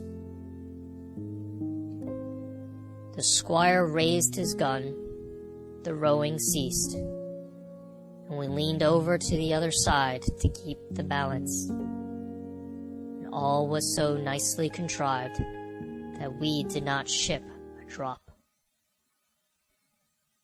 They had the gun, by this time, slewed round upon the swivel, and Hans, who was at the muzzle with the rammer, was in consequence the most exposed. However, we had no luck, for just as Trelawney fired, down he stooped. The ball whistled over him, and it was one of the other four who fell. The cry he gave was echoed not only by his companions on board, but by a great number of voices from the shore. And looking in that direction, I saw the other pirates trooping out from among the trees and tumbling into their places in the boats. "Here comes the gig, sir," said I. "Give way, then," cried the captain. "We mustn't mind if we swamp her now. If we can't get ashore, all's up." "Only one of the gigs is being manned, sir," I added. "The crew of the other most likely going round by shore to cut us off." "They'll have a hot run, sir," returned the captain. "Jack ashore, you know. It's not them I mind. It's the round shot. Carpet bowls. My lady's maid couldn't miss. Tell us, squire, when you see the match, and we'll hold water." In the meanwhile, we had been making headway at a good pace for a boat so overloaded, and we had shipped but little water in the process. We were now close in, 30 or 40 strokes, and we should beach her, for the ebb had already disclosed a narrow belt of sand below the clustering trees. The gig was no longer to be feared. The little point had already concealed it from our eyes. The ebb tide, which had so cruelly delayed us, was now making reparations and delaying our assailants. The one source of danger was the gun. "If I durst," said the captain, "I'd stop and pick off another man." But it was plain that they meant nothing should delay their shot. They had never so much as looked at their fallen comrade, though he was not dead, and I could see him trying to crawl away. "Ready!" cried the squire. "Hold!" cried the captain, quick as an echo. And he and Redruth backed with a great heave that sent her stern bodily under water. The report fell in at the same instant of time.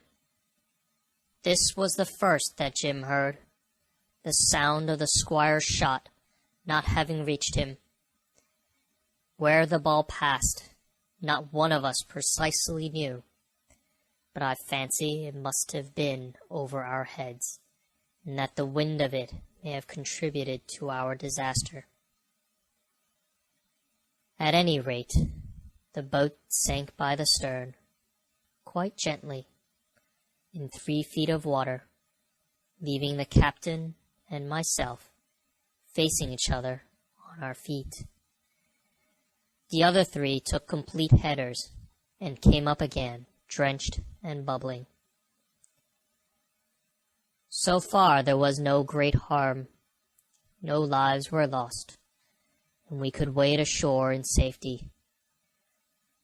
But there were all our stores at the bottom, and to make things worse, only 2 guns out of the 5 remained in a state for service.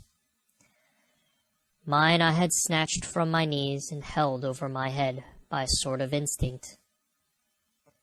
As for the captain, he had carried his over his shoulder by a bandolier, and like a wise man, lock uppermost. The other 3 had gone down with the boat. To add to our concern, we heard voices already drawing near us in the woods along shore. We had not only the danger of being cut off from the stockade in our half-crippled state, but the fear before us, whether if Hunter and Joyce were attacked by 6. They would have the sense and conduct to stand firm. Hunter was steady, that we knew. Joyce was a doubtful case. A pleasant, polite man for a valet, and to brush one's clothes, but not entirely fitted for man of war. With all this in our minds, we waded ashore as fast as we could, leaving behind us the poor jolly boat and a good half of all our powder and provisions. End of chapter 17. Treasure Island by Robert Louis Stevenson. Chapter 18. Narrative continued by the doctor. End of the first day's fighting. We made our best speed across the strip of wood that now divided us from the stockade, and at every step we took, the voices of the buccaneers rang nearer. Soon we could hear their footfalls as they ran, and the cracking of the branches as they breasted across a bit of thicket.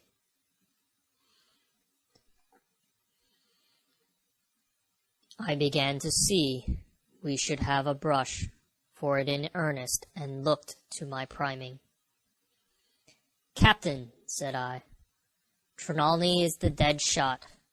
Give him your gun. His own is useless." They exchanged guns, and Trelawney, silent and cool as he had been since the beginning of the bustle, hung a moment on his heel to see that all was fit for service. At the same time, observing Gray to be unarmed, I handed him my cutlass. It did all our hearts good to see him spit in his hand, knit his brows, and make the blade sing through the air. It was plain from every line of his body that our new hand was worth his salt. 40 paces farther, we came to the edge of the wood and saw the stockade in front of us. We struck the enclosure about the middle of the south side, and almost at the same time, 7 mutineers, Job Anderson, the boatswain at their head, appeared in full cry at the southwestern corner. They paused as if taken aback, and before they recovered, not only the squire and I, but Hunter and Joyce from the blockhouse had time to fire. The 4 shots came in rather a scattering volley, But they did the business. One of the enemy actually fell, and the rest, without hesitation, turned and plunged into the trees. After reloading, we walked down the outside of the palisade to see to the fallen enemy. He was stone dead, shot through the heart.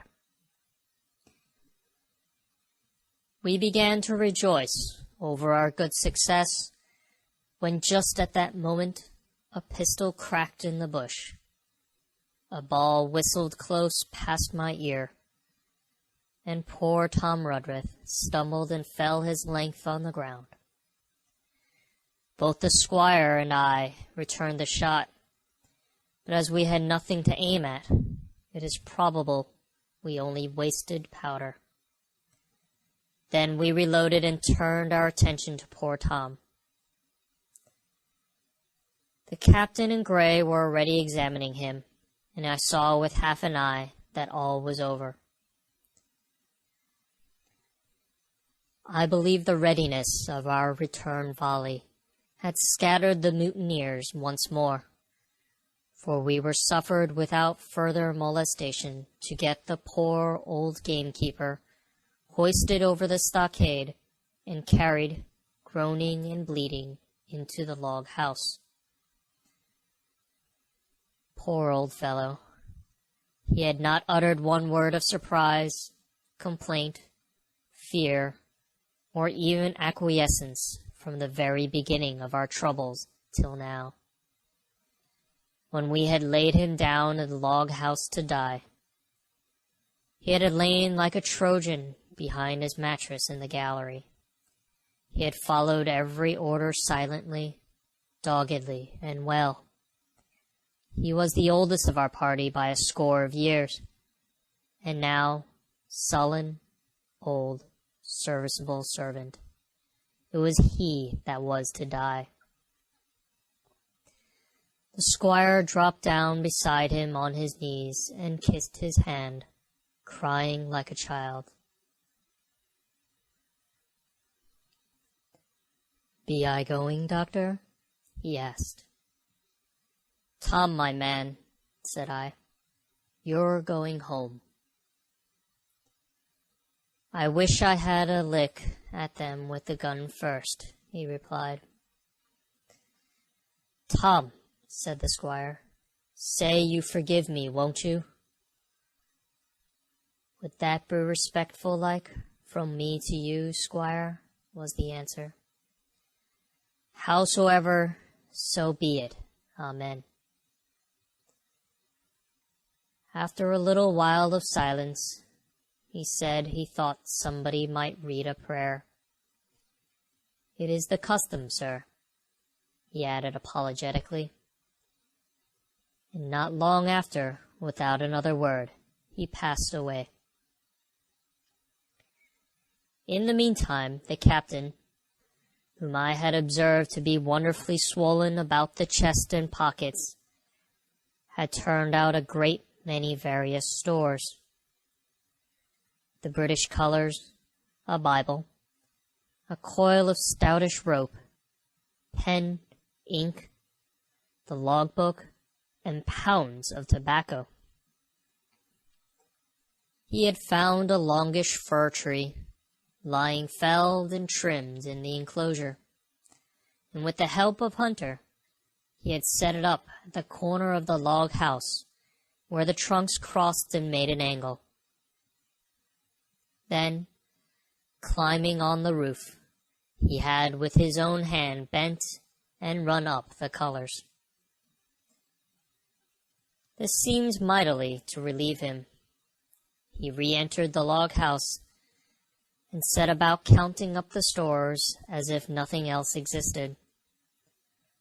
But he had an eye on Tom's passage for all that, and as soon as all was over, came forward with another flag, and reverently spread it on the body. "Don't you take on, sir," he said, shaking the squire's hand.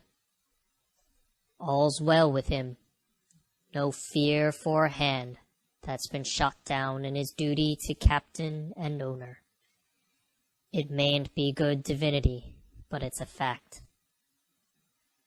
Then he pulled me aside. Dr. Livesey, he said, in how many weeks do you and Squire expect the consort? I told him it was a question not of weeks, but of months. That if we were not back by the end of August, Blandley was to send to find us. But neither sooner nor later. You can calculate for yourself, I said.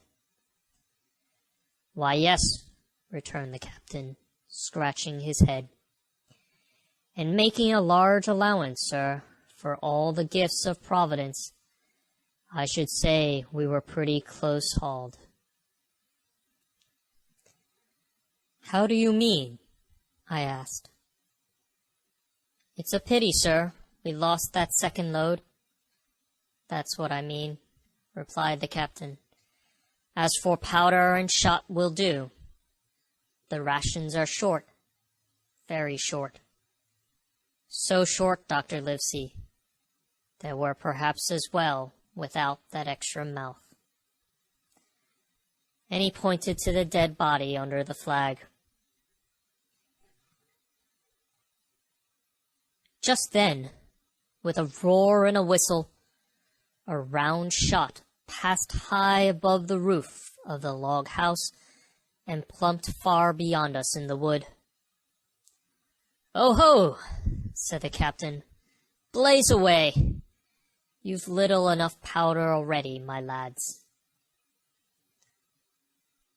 At the second trial, the aim was better, and the ball descended inside the stockade, scattering a cloud of sand, but doing no further damage. "Captain," said the squire, "the house is quite invisible from the ship. It must be the flag they are aiming at. Would it not be wiser to take it in?" "Strike my colors?" cried the captain. "No, sir, not I." And as soon as he had said the words, I think we all agreed with him, for it was not only a piece of stout, seemingly good feeling, it was good policy besides, and showed our enemies that we despised their cannonade. All through the evening they kept thundering away. Ball after ball flew over or fell short, or kicked up the sand in the enclosure. But they had to fire so high that the shot fell dead and buried itself in the soft sand. We had no ricochet to fear, and though one popped in through the roof of the log house and out again through the floor, we soon got used to that sort of horseplay, and minded it no more than cricket. "There is one good thing about all of this," observed the captain. "The wood in front of us is likely clear. The ebb has made a good while. Our stores should be uncovered. Volunteers to go and bring in pork?" Gray and Hunter were the first to come forward. Well armed, they stole out of the stockade, but it proved a useless mission. The mutineers were bolder than we fancied, or they put more trust in Israel's gunnery. For 4 or 5 of them were busy carrying off our stores and wading out with them to one of the gigs that lay close by, pulling an oar so to hold her steady against the current. Silver was in the stern, sheets in command, and every man of them was now provided with a musket from some secret magazine of their own. The captain sat down to his log, and here is the beginning of the entry. Alexander Smollett, Master. David Livesey, Ship's Doctor. Abraham Gray, carpenter's mate. John Trelawney, owner. John Hunter and Richard Joyce, owner's servants, landsmen, being all that is left faithful of the ship's company, with stores for 10 days at short rations, came ashore this day and flew British colors on the log house in Treasure Island.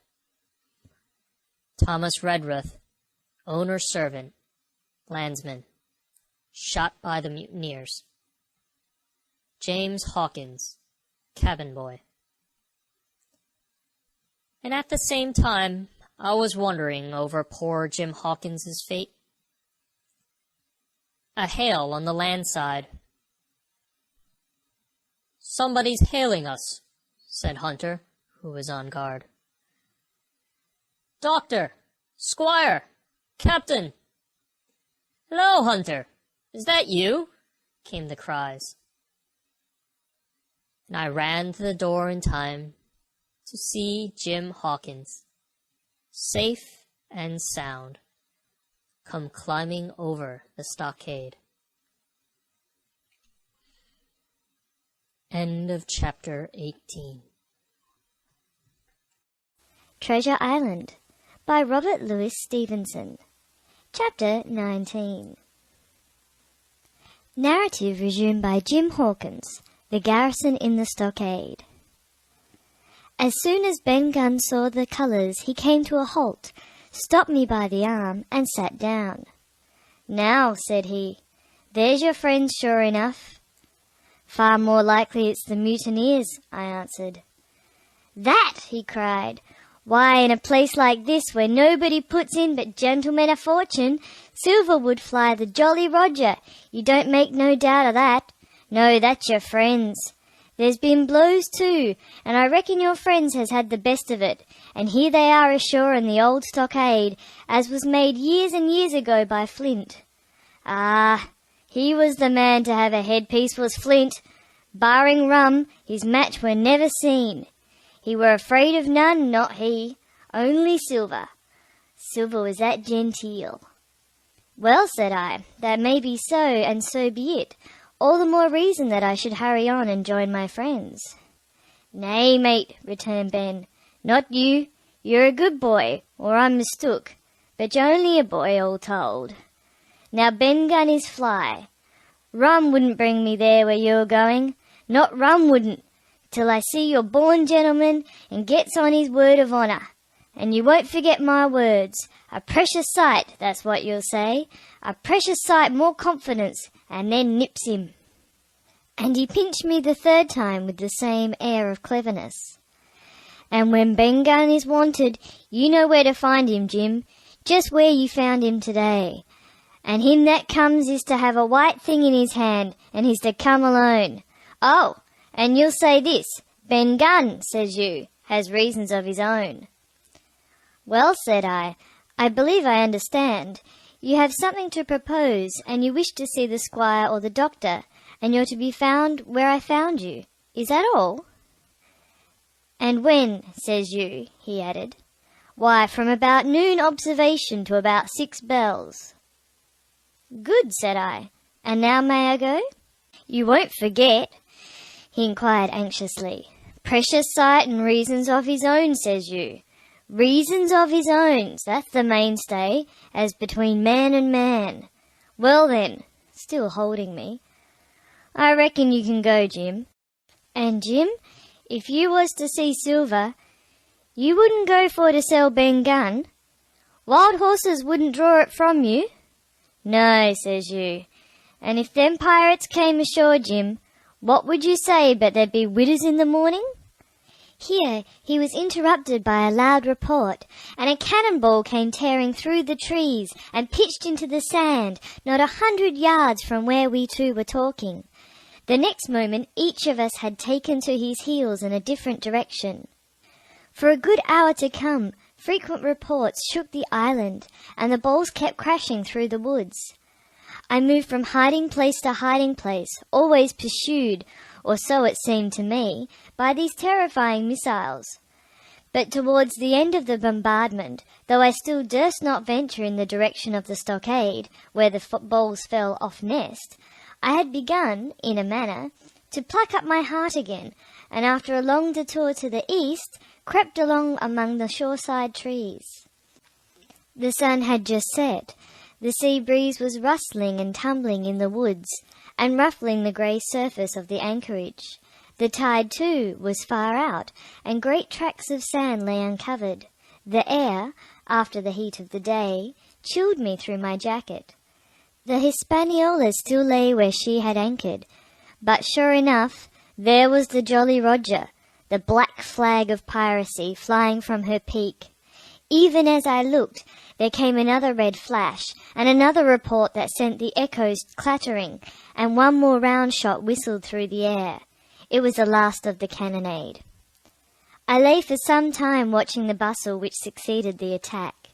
Men were demolishing something with axes on the beach near the stockade. The poor jolly boat, I afterwards discovered. Away, near the mouth of the river, a great fire was glowing among the trees, and between that point and the ship, one of the gigs kept coming and going. The men, whom I had seen so gloomy, shouting at the oars like children. But there was a sound in their voices which suggested rum. At length I thought I might return towards the stockade. I was pretty far down on the low sandy spit that encloses the anchorage to the east, and is joined at half water to Skeleton Island. And now, as I rose to my feet, I saw, some distance further down the spit, and rising from among the low bushes, an isolated rock, pretty high, and peculiarly white in colour. It occurred to me that this might be the white rock of which Ben Gunn had spoken, and that some day or other a boat might be wanted, and I should know where to look for one. Then I skirted amongst the woods until I had regained the rear or shoreward side of the stockade, and was soon warmly welcomed by the faithful party. I had soon told my story and begun to look about me. The log house was made of unsquared trunks of pine, roof, walls, and a floor.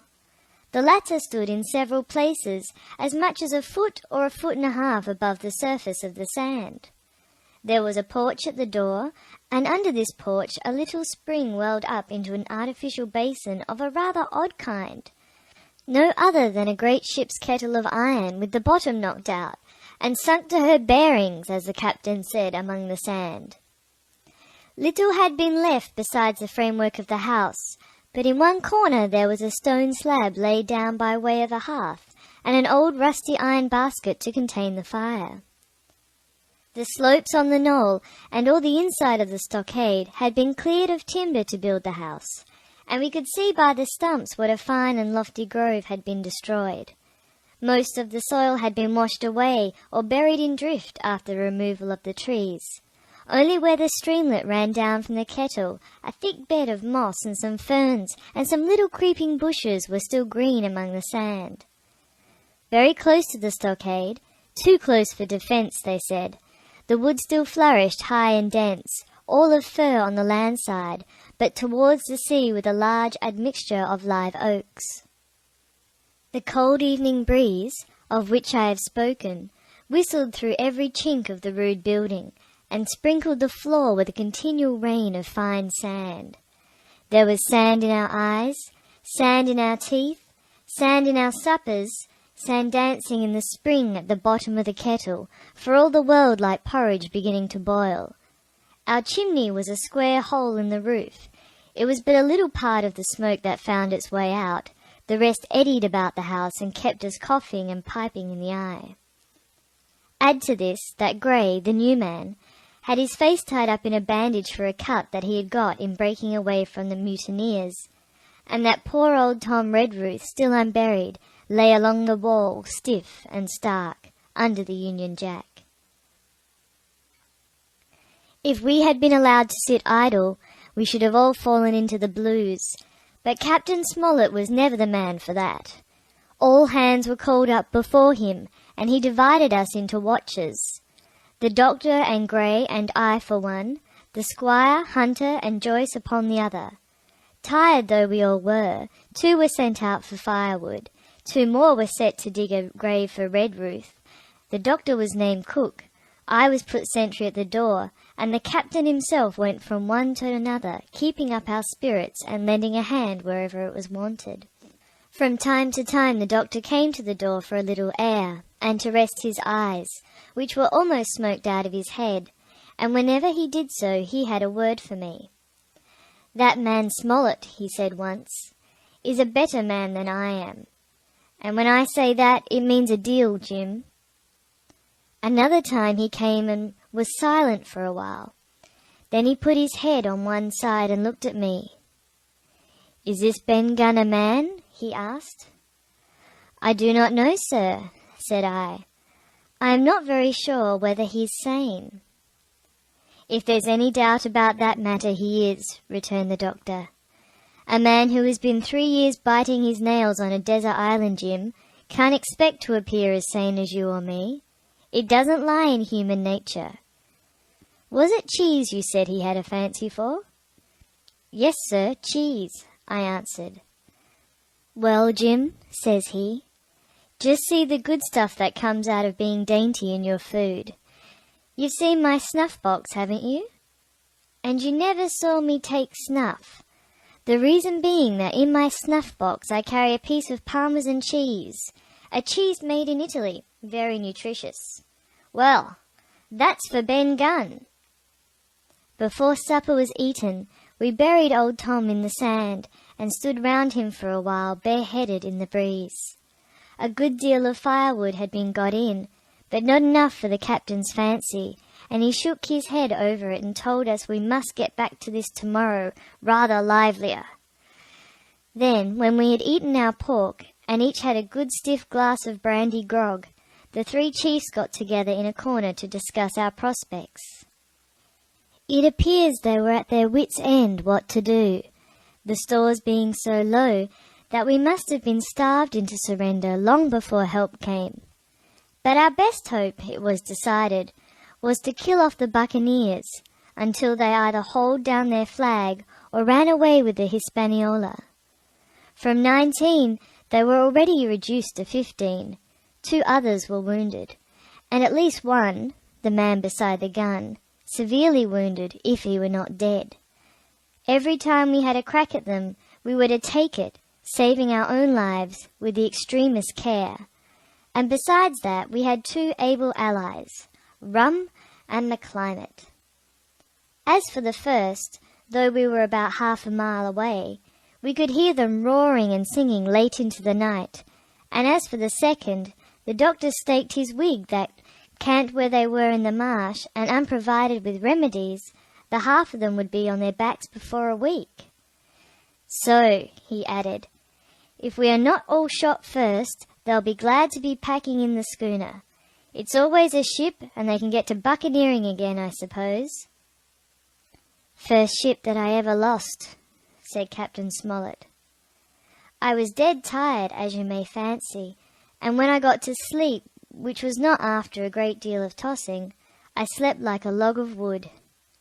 The rest had long been up, and had already breakfasted, and increased the pile of firewood by about half as much again, when I was wakened by a bustle and the sound of voices. "Flag of truce!" I heard someone say, and then immediately after, with a cry of surprise, "Silver himself!" And at that, up I jumped, and rubbing my eyes, ran to a loophole in the wall. End of chapter 19. Treasure Island by Robert Louis Stevenson. Chapter 20. Silver's Embassy. Sure enough, there were 2 men just outside the stockade, one of them waving a white cloth, the other, no less a person than Silver himself, standing placidly by. It was still quite early, and the coldest morning that I think I was ever abroad in, a chill that pierced into the marrow. The sky was bright and cloudless overhead, and the tops of the trees shone rosily in the sun. But where Silver stood with his lieutenant, all was in shadow, and they waded knee-deep into a low, white vapour that had crawled during the night out of the morass. The chill and the vapour taken together told a poor tale of the island. It was plainly a damp, feverish, unhealthy spot. "Keep indoors, men," said the captain. 10 to 1 this is a trick. Then he hailed the buccaneer. "Who goes? Stand, or we fire." "Flag of truce!" cried Silver. The captain was in the porch, keeping himself carefully out of the way of a treacherous shot, should any be intended. He turned and spoke to us. "Doctor's watch on the lookout. Dr. Livesey, take the north side, if you please. Jim, the east. Grey, west. The watch below, all hands to load muskets. Lively, men, and careful." And then he turned again to the mutineers. "And what do you want with your flag of truce?" he cried. This time it was the other man who replied.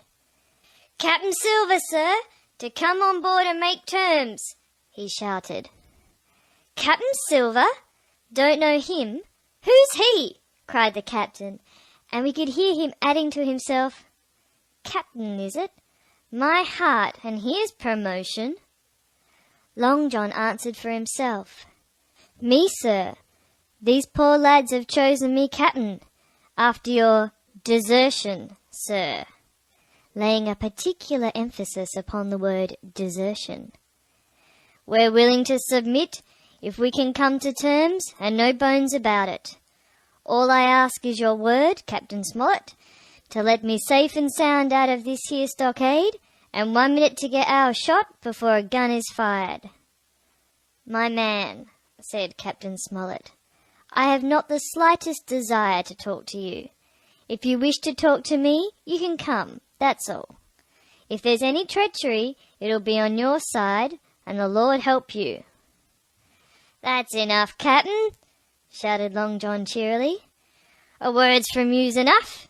I know a gentleman, and you may lay to that." We could see the man who carried the flag of truce attempting to hold Silver back. Nor was that wonderful, seeing how cavalier had been the captain's answer. But Silver laughed at him aloud and slapped him on the back as if the idea of alarm had been absurd. Then he advanced to the stockade, threw over his crutch, got a leg up, and with great vigour and skill succeeded in surmounting the fence and dropping safely to the other side. I will confess that I was far too much taken up with what was going on to be of the slightest use as sentry. Indeed, I had already deserted my eastern loophole and crept up behind the captain, who had now seated himself on the threshold, with his elbows on his knees, his head in his hands, and his eyes fixed on the water as it bubbled out of the old iron kettle in the sand. He was whistling, "Come, lasses and lads." Silver had terrible hard work getting up the knoll. What with the steepness of the incline, the thick tree stumps, and the soft sand, he and his crutch were as helpless as a ship in stays. But he stuck to it like a man in silence, and at last arrived before the captain, whom he saluted in the handsomest style. He was tricked out in his best, an immense blue coat, thick with brass buttons, hung as low as to his knees, and a fine laced hat was set upon the back of his head. "Here you are, my man," said the captain, raising his head. "You had better sit down." "You ain't a-going to let me inside, captain," complained Long John. "It's a main cold morning, to be sure, to sit outside upon the sand." "Why, Silver," said the captain, "if you had pleased to be an honest man, you might have been sitting in your galley. It's your own doing. You're either my ship's cook, and then you were treated handsome, or Captain Silver, a common mutineer and pirate, and then you can go hang." "Well, well, captain," returned the sea cook, sitting down as he was bidden on the sand. "You'll have to give me a hand up again, that's all. A sweet pretty place you have of it here. Ah, there's Jim. Top of the morning to you, Jim. Doctor, here's my service. Why, there you are all together like a happy family, in a manner of speaking." "If you have anything to say, my man, better say it," said the captain. "Right you were, Captain Smollett," replied Silver. "Duty's duty, to be sure. Well now, you look here. That was a good lay of yours last night. I don't deny it was a good lay. Some of you pretty handy with a hand-end spike. And I'll not deny neither but what some of my people was shook. Maybe all was shook. Maybe I was shook myself. Maybe that's why I'm here for terms. But you mark me, Captain. It won't do twice, by thunder. We'll have to do sentry go and ease off for a point or so on the rum. Maybe you think we were all a sheet in the wind's eye. But I tell you, I was sober. I was only dog-tired, and if I'd awoken a second sooner, I'd have caught you at the act, I would. He wasn't dead when I got round to him, not he. Well, said Captain Smollett as cool as can be. All that Silver said was a riddle to him, but you would never have guessed it from his tone. As for me, I began to have an inkling. Ben Gunn's last words came back to my mind. I began to suppose that he had paid the buccaneers a visit while they had all lay drunk together round their fire, and I reckoned up with glee that we had only 14 enemies to deal with. Well, here it is, said Silver. We want that treasure, and we'll have it. That's our point. You would just as soon save your lives, I reckon, and that's yours. You have a chart, haven't you? That's as may be, replied the captain. Ah, well, you have, I know that, returned Long John. You needn't be so husky with a man. There ain't a particle of service in that, and you may lay to it. What I mean is, we want your chart. Now, I never meant you no harm myself. That won't do with me, my man, interrupted the captain. We know exactly what you mean to do, and we don't care, for now, you see. You can't do it. And the captain looked at him calmly and proceeded to fill a pipe. If Abby Gray, Silver broke out. Avast there! Cried Mr. Mullet. Gray told me nothing, and so I asked him nothing, and what's more, I would see you and him and this whole island blown clean out of the water into blazes first. So there's my mind for you, my man, on that. This little whiff of temper seemed to cool Silver down. He had been growing nettled before, but now he pulled himself together. Like enough, said he. I would set no limits to what gentlemen might consider ship-shape, or might not, as the case were. And seeing as how you're about to take a pipe, Captain, I'll make so free as to do likewise. And he filled a pipe and lighted it, and the two men sat silently smoking for quite a while, now looking each other in the face, now stopping their tobacco, now leaning forward to spit. It was as good as the play to see them. Now, resumed Silver, here it is. You give us the chart to get the treasure by, and dropping shooting poor seamen, and stoving of their heads in while asleep. You do that, and we'll offer you a choice. Either you come along aboard with us, once the treasure is shipped, and then I'll give you my affy-davy, upon my word of honour, to clap you somewhere safe ashore. Or if that ain't to your fancy, some of my hands being rough and having old scores on account of hazing, then you can stay here, you can. We'll divide stores with you, man for man, and I'll give my affy-davy, as before, to speak the first ship I sight and send 'em here to pick you up. Now you'll own that's talking. Handsomer you couldn't look to get now, you. And I hope, raising his voice, that all the hands in this here blockhouse will overhaul my words, for what is spoke to one is spoke to all. Captain Smollett rose from his seat and knocked out the ashes of his pipe in the palm of his left hand. Is that all? He asked. Every last word, by thunder, answered John. Refuse that, and you've seen the last of me but musket balls. Very good, said the captain. Now you'll hear me. If you'll come up one by one unarmed, I'll engage to clap you all in irons and take you home to a fair trial in England. If you won't, my name is Alexander Smollett. I've phoned my sovereign's colours, and I'll see you all to Davy Jones. You can't find the treasure. You can't sail the ship. There's not a man among you fit to sail the ship. You can't fight us. Grey there got away from 5 of you. Your ship's in irons, Master Silver. You're on a lee shore, and so you'll find. I stand here and I tell you so, and they're the last good words you'll ever get from me, for in the name of heaven I'll put a bullet in your back when I next meet you. Tramp, my lad, bundle out of this, please, hand over hand and double quick. Silver's face was a picture. His eyes started in his head with wrath. He shook the fire out of his pipe. "Give me a hand up!" he cried. "Not I," returned the captain. "Who'll give me a hand up?" he roared. Not a man amongst us moved. Growling the foulest imprecations, he crawled along the sand till he got hold of the porch, and could hoist himself again upon his crutch. Then he spat into the spring. "There!" he cried. "That's what I think here.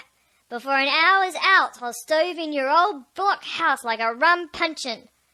Laugh, by thunder, laugh!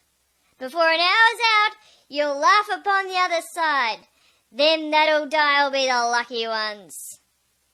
And with a dreadful oath he stumbled off, ploughed down the sand, and was helped across the stockade, after 4 or 5 failures, by the man with the flag of truce, and disappeared in an instant afterwards among the trees. End of chapter 20.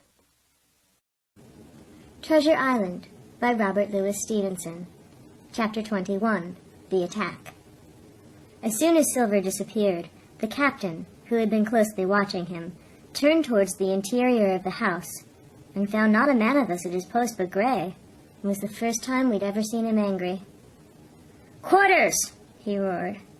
And then, as we all slunk back to our places, "Grey," he said, "I'll put your name in the log. You've stood by your duty like a seaman. Mr. Trelawney, I'm surprised at you, sir. Doctor, I thought you had worn the king's coat. If that was how you served at Fontenoy, sir, you'd have been better in your berth." The doctor's watch were all back at their loopholes. The rest were busy loading the spare muskets, and everyone with a red face, you may be certain, and a flea in his ears, the saying is. The captain looked on for a while in silence. Then he spoke. "My lads," he said, "I've given Silver a broadside. I pitched it in red hot on purpose, and before the hour's out, as he said, we shall be boarded.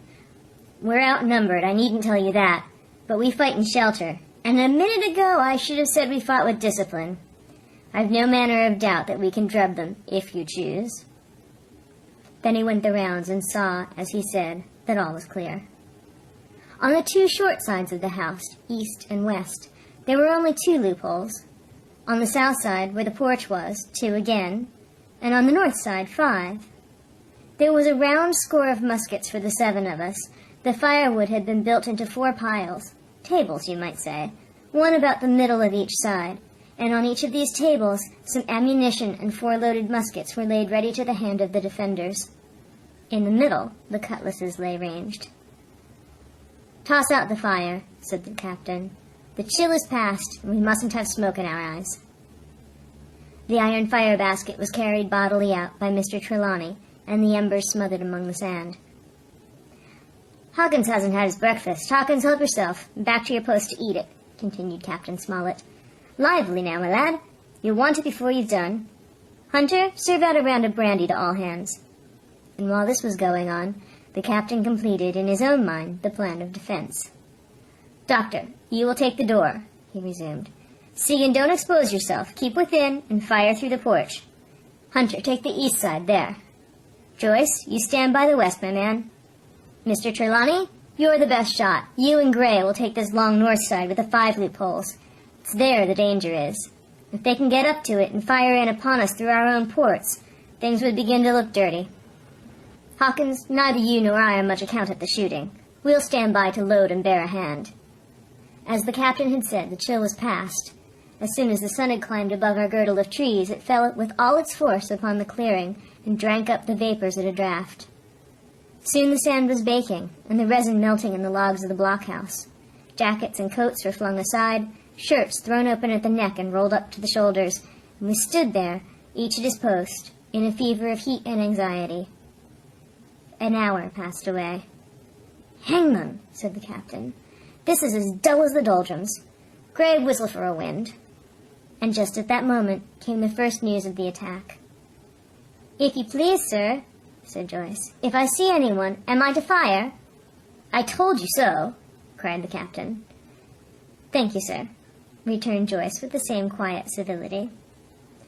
Nothing followed for a time, but the remark had set us all on the alert, straining ears and eyes, the musketeers with their pieces balanced in their hands, the captain out in the middle of the blockhouse, with his mouth very tight and a frown on his face. So some seconds passed, till suddenly Joyce whipped up his musket and fired. The report had scarcely died away ere it was repeated and repeated from without in a scattering volley, shot behind shot like a string of geese, from every side of the enclosure.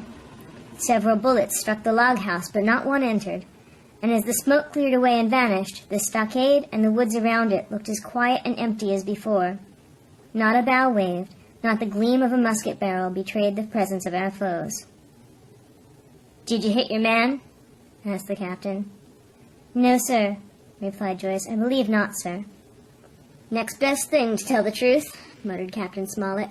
"Load his gun, Hawkins. How many should say there were on your side, Doctor?" "I know precisely," said Dr. Livesey. 3 shots were fired on this side. I saw the 3 flashes, 2 close together, 1 farther to the west. 3, repeated the captain. "And how many on yours, Mr. Trelawney?" But this was not so easily answered. There had come many from the north, 7 by the squire's computation, 8 or 9 according to Gray. From the east and west, only a single shot had been fired. It was plain, therefore, that the attack would be developed from the north, and that on the other 3 sides we were only to be annoyed by a show of hostilities. But Captain Smollett made no change in his arrangements. If the mutineers succeeded in crossing the stockade, he argued, they would take possession of any unprotected loophole and shoot us down like rats in our own stronghold. Suddenly, with a loud huzzah, a little cloud of pirates leaped from the woods on the north side and ran straight on the stockade. At the same moment, the fire was once more opened from the woods, and a rifle ball sang through the doorway and knocked the doctor's musket into bits. The boarders swarmed over the fence like monkeys. Squire and Gray fired again and yet again. 3 men fell, 1 forwards into the enclosure, 2 back on the outside. But of these, 1 was evidently more frightened than hurt, for he was on his feet again in a crack, and instantly disappeared among the trees. 2 had bit the dust, 1 had fled, 4 had made good their footing inside our defenses, while from the shelter of the woods, 7 or 8 men, each evidently supplied with several muskets, kept up a hot though useless fire on the log house. The 4 who had boarded made straight before them for the building, shouting as they ran, and the men among the trees shouted back to encourage them. Several shots were fired, but such was the hurry of the marksmen that not one appears to have taken effect. In a moment, the 4 pirates had swarmed up the mound and were upon us. The head of Job Anderson, the boatswain, appeared at the middle loophole. "Adam, all hands! All hands!" he roared in a voice of thunder. At the same moment, another pirate grasped Hunter's musket by the muzzle, wrenched it from his hands, plucked it through the loophole, and with one stunning blow, laid the poor fellow senseless on the floor.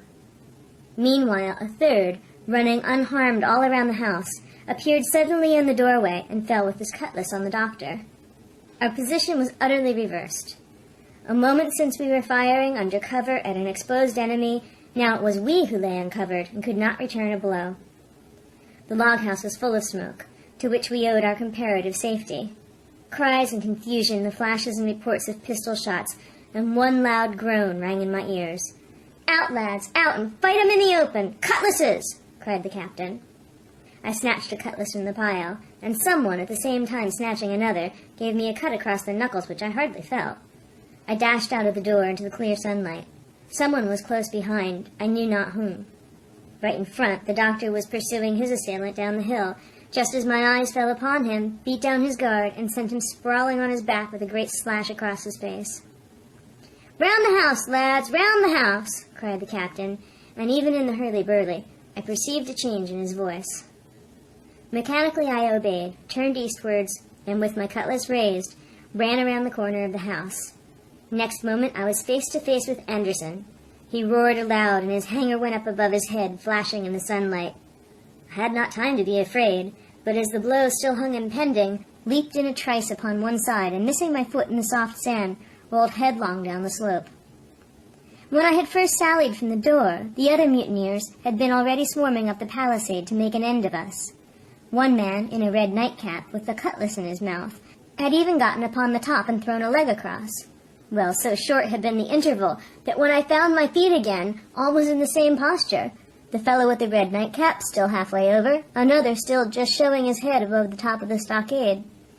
And yet, in this breath of time, the fight was over, and the victory was ours.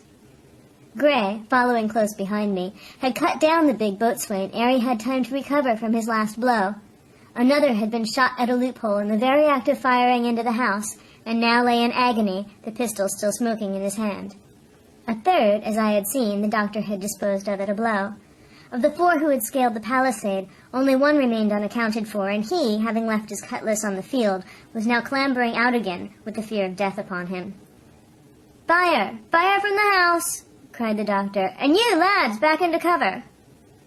But his words were unheeded, no shot was fired, and the last boarder made good his escape and disappeared with the rest into the wood. In 3 seconds, nothing remained of the attacking party but the 5 who had fallen, 4 on the inside and 1 on the outside of the palisade. The doctor and Gray and I ran full speed for shelter.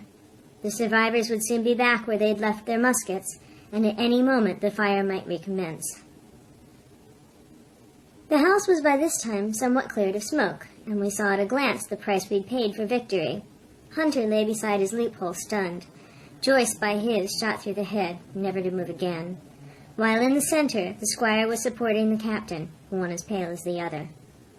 "The captain's wounded," said Mr. Trelawney. "Have they run?" asked Mr. Smollett. "All that could, you may be bound," returned the doctor, "but there's 5 of them will never run again." "5!" cried the captain. "Come, that's better. 5 against 3 leaves us 4 to 9. That's better odds than we had at starting. We were 7 to 19 then, or thought we were, and that's as bad to bear." The mutineers were soon only 8 in number, for the man shot by Mr. Trelawney on board the schooner died the same evening of his wound. But this was, of course, not known till after by the faithful party. End of chapter 21. Read by Kristen McQuillan, Tokyo, Japan, November 5th, 2005. Treasure Island by Robert Louis Stevenson. Part 5, My Sea Adventure. Chapter 22, How My Sea Adventure Began. There was no return of the mutineers, not so much as another shot out of the woods.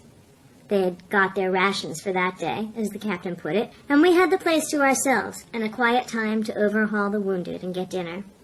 Squire and I cooked outside in spite of the danger, and even outside we could hardly tell where we were at for the horror of the loud groans that reached us from the doctor's patients. Out of the 8 men who had fallen in the action, only 3 still breathed. That, one of the pirates who'd been shot at the loophole, Hunter, and Captain Smollett, and of these the first 2 were as good as dead. The mutineer, indeed, died under the doctor's knife, and Hunter, do what we could, never recovered consciousness in this world. He lingered all day, breathing loudly like the old buccaneer at home in his apoplectic fit. But the bones of his chest had been crushed by the blow, and his skull fractured in falling, and sometime in the following night, without sign or sound, he went to his Maker. As for the captain, his wounds were grievous indeed, but not dangerous. No organ was fatally injured. Anderson's ball, for it was Job that shot him first, had broken his shoulder blade and touched the lung, not badly. The second had only torn and displaced some muscles in the calf. He was sure to recover, the doctor said, but in the meantime, and for weeks to come, he must not walk or move his arm, nor so much as speak when he could help it. My own accidental cut across the knuckles was a flea bite. Dr. Livesey patched it up with plaster, and pulled my ears for me into the bargain. After dinner, the squire and the doctor sat by the captain's side a while in consultation, and when they'd talked to their heart's content, it being then a little past noon, the doctor took up his hat and pistols, girt on a cutlass, put the chart in his pocket, and with a musket over his shoulder, crossed the palisade on the north side, and set off briskly through the trees. Gray and I were sitting together at the far end of the blockhouse, to be out of earshot of our officers consulting, and Gray took his pipe out of his mouth and fairly forgot to put it back in again, so thunderstruck was he at this occurrence. "Why, in the name of Davy Jones," he said, "is Dr. Livesey mad?" "Why, no," says I. "He's about the last of this crew for that, I take it." "Well, shipmate," said Gray, "mad he may not be, but if he is not, you mark my words, I am." "I take it," I replied, "that the doctor has his idea, and if I'm right, he's going now to see Ben Gunn." I was right, as appeared later, but in the meantime, the house being stifling hot and the little patch of sand inside the palisade ablaze with midday sun, I began to get another thought into my head, which was not by any means so right. What I began to do was to envy the doctor walking in the cool shadow of the woods with the birds about him and the pleasant smell of the pines, while I sat grilling with my clothes stuck to the hot resin, and so much blood about me and so many poor dead bodies lying all around that I took a disgust to the place that was almost as strong as fear. All the time I was washing out the blockhouse and then washing up the things from dinner, this disgust and envy kept growing stronger and stronger, till at last, being near a bread bag and no one then observing me, I took the first step toward my escapade, and filled both pockets of my coat with biscuit. I was a fool, if you like, and I certainly was going to do a foolish, overbold act, but I was determined to do it, with all the precautions in my power. These biscuits, should anything befall me, would keep me, at least, from starving till far on in the next day. The next thing I laid hold of was a brace of pistols, and as I already had a powder horn and bullets, I felt myself well supplied with arms. As for the scheme I had in my head, it was not a bad one in itself. I was to go down the sandy spit that divides the anchorage on the east from the open sea, find the white rock I'd observed last evening, and ascertain whether it was there or not that Ben Gunn had hidden his boat, a thing quite worth doing, as I still believe. But as I was certain I should not be allowed to leave the enclosure, my only plan was to take French leave, and slip out when nobody was watching, and that was so bad a way of doing it as made the thing itself wrong. But I was only a boy, and I had made my mind up. Well, as things at last fell out, I found an admirable opportunity. The squire and Gray were busy helping the captain with his bandages. The coast was clear. I made a bolt for it over the stockade and into the thickest of the trees, and before my absence was observed, I was out of cry of my companions. This was my second folly, far worse than the first, as I left but 2 sound men to guard the house. But like the first, it was a help toward saving all of us. I took my way straight for the east coast of the island, for I was determined to go down to the seaside of the spit to avoid all chance of observation from the anchorage. It was already late in the afternoon, though still warm and sunny. As I continued to thread the tall woods, I could hear from far before me not only the continuous thunder of the surf, but a certain tossing of foliage and grinding of boughs which showed me the sea breeze had set in higher than usual. Soon cool draughts of air began to reach me, and a few steps farther I came forth into the open borders of the grove, and saw the sea lying blue and sunny to the horizon, and the surf tumbling and tossing its foam along the beach. I have never seen the sea quiet around Treasure Island. The sun might blaze overhead, the air would be without a breath, the surface smooth and blue, but still these great rollers would be running along all the external coasts, thundering and thundering by day and night, and I scarce believe there is one spot in the island where a man would be out of earshot of their noise. I walked along beside the surf with great enjoyment, till, thinking I was now got far enough to the south, I took the cover of some thick bushes and crept warily up to the ridge of the spit. Behind me was the sea, in front the anchorage. The sea breeze, as though it had the sooner blown itself out by its unusual violence, was already at an end. It had been succeeded by light variable airs from the south and southeast, carrying great banks of fog, and the anchorage, under the lee of Skeleton Island, lay still and leaden as when we first entered it. The Hispaniola, in that unbroken mirror, was exactly portrayed from the truck to the waterline, the Jolly Roger hanging from her peak. Alongside lay one of the gigs, silver in the stern sheets, him I could always recognize, while a couple of men were leaning over the stern bulwarks, one of them with a red cap, the very rogue I'd seen some hours before stride legs upon the palisade. Apparently they were talking and laughing, though at that distance, upwards of a mile, I could of course hear no word of what was said. All at once they began the most horrid, unearthly screaming, which at first startled me badly, though I had soon remembered the voice of Captain Flint, and even thought I could make out the bird by her bright plumage, as she sat perched upon her master's wrist. Soon after, the jolly boat shoved off and pulled for shore, and the man with the red cap and his comrade went below by the cabin companion. Just about the same time, the sun had gone down behind the spyglass, and as the fog was collecting rapidly, it began to grow dark in earnest. I saw I must lose no time if I were to find the boat that evening. The white rock, visible enough above the brush, was still some eighth of a mile further down the spit, and it took me a goodish while to get up with it, crawling, often on all fours, among the scrub. Night had almost come when I laid my hand on its rough sides. Right below it, there was an exceedingly small hollow of green turf, hidden by banks and a thick underwood about knee-deep, that grew there very plentifully. And in the center of the dell, sure enough, a little tent of goat skins, like what the gypsies carry about with them in England. I dropped into the hollow, lifted the side of the tent, and there was Ben Gunn's boat, homemade if ever anything was homemade. A rude, lopsided framework of tough wood, and stretched upon that a covering of goatskin with the hair inside. The thing was extremely small, even for me, and I can hardly imagine that it could have floated with a full-sized man. There was one port, set as low as possible, a kind of stretcher in the bows, and a double paddle for propulsion. I had not then seen a coracle, such as the ancient Britons made, but I have seen one since, and I can give you no fairer idea of Ben Gunn's boat than by saying it was like the first and worst coracle ever made by man. But the great advantage of the coracle it certainly possessed, for it was exceedingly light and portable.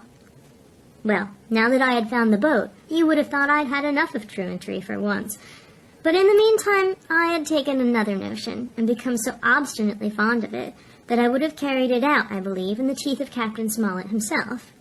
This was to slip out under cover of night, cut the Hispaniola adrift, and let her go ashore where she fancied.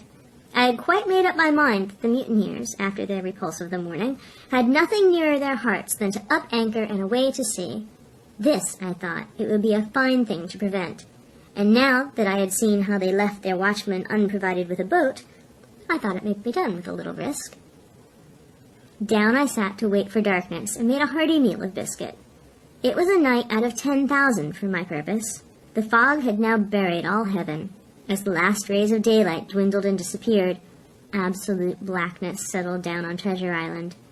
And when at last I shouldered the coracle and groped my way stumblingly out of the hollow where I had supped, there were but 2 points visible on the whole anchorage. One was the great fire on shore, by which the defeated pirates lay carousing in the swamp. The other, a mere blur of light upon the darkness, indicated the position of the anchored ship. She had swung round to the ebb. Her bow was now toward me. The only lights on board were in the cabin, and what I saw was merely a reflection on the fog of the strong rays that flowed from the stern window. The ebb had already run some time, and I had to wade through a long belt of swampy sand, where I sank several times above the ankle before I came to the edge of the retreating water, and wading a little way in, with some strength and dexterity, set my coracle keel downwards on the surface. End of chapter 22. Read by Kristen McQuillan. November 5th, 2005. Chapters 23 to 24. Chapter 23. The Ebb Tide Runs. The coracle, as I had ample reason to know before I was done with her, was a very safe boat for a person of my height and weight, both buoyant and clever in a seaway. But she was the most cross-grained, lopsided craft to manage. Do as you please, she always made more leeway than anything else, and turning round and around was the maneuver she was best at. Even Ben Gunn himself has admitted that she was queer to handle till you knew her way. Certainly, I did not know her way. She turned in every direction but the one I was bound to go. The most part of the time we were broadside on, and I am very sure I never should have made the ship at all but for the tide. By good fortune, paddle as I please, the tide was still sweeping me down, and there lay the Hispaniola right in the fairway, hardly to be missed. First she loomed before me like a blot of something yet blacker than darkness. Then her spars and hull began to take shape, and the next moment, as it seemed, for the further I went, the brisker grew the current of the ebb, I was alongside of her hawser and had laid hold. The hawser was as taut as a bowstring, and the current so strong she pulled upon her anchor. All around the hull, in the blackness, the rippling current bubbled and chattered like a little mountain stream. One cut with my sea gully, and the Hispaniola would go humming down the tide. So far so good, but it next occurred to my recollection that a taut hawser, suddenly cut, is a thing as dangerous as a kicking horse. 10 to 1, if I were so foolhardy as to cut the Hispaniola from her anchor, I and the coracle would be knocked clean out of the water. This brought me to a full stop, and if fortune had not again particularly favoured me, I should have had to abandon my design. But the light airs which had begun blowing from the south-east and south had hauled round after nightfall into the south-west. Just while I was meditating, a puff came, caught the Hispaniola, and forced her up into the current, and to my great joy I felt the hawser slacken in my grasp, and the hand by which I held it dip for a second under water. With that I made my mind up, took out my gully, opened it with my teeth, and cut one strand after another, till the vessel swung only by 2. Then I lay quiet, waiting to sever these last when the strain should be once more lightened by a breath of wind. All this time I heard the sound of loud voices from the cabin, but, to say truth, my mind had been so entirely taken up with other thoughts that I had scarcely given ear. Now, however, when I had nothing else to do, I began to pay more heed. One I recognized for the coxswain's Israel Hands, that had been Flint's gunner in former days. The other was, of course, my friend of the red nightcap. Both men were plainly the worse for drink, and they were still drinking, for even while I was listening, one of them, with a drunken cry, opened the stern window and threw out something, which I divined to be an empty bottle. But they were not only tipsy, it was plain that they were furiously angry. Oaths flew like hailstones, and every now and then there came forth such an explosion as I thought was sure to end in blows. But each time the quarrel passed off, and the voices grumbled lower for a while, until the next crisis came, and in its turn passed away without result. On shore I could see the glow of the great campfire burning warmly through the shore-side trees.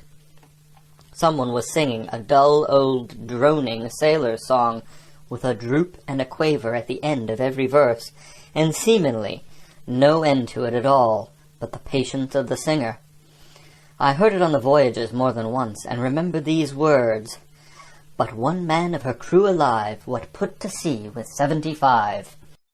And I thought it was a ditty rather too dolefully appropriate for a company that had met such cruel losses in the morning. But indeed, from what I saw, all these buccaneers were as callous as the seas they sailed on. At last the breeze came, the schooner sidled and drew nearest in the dark. I felt the hawser slacken once more, and with a good tough effort cut the last fibres through. The breeze had but little action on the coracle, and I was almost instantly swept against the bows of the Hispaniola. At the same time, the schooner began to turn upon her heel, spinning slowly end for end across the current. I wrought like a fiend, for I expected every moment to be swamped, and since I found I could not push the coracle directly off, I now shoved straight astern.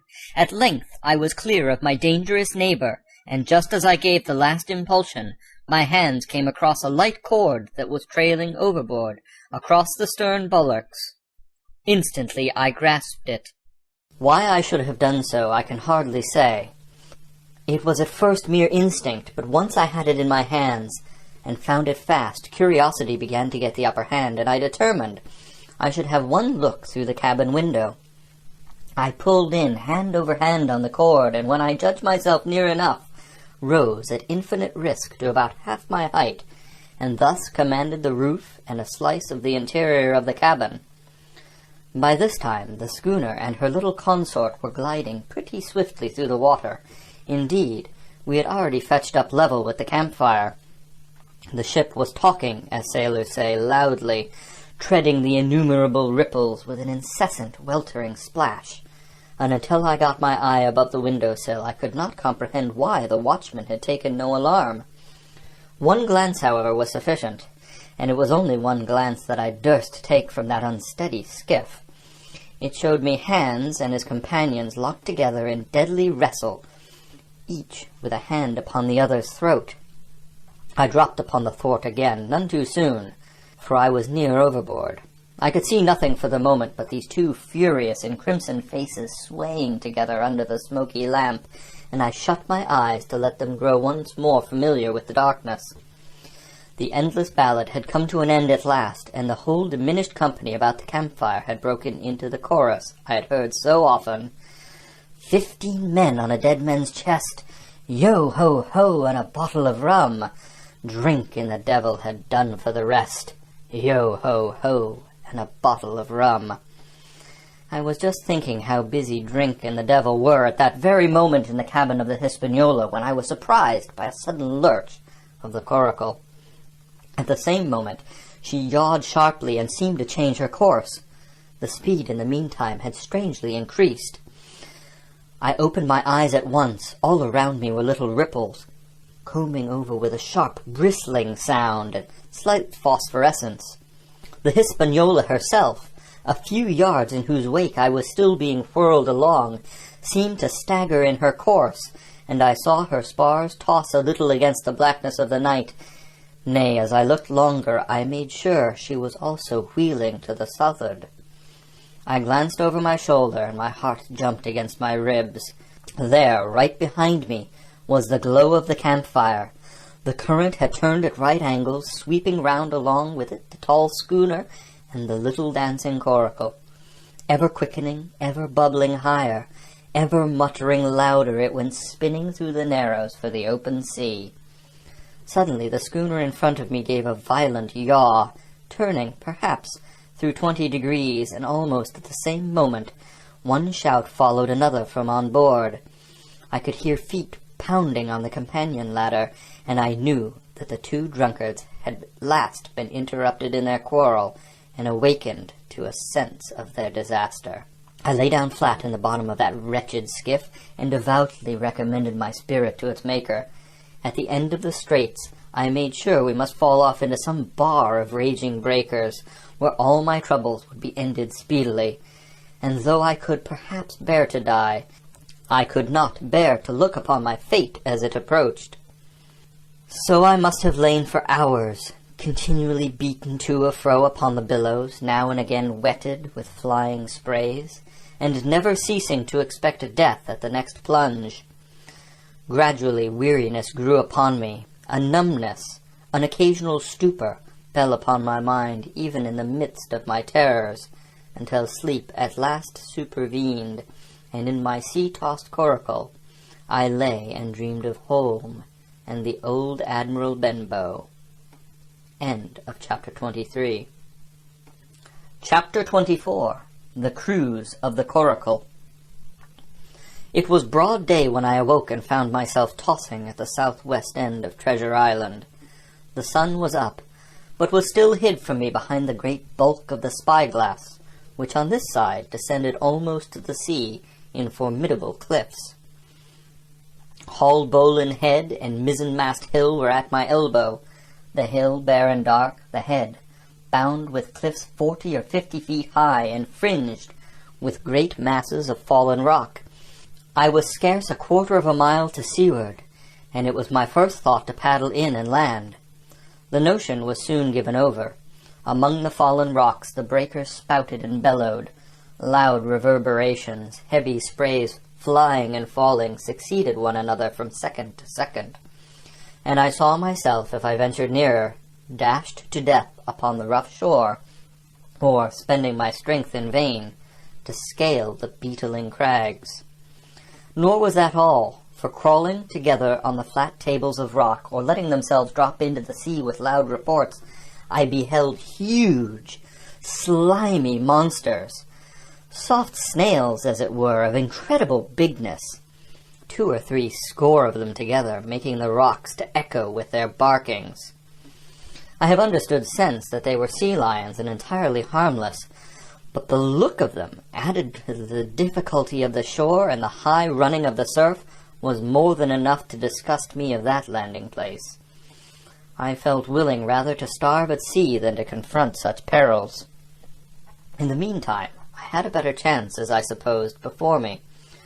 North of Haulbowline Head, the land runs in a long way, leaving at low tide a long stretch of yellow sand. To the north of that again there comes another cape, Cape of the Woods as it was marked upon the chart, buried in tall green pines which descended to the margin of the sea. I remembered what Silver had said about the current that sets northward along the whole west coast of Treasure Island, and seeing from my position that I was already under its influence, I preferred to leave Haulbowline Head behind me and reserve my strength for an attempt to land upon the kindlier-looking Cape of the Woods. There was a great smooth swell upon the sea, the wind blowing steadily and gently from the south. There was no contrariety between that and the current, and the billows rose and fell unbroken. Had it been otherwise, I must long ago have perished. But as it was surprising how easily and securely my little and light boat could ride. Often, as I still lay at the bottom and kept no more than an eye above the gunwale, I would see a big blue summit heaving close above me. Yet the coracle would but bounce a little, dance as if on springs, and subside on the other side into the trough as lightly as a bird. I began after a little to grow very bold, and sat up to try my skill at paddling. But even a small change in the disposition of the weight would produce violent changes in the behavior of a coracle, and I had hardly moved before the boat, giving up at once her gentle dancing movement, ran straight down a slope of water so steep that it made me giddy, and struck her nose with a spout of spray deep into the side of the next wave. I was drenched and terrified, and fell instantly back into my old position, whereupon the coracle seemed to find her head again, and led me as softly as before among the billows. It was plain she was not to be interfered with, and at that rate, since I could no way influence her course, what hope had I left of reaching land? I began to be horribly frightened, but I kept my head for all of that. First, moving with all care, I gradually bailed out the coracle with my sea-cap. Then, getting my eye once more above the gunwale, I set myself to study how it was she managed to slip so quietly through the rollers. I found each wave, instead of the big, smooth, glossy mountain it looks from the shore or from the vessel's deck, was for all the world like any range of hills on dry land, full of peaks and smooth places and valleys. The coracle, left to herself, turning from side to side, threaded, so to speak, her way through these lower parts, and avoided the steep slopes and higher, toppling summits of the wave. Well now, thought I to myself, it is plain I must lie where I am and not disturb the balance. But it is plain also that I can put the paddle over the side, and from time to time in smooth places give her a shove or two towards the land. No sooner thought upon than done. There I lay on my elbows in the most trying attitude, and every now and again gave a weak stroke or two to turn her head towards shore. It was very tiring and slow work, yet I did visibly gain ground, and as we neared the Cape of the Woods, though I saw I must infallibly miss that point, I had still made some 100 yards of easting. I was indeed close in. I could see the cool green tree-tops swaying together in the breeze, and I felt sure I should make the next promontory without fail. It was high time, for I now began to be tortured with thirst. The glow of the sun from above, its thousandfold reflections from the waves, the sea-water that fell and dried upon me, caking my very lips with salt, combined to make my throat burn and my brain ache. The sight of the trees so near at hand had almost made me sick with longing, but the current had soon carried me past the point, and as the next reach of sea opened out, I beheld a sight that changed the nature of my thoughts. Right in front of me, not a half a mile away, I beheld the Hispaniola under sail. I made sure, of course, that I should be taken, but I was so distressed for want of water that I scarce knew whether to be glad or sorry at the thought, and long before I had come to a conclusion, Surprise had taken entire possession of my mind, and I could do nothing but stare and wonder. The Hispaniola was under her mainsail, and 2 jibs, and the beautiful white canvas shone in the sun like snow or silver. When I first sighted her, all her sails were drawing, and she was laying a course about northwest, and I presumed the men on board were going around the island on their way back to the anchorage. Presently she began to fetch more and more to the westward, so that I thought they had sighted me and were going about in chase. At last, however, she fell right into the wind's eye, was taken dead aback, and stood there a while helpless with her sails shivering. "Clumsy fellow," said I. "They must still be as drunk as owls." And I thought how Captain Smollett would have sent them skipping. Meanwhile the schooner gradually fell off, and filled again upon another tack, sailed swiftly for a minute or so, and brought up once more dead in the wind's eye. Again and again this was repeated, to and fro, up and down, north, south, east, and west. The Hispaniola sailed by swoops and dashes, and at each repetition ended as she had begun, with idly flapping canvas. It became plain to me that nobody was steering, and if so, where were the men? Either they were dead drunk, or had deserted her, I thought, and perhaps, if I could get on board, I might return the vessel to her captain. The current was bearing coracle and schooner, suffered at an equal rate. As for the latter's sailing, it was so wild and intermittent, and she hung each time so long in irons, that she certainly gained nothing, if she did not even lose. If I only dared to sit up and paddle, I made sure that I could overhaul her. The scheme had an air of an adventure that inspired me, and the thought of the water breaker inside the fore companion doubled my growing courage. Up I got, was welcomed almost instantly by another cloud of spray, but this time stuck to my purpose and set myself with all my strength and caution to paddle after the unsteered Hispaniola. Once I shipped a sea so heavy that I had to stop and bail, with my heart fluttering like a bird. But gradually I got into the way of the thing, and guided my coracle among the waves, with only now and then a blow upon her bows and a dash of foam in my face. I was now gaining rapidly on the schooner. I could see the brass glisten on the tiller as it banged about, and still no soul appeared upon her decks. I could not choose but suppose she was deserted. If not, then the men were lying drunk below, where I might batten them down perhaps, and do what I chose with the ship. For some time she had been doing the worst thing possible for me, standing still. She headed nearly due south, yawing, of course, all the time. Each time she fell off, her sails partly filled, and these brought her in a moment right to the wind again. I have said this was the worst possible thing for me, for helpless as she looked in the situation, with the canvas cracking like cannons and the blocks trundling and banging on the deck, she still continued to run away from me, not only with the speed of the current, but by the whole amount of her leeway, which was naturally great. But now, at last, I had my chance. The breeze fell for some seconds, very low, and the current gradually turning her, the Hispaniola revolved slowly round her centre, and at last presented me her stern, with the cabin window still gaping open, and the lamp over the table still burning on into the day. The mainsail hung drooped like a banner. She was stock still but for the current.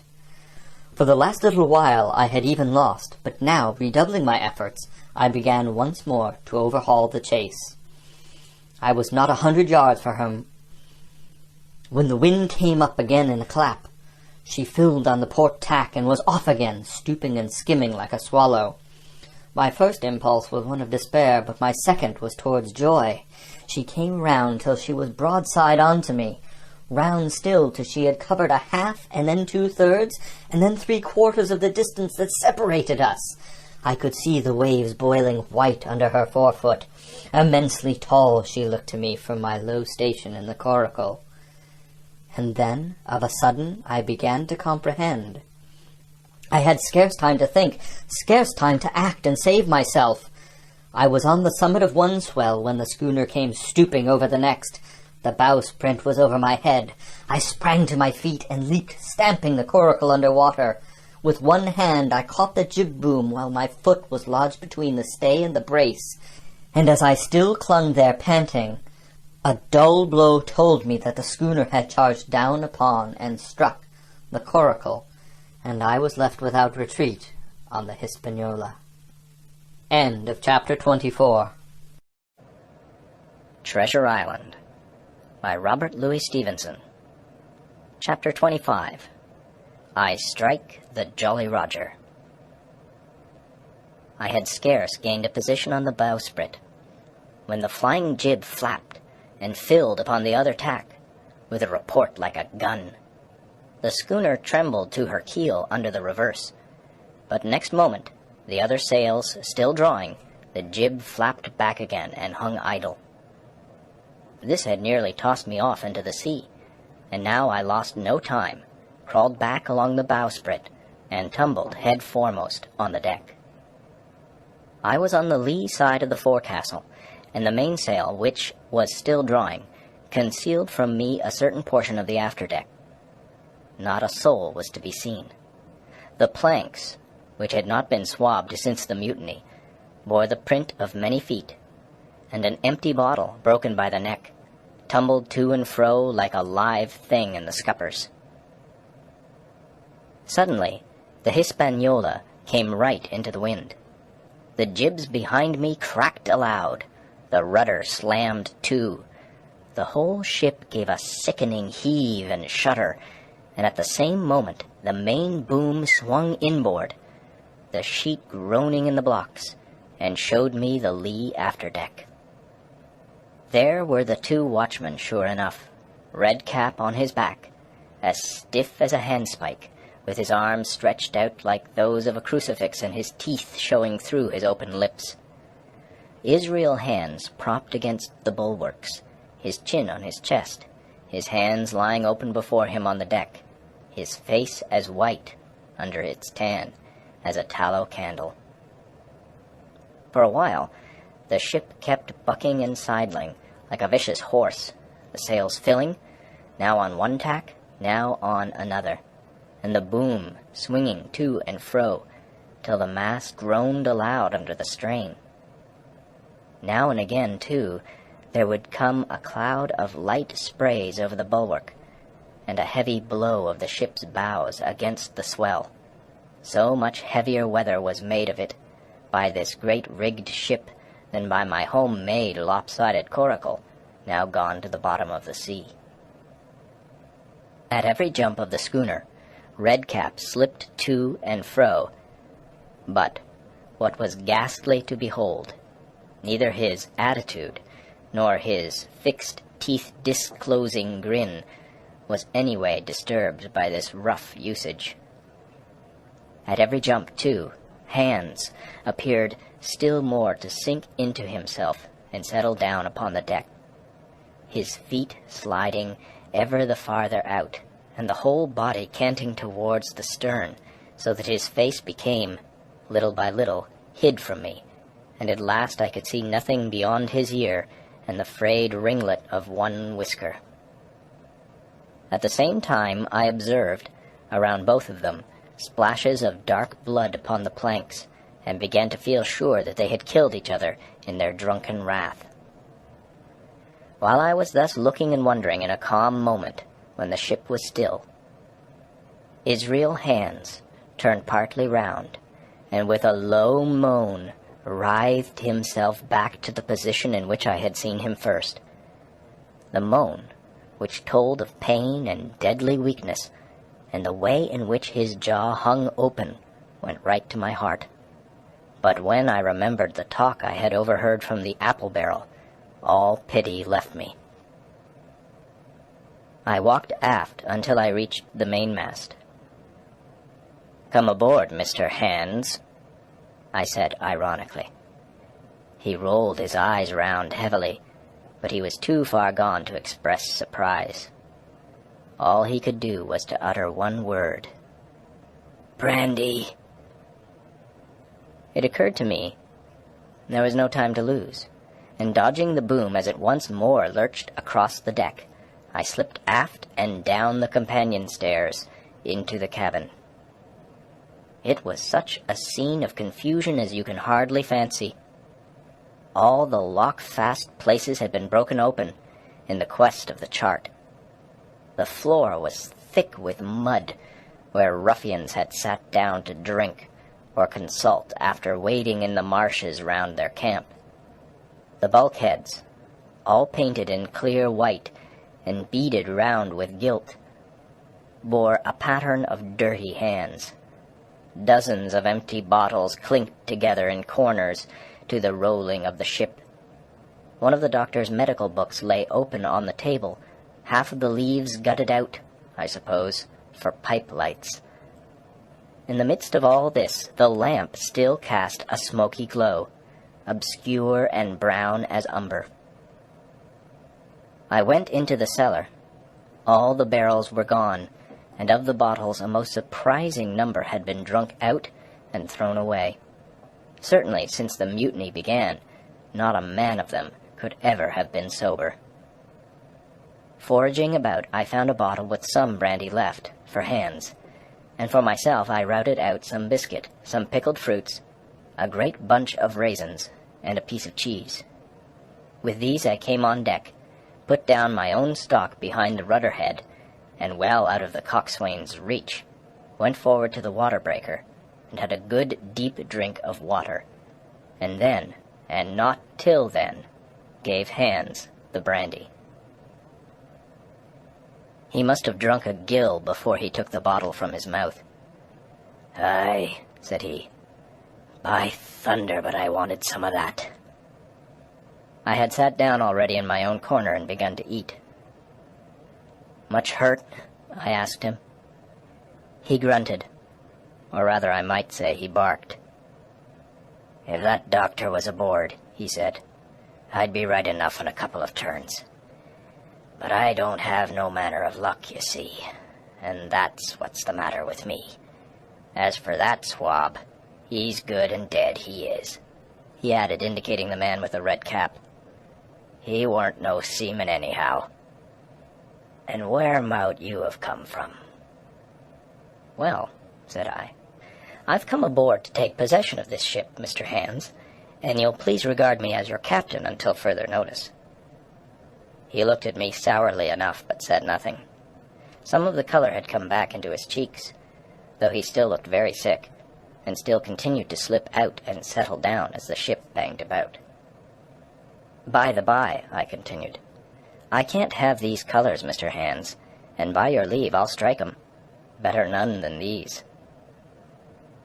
And again dodging the boom, I ran to the color lines, handed down the cursed black flag, and chucked it overboard.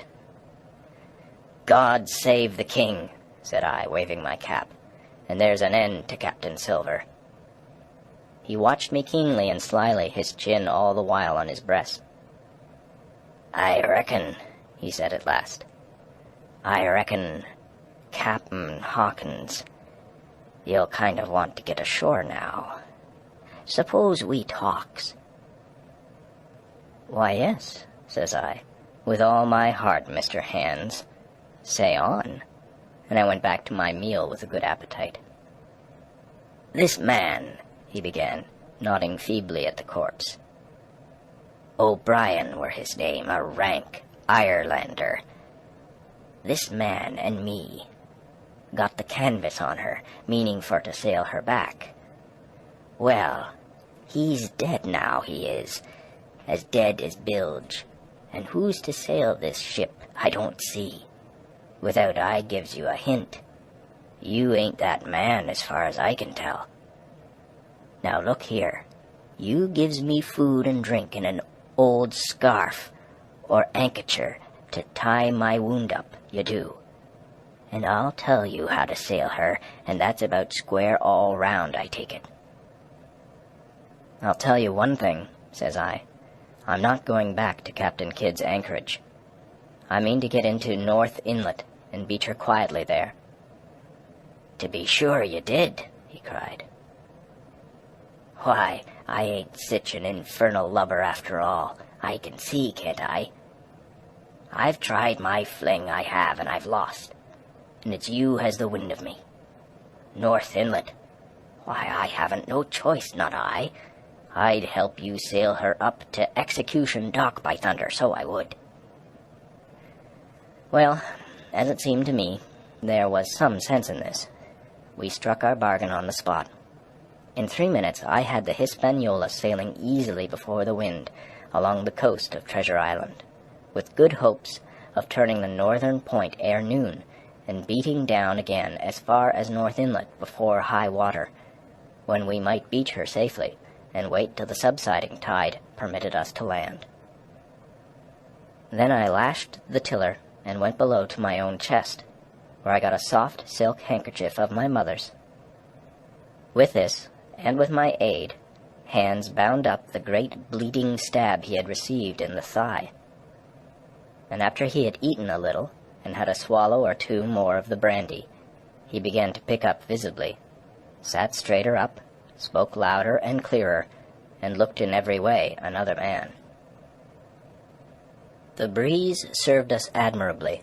We skimmed before it like a bird, the coast of the island flashing by and the view changing every minute. Soon we were past the highlands and bowling beside low, sandy country, sparsely dotted with dwarf pines. And soon we were beyond that again, and had turned the corner of the rocky hill that ends the island on the north. I was greatly elated with my new command, and pleased with the bright sunshiny weather and these different prospects of the coast. I had now plenty of water and good things to eat, and my conscience, which had smitten me hard for my desertion, was quieted by the great conquest I had made. I should, I think, have had nothing left me to desire, but for the eyes of the coxswain as they followed me derisively about the deck, and the odd smile that appeared continually on his face. It was a smile that had in it something both of pain and weakness, a haggard old man's smile. But there was, besides that, a grain of derision, a shadow of treachery in his expression as he craftily watched, and watched, and watched me at my work. End of Chapter 25. Chapter 26. Israel Hands. The wind, serving us to a desire, now hauled into the west. We could run so much the easier from the northeast corner of the island to the mouth of the North Inlet. Only, as we had no power to anchor, and dared not beach her till the tide had flowed a good deal farther, time hung on our hands. The coxswain told me how to lay the ship to. After a good many trials I succeeded, and we both sat in silence over another meal. "Cap'n," said he at length, with that same uncomfortable smile, "here's my old shipmate, O'Brien. Suppose you was to heave him overboard. I ain't particular, as a rule, and I don't take no blame for settling his hash, but I don't reckon him ornamental now, do you?" "I'm not strong enough, and I don't like the job, and there he lies for me," said I. "This here's an unlucky ship, this Hispaniola, Jim," he went on, blinking. "There's a power of men been killed in this Hispaniola. A sight of poor seamen dead and gone since you and me took ship to Bristol. I never seen sich dirty luck, not I. There was this here O'Brien now. He's dead, ain't he? Well now, I'm no scholar, and you're a lad as can read and figure, and to put it straight, do you take it as dead man is dead for good, or do he come alive again?" "You can kill the body, Mr. Hands, but not the spirit. You must know that already," I replied. "O'Brien there is in another world and may be watching us." "Ah," says he. "Well, that's unfortunate. Appears as if killing parties was a waste of time. Howsomever, spirits don't reckon for much by what I've seen. I'll chance it with the spirits, Jim. And now, you've spoke up free, and I'll take it kind if you'd step down into that there cabin and get me shiver me timbers. I can't hit the name on't. Well, you get me a bottle of wine, Jim. This here brandy's too strong for my head. Now the coxswain's hesitation seemed to be unnatural, and as for the notion of his preferring wine to brandy, I entirely disbelieved it. The whole story was a pretext. He wanted me to leave the deck, so much was plain, but with what purpose I could in no way imagine. His eyes never met mine. They kept wandering to and fro, up and down, now with a look to the sky, now with a flitting glance upon the dead O'Brien. All the time he kept smiling and putting his tongue out in the most guilty, embarrassed manner, so that a child could have told that he was bent on some deception. I was prompt with my answer, however, for I saw where my advantage lay, and that, with a fellow so densely stupid, I could easily conceal my suspicions to the end. "Some wine?" I said. "Far better. Will you have white or red?" "Well, I reckon it's about the blessed same to me, shipmate," he replied. "So it's strong and plenty of it. What's the odds?" "All right," I answered. "I'll bring you port, Mr. Hands, but I'll have to dig for it." With that I scuttled down the companion with all the noise I could, slipped off my shoes, ran quietly along the sparred gallery, mounted the forecastle ladder, and popped my head out of the fore companion. I knew he would not expect to see me there, yet I took every precaution possible, and certainly the worst of my suspicions proved too true. He had risen from his position to his hands and knees, and though his leg obviously hurt him pretty sharply when he moved, for I could hear him stifle a groan, yet it was at a good, rattling rate that he trailed himself across the deck. In half a minute he had reached the port scuppers and picked, out of a coil of rope, a long knife, or rather a short dirk, discolored to the hilt with blood.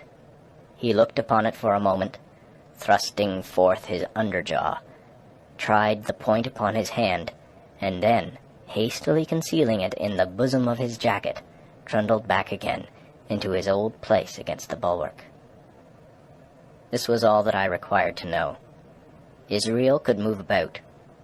He was now armed, and if he had been at so much trouble to get rid of me, it was plain that I was meant to be the victim.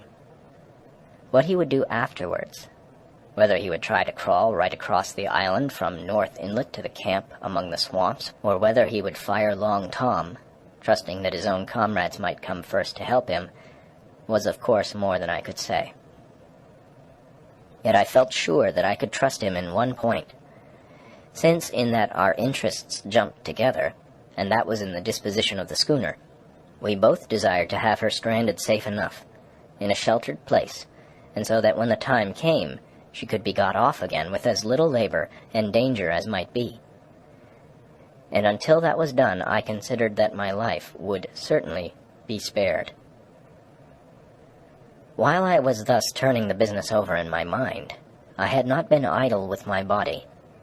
I had stolen back to the cabin, slipped once more into my shoes, and laid my hand at random on a bottle of wine.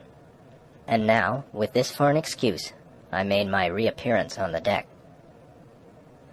Hands lay as I had left him, all fallen together in a bundle, and with his eyelids lowered as though he were too weak to bear the light. He looked up, however, at my coming, knocked the neck off the bottle like a man who had done the same thing often, and took a good swig, with his unfortunate toast of, "Here's luck." Then he lay quiet for a little, and then, pulling out a stick of tobacco, begged me to cut him a quid. "Cut me a chunk of that," says he, "for I haven't no knife, and hardly strength enough, so be as I had." Jim, I reckon I've missed stays. Cut me a quid, as'll likely be the last, lad, for I'm for my long home, and no mistake."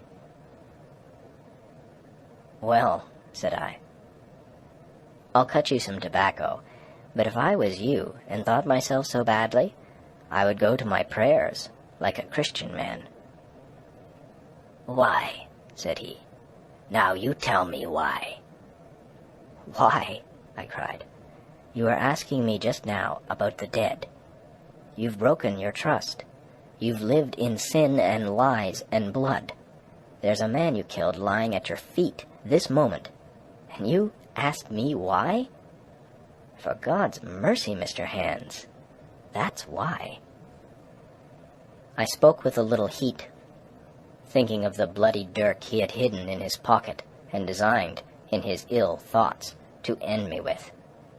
He, for his part, took a great draught of the wine, and spoke with the most unusual solemnity.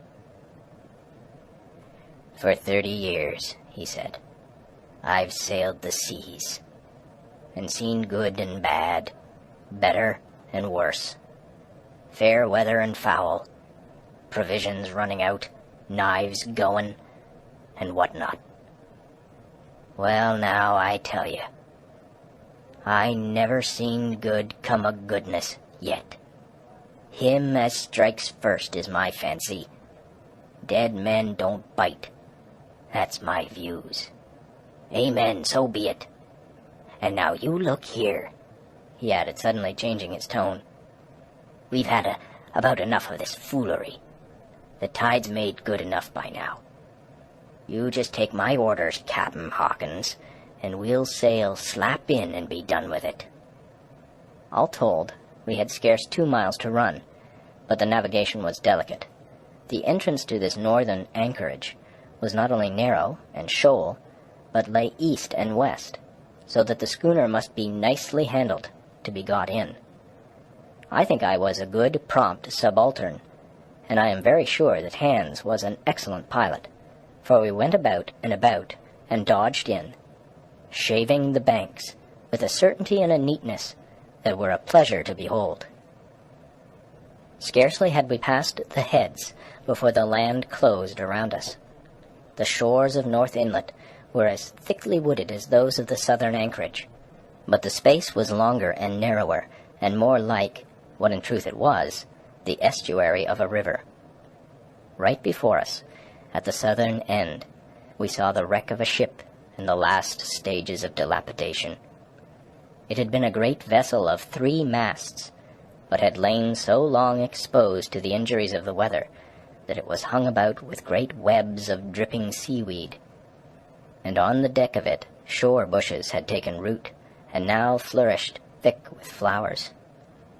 It was a sad sight, but it showed us that the anchorage was calm. "Now," said Hands, "look there.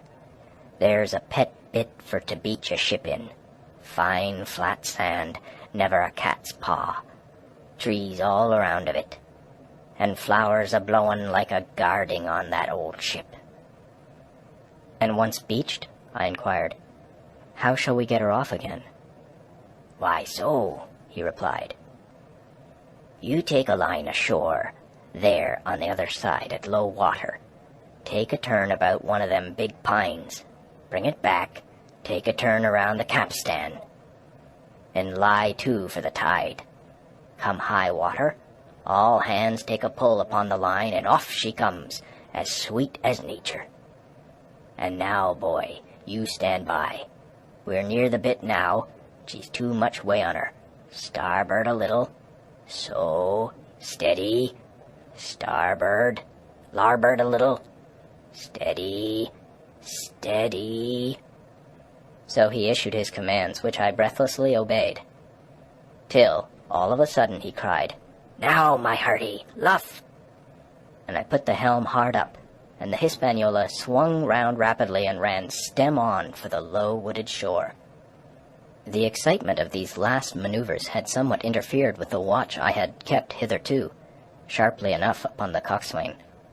Even then I was still so much interested, waiting for the ship to touch, that I had quite forgot the peril that hung over my head, and stood craning over the starboard bulwarks, and watching the ripples spreading wide before the bows. I might have fallen without a struggle for my life, had not a sudden disquietude seized upon me and made me turn my head. Perhaps I had heard a creak, or seen his shadow moving with the tail of my eye. Perhaps it was an instinct, like a cat's. But sure enough, when I looked round, there was Hans, already halfway towards me, with the dirk in his right hand. We must both have cried out aloud when our eyes met, but while mine was the shrill cry of terror, his was a roar of fury like a charging bully's. At the same instant, he threw himself forward, and I leapt sideways towards the bows. As I did so, I let go of the tiller, which sprang sharp to leeward, and I think this saved my life, for it struck Hans across the chest and stopped him, for a moment, dead. Before he could recover, I was safe out of the corner where he had me trapped, with all the deck to dodge about. Just forward of the mainmast I stopped, drew a pistol from my pocket, took a cool aim, though he had already turned and was once more coming directly after me, and drew the trigger. The hammer fell, but there followed neither flash nor sound. The priming was useless with sea-water. I cursed myself for my neglect. Why had not I long before reprimed and reloaded my only weapons? Then I should not have been as now, a mere fleeing sheep before this butcher. Wounded as he was, it was wonderful how fast he could move, his grizzled hair tumbling over his face, and his face itself as red as a red ensign with his haste and fury. I had no time to try my other pistol, nor indeed much inclination, for I was sure it would be useless. One thing I saw plainly: I must not simply retreat before him, or he would speedily hold me boxed into the bows, as a moment since he had so nearly boxed me in the stern. Once so caught, and 9 or 10 inches of the blood-stained dirk would be my last experience on this side of eternity. I placed my palms against the mainmast, which was of a goodish bigness, and waited, each nerve upon the stretch. Seeing that I meant to dodge, he also paused, and a moment or two passed in feints on his part, and corresponding movements upon mine. It was such a game as I had often played at home about the rocks of Black Hill Cove, but never before, you may be sure, with such a wildly beating heart as now.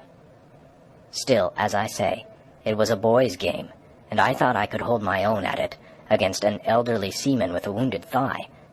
Indeed, my courage had begun to rise so high that I allowed myself a few darting thoughts on what would be the end of the affair, and while I saw certainly that I could spin it out for long, I saw no hope of any ultimate escape.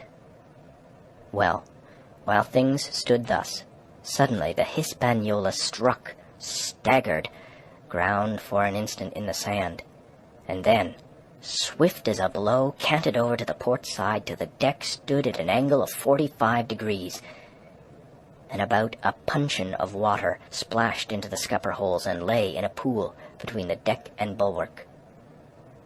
We were both of us capsized in a second, and both of us rolled almost together into the scuppers. The dead redcap, with his arms still spread out, tumbling stiffly after us. So near were we, indeed, that my head came against the coxswain's foot with a crack that made my teeth rattle. Blow and all, I was the first afoot again, for Hans had got involved with the dead body. The sudden canting of the ship had made the deck no place for running on. I had to find some new way of escape, and that upon the instant, for my foe was almost touching me. Quick as thought, I sprang into the mizzen shrouds, rattled up hand over hand, and did not draw a breath till I was seated on the cross-trees. I had been saved by being prompt. The dirk had struck not half a foot below me as I pursued my upward flight, and there stood Israel Hands, with his mouth open and his face upturned to mine, a perfect statue of surprise and disappointment. Now that I had a moment to myself, I lost no time in changing the priming of my pistol, and then, having one ready for service, and to make assurance doubly sure, I proceeded to draw the load of the other and recharge it afresh from the beginning. My new employment struck Hands all of a heap. He began to see the dice going against him, and after an obvious hesitation, he also hauled himself heavily into the shrouds, and with the dirk in his teeth, began slowly and painfully to mount. It cost him no end of time and groans to haul his wounded leg behind him, and I had quietly finished my arrangements before he was much more than a third of the way up. Then, with a pistol in either hand, I addressed him. "One more step, Mr. Hands," said I, "and I'll blow your brains out. Dead men don't bite, you know," I added with a chuckle. He stopped instantly. I could see by the working of his face that he was trying to think, and the process was so slow and laborious that in my newfound security I laughed aloud. At last, with a swallow or two, he spoke, his face still wearing the same expression of extreme perplexity. In order to speak, he had to take the dagger from his mouth, but in all else he remained unmoved. "Jim," says he, "I reckon we're fouled, you and me, and we'll have to sign articles. I'd have had you but for that there lurch, but I don't have no luck, not I, and I reckon I'll have to strike, which comes hard, you see, for a master mariner to a ship's younker like you, Jim." I was drinking in his words and smiling away, as conceited as a cock upon a wall, when all in a breath, back went his right hand over his shoulder. Something sang like an arrow through the air. I felt a blow and then a sharp pang, and there I was, pinned by the shoulder to the mast. In the horrid pain and surprise of the moment, I scarce can say it was by my own volition, and I am sure it was without a conscious aim. Both my pistols went off, and both escaped out of my hands. They did not fall alone. With a choked cry, the coxswain loosed his grip upon the shrouds and plunged head first into the water. End of chapter 26. Recorded December 5th, 2005. Treasure Island by Robert Louis Stevenson. Chapter 27. Pieces of 8. Owing to the cant of the vessel, the masts hung far out over the water, and from my perch on the crosstrees I had nothing below me but the surface of the bay. Hans, who was not so far up, was in consequence nearer to the ship, and fell between me and the bulwarks. He rose once to the surface in a lather of foam and blood, and then sank again for good. As the water settled, I could see him lying huddled together on the clean, bright sand in the shadow of the vessel's sides. A fish or two whipped past his body. Sometimes, by the quivering of the water, he appeared to move a little, as if he were trying to rise. But he was dead enough for all that, being both shot and drowned, and was food for fish in the very place where he had designed my slaughter. I was no sooner certain of this than I began to feel sick, faint, and terrified. The hot blood was running over my back and chest. The dirk, where it had pinned my shoulder to the mast, seemed to burn like a hot iron. Yet it was not so much these real sufferings that distressed me, for these it seemed to me I could bear without a murmur. It was the horror I had upon my mind of falling from the crosstrees into that still green water, beside the body of the coxswain. I clung with both hands until my nails ached, and I shut my eyes as if to cover up the peril. Gradually my mind came back again, my pulses quieted down to a more natural time, and I was once again in possession of myself.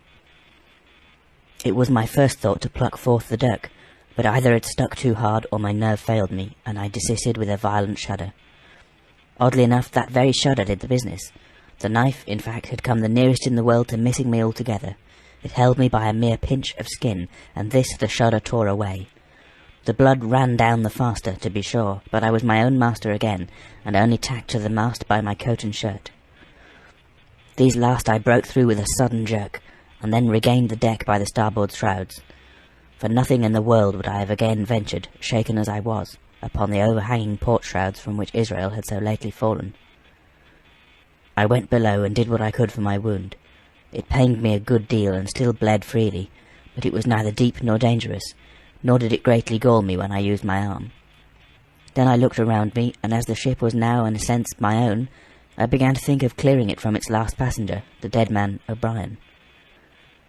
He had pitched, as I have said, against the bulwarks, where he lay like some horrible, ungainly sort of puppet, life-size indeed, but how different from life's colour or life's comeliness. In that position I could easily have my way with him, and as the habit of tragical adventures had worn off almost all my terror for the dead, I took him by the waist as if he had been a sack of bran, and with one good heave tumbled him overboard. He went in with a sounding plunge. The red cap came off and remained floating on the surface, and as soon as the splash subsided I could see him and Israel lying side by side, both wavering with the tremulous movement of the water. O'Brien, though still quite a young man, was very bold. There he lay with that bold head across the knees of the man who had killed him, and the quick fishes steering to and fro over both. I was now alone upon the ship. The tide had just turned. The sun was within so few degrees of setting that already the shadow of the pines upon the western shore began to reach right across the anchorage and fall in patterns on the deck. The evening breeze had sprung up, and though it was well warded off by the hill with the two peaks upon the east, the cordage had begun to sing a little softly to itself, and the idle sails to rattle to and fro. I began to see a danger to the ship. The jibs I speedily doused and brought tumbling to the deck, but the mainsail was a harder matter. Of course, when the schooner canted over, the boom had a swing outboard, and the cap of it and a foot or two of sail hung even under the water. I thought this made it still more dangerous, yet the strain was so heavy that I half feared to meddle. At last I got my knife and cut the halyards. The peak dropped instantly, a great belly of loose canvas floated broad upon the water, and since, pull as I liked, I could not budge the downhaul, that was the extent of what I could accomplish. For the rest, the Hispaniola must trust to luck, like myself. By this time the whole anchorage had fallen into shadow, the last rays, I remember, falling through a glade of the wood and shining bright as jewels on the flowery mantle of the wreck. It began to be chill. The tide was rapidly fleeting seaward, the schooner settling more and more on her beam ends. I scrambled forward and looked over. It seemed shallow enough, and holding the cut hawser in both hands for last security, I let myself drop softly overboard. The water scarcely reached my waist. The sand was firm and covered with ripple marks, and I waded ashore in great spirits, leaving the Hispaniola on her side, with her mainsail trailing wide upon the surface of the bay. About the same time the sun went fairly down, and the breeze whistled low in the dusk among the tossing pines. At least and at last I was off the sea, nor had I returned thence empty-handed. There lay the schooner, clear at last from buccaneers, and ready for our own men to board and get to sea again. I had nothing nearer my fancy than to get home to the stockade and boast of my achievements. Possibly I might be blamed a bit for my truantry, but the recapture of the Hispaniola was a clenching answer, and I hoped that even Captain Smollett would confess I had not lost my time. So thinking, and in famous spirits, I began to set my face homeward for the blockhouse and my companions. I remembered that the most easterly of the rivers which drain into Captain Kidd's anchorage ran from the two-peaked hill upon my left, and I bent my course in that direction, that I might pass the stream whilst it was small. The wood was pretty open, and keeping along the lower spurs I had soon turned the corner of that hill, and was not long after waded to the mid-calf across the watercourse. This brought me near to where I had encountered Ben Gunn, the maroon, and I walked more circumspectly, keeping an eye on every side.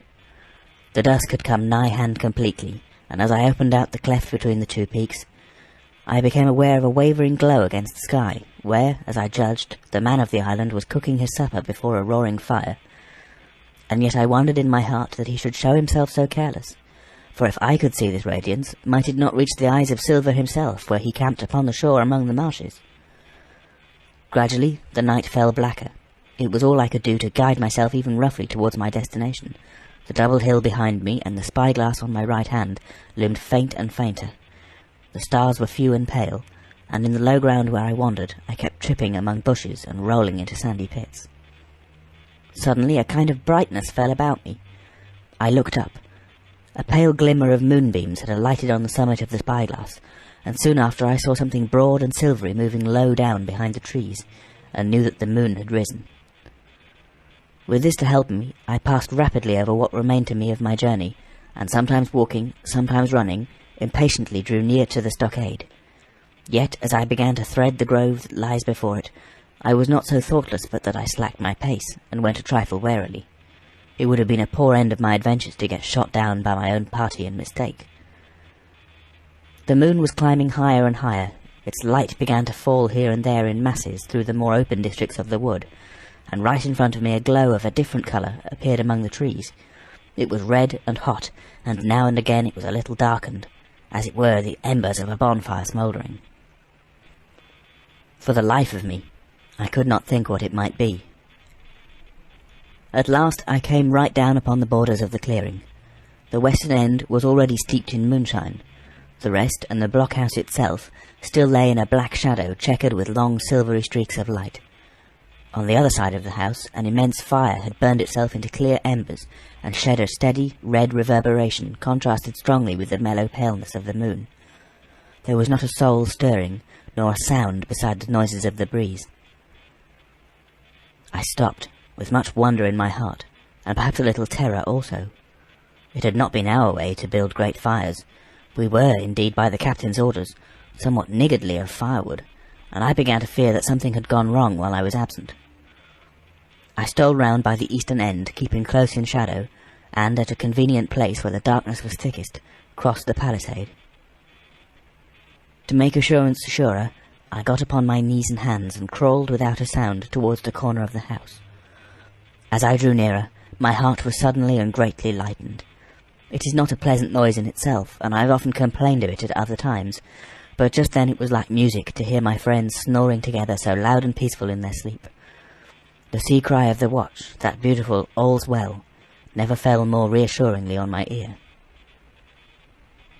In the meantime, there was no doubt of one thing. They had kept an infamous bad watch.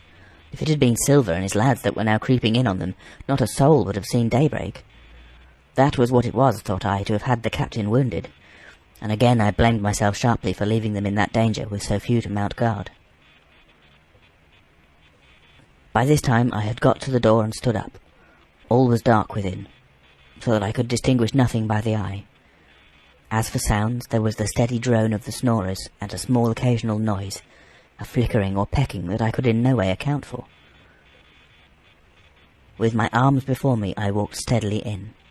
I should lie down in my own place, I thought with a silent chuckle, and enjoy their faces when they found me in the morning.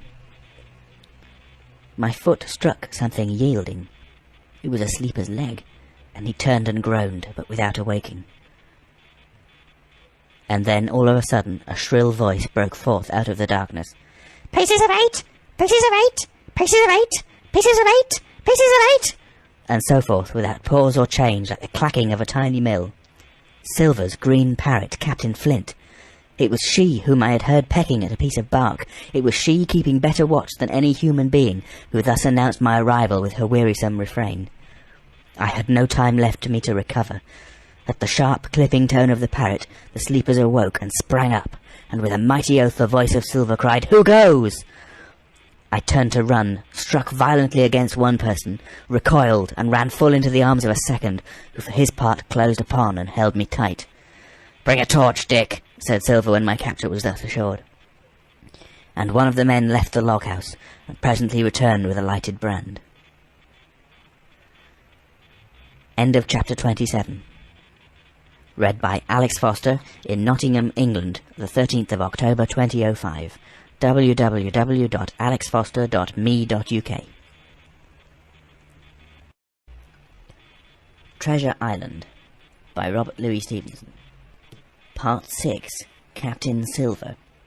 Chapter 28. In the enemy's camp. The red glare of the torch, lighting up the interior of the blockhouse, showed me the worst of my apprehensions realized.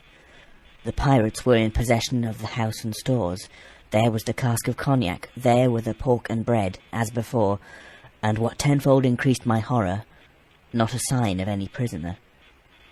I could only judge that all had perished, and my heart smote me sorely that I had not been there to perish with them. There were 6 of the buccaneers, all told. Not another man was left alive. 5 of them were on their feet, flushed and swollen, suddenly called out of the first sleep of drunkenness. The 6th had only risen upon his elbows. He was deadly pale, and the blood-stained bandage around his head told that he had recently been wounded, and still more recently dressed. I remembered the man who had been shot and had run back among the woods in the great attack, and doubted not that this was he. The parrot sat, preening her plumage on Long John's shoulder. He himself, I thought, looked somewhat paler and more stern than I was used to. He still wore the fine broadcloth suit in which he had fulfilled his mission, but it was bitterly the worse for wear, daubed with clay and torn with the sharp briars of the wood. "So," said he, "here's Jim Hawkins, shiver my timbers, dropped in like a... Welcome, I take that friendly."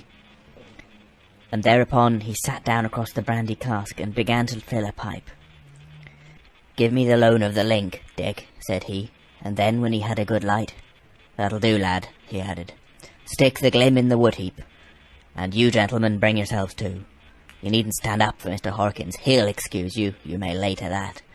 And so, Jim," stopping the tobacco, "here you were, and quite a pleasant surprise for poor old John. I see you were smart when I first set eyes on you, but this here gets clean away from me, it do." To this, as may be well supposed, I made no answer. They had set me with my back against the wall, and I stood there looking Silver in the face, pluckily enough, I hope, to all outward appearance, but with black despair in my heart. Silver took a whiff or two of his pipe with great composure, and then ran on again. "Now you see, Jim, so be as you are here," says he, "I'll give you a piece of my mind. I've always liked you, I have, for a lad of spirit, and the picture of my own self when I was young and handsome. I always wanted you to join and take your share, and die a gentleman, and now, my cock, you've got to. Captain Smollett's a fine seaman, I'll own up to any day, but stiff on discipline. Duty is duty, says he, and right he is. Just you keep clear of the captain. The doctor himself is gone dead again you. An ungrateful scamp was what he said, and the short and the long of the whole story is about here. You can't go back to your own lot, for they won't have you, and without you start a 3rd ship's company all by yourself, which might be lonely, you'll have to join with Captain Silver." So far, so good. My friends, then, were still alive, and though I partly believed the truth of Silver's statement that the cabin party were incensed at me for my desertion, I was more relieved than distressed by what I heard. "I don't say nothing as to your being in our hands," continued Silver, "though you are, and you may lay to it. I'm all for argument. I never seen good come out of threatening. If you like the service, well, you'll join. If you don't, Jim, why, you're free to answer no. Free and welcome, shipmate, and if fairer can be said by mortal seamen, shiver my sides." "Am I to answer, then?" I asked with a very tremulous voice. Through all this sneering talk, I made to feel the threat of death that overhung me, and my cheeks burned and my heart beat painfully in my breast. "Lad," said Silver, "there's no one oppressing of you. Take your bearings. None of us won't hurry you, mate. Time goes so pleasant in your company, you see." "Well," says I, growing a bit bolder, "if I'm to choose, I declare I have a right to know what's what, and why you're here, and where my friends are." "What's what?" repeated one of the buccaneers in a deep growl. "Ah, he'd be a lucky one as knowed that." "You'll perhaps batten down your hatches till you're spoke to, my friend," cried Silver, truculently to this speaker. And then, in his first gracious tones, he replied to me. "Yesterday morning, Mr. Hawkins," said he, "in the dog watch, down came Dr. Livesey with a flag of truce. Says he, 'Captain Silver, you're sold out. Ship's gone.' Well, maybe we'd been taking a glass and a song to help it round, I won't say no. Leastways, none of us had looked out. We looked out, and by thunder the old ship was gone. I never seen a pack of fools look fishier, and you may lay to that if I tells you that I looked the fishiest. Well, says the doctor, let's bargain. We bargained, him and I, and here we are. Stores, brandy, blockhouse, the firewood you was thoughtful enough to cut, and, in a manner of speaking, the whole boat, from Crosstrees to Kelson. As for them, they've tramped. I don't know to where's they are." He drew again quietly at his pipe. "Unless you should take it into that head of yours," he went on, "that you was included in the treaty, here's the last word that was said.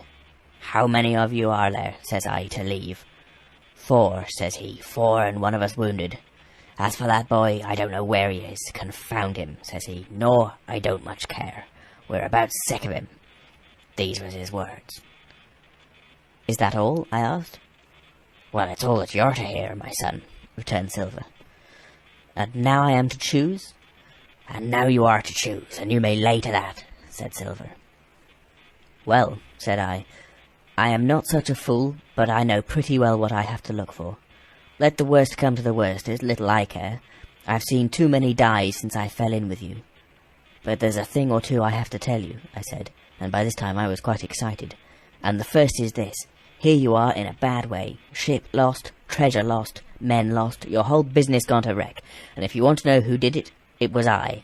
I was in the apple barrel the night we sighted land, and I heard you, John, and you, Dick, Johnson, and Hans, who is now at the bottom of the sea, and told every word you said before the hour was out.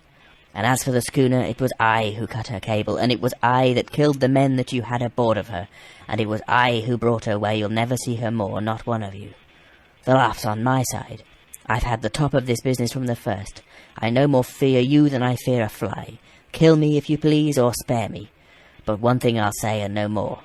If you spare me, bygones are bygones. And when you fellows are in court for piracy, I'll save you all I can. It's for you to choose. Kill another and do yourselves no good, or spare me and keep a witness to save you from the gallows."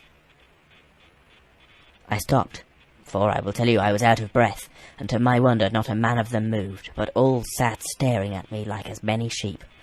And while they were still staring, I broke out again. "And now, Mr. Silver," I said, "I believe you're the best man here, and if things go to the worst, I'll take it kind of you to let the doctor know the way I took it."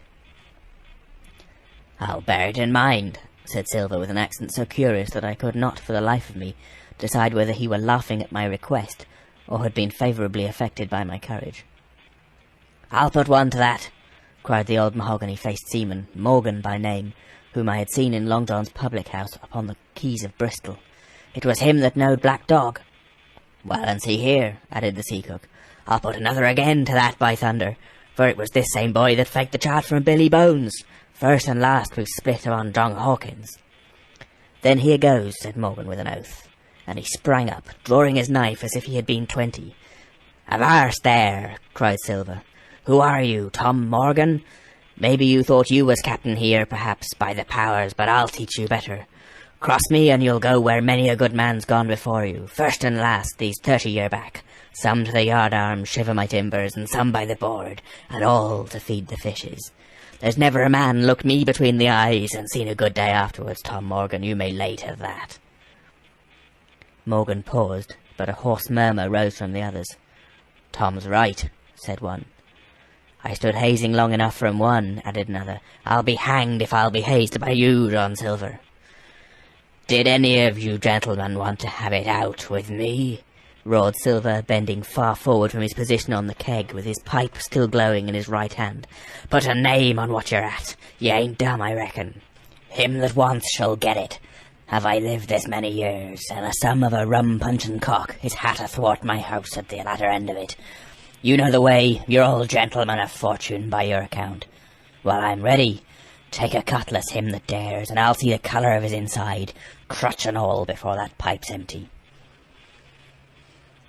Not a man stirred.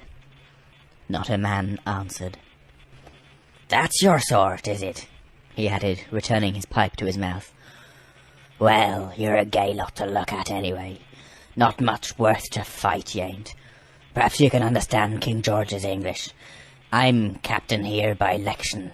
I'm captain here because I'm the best man by a long sea mile. You won't fight as gentlemen of fortune should, then by thunder you'll obey, and you may lay to it. I like that boy, now. I never seen a better boy than that. He's more a man than any pair of rats of you in this here house, and what I say is this. Let me see him that'll lay a hand on him. That's what I say, and you may lay to it."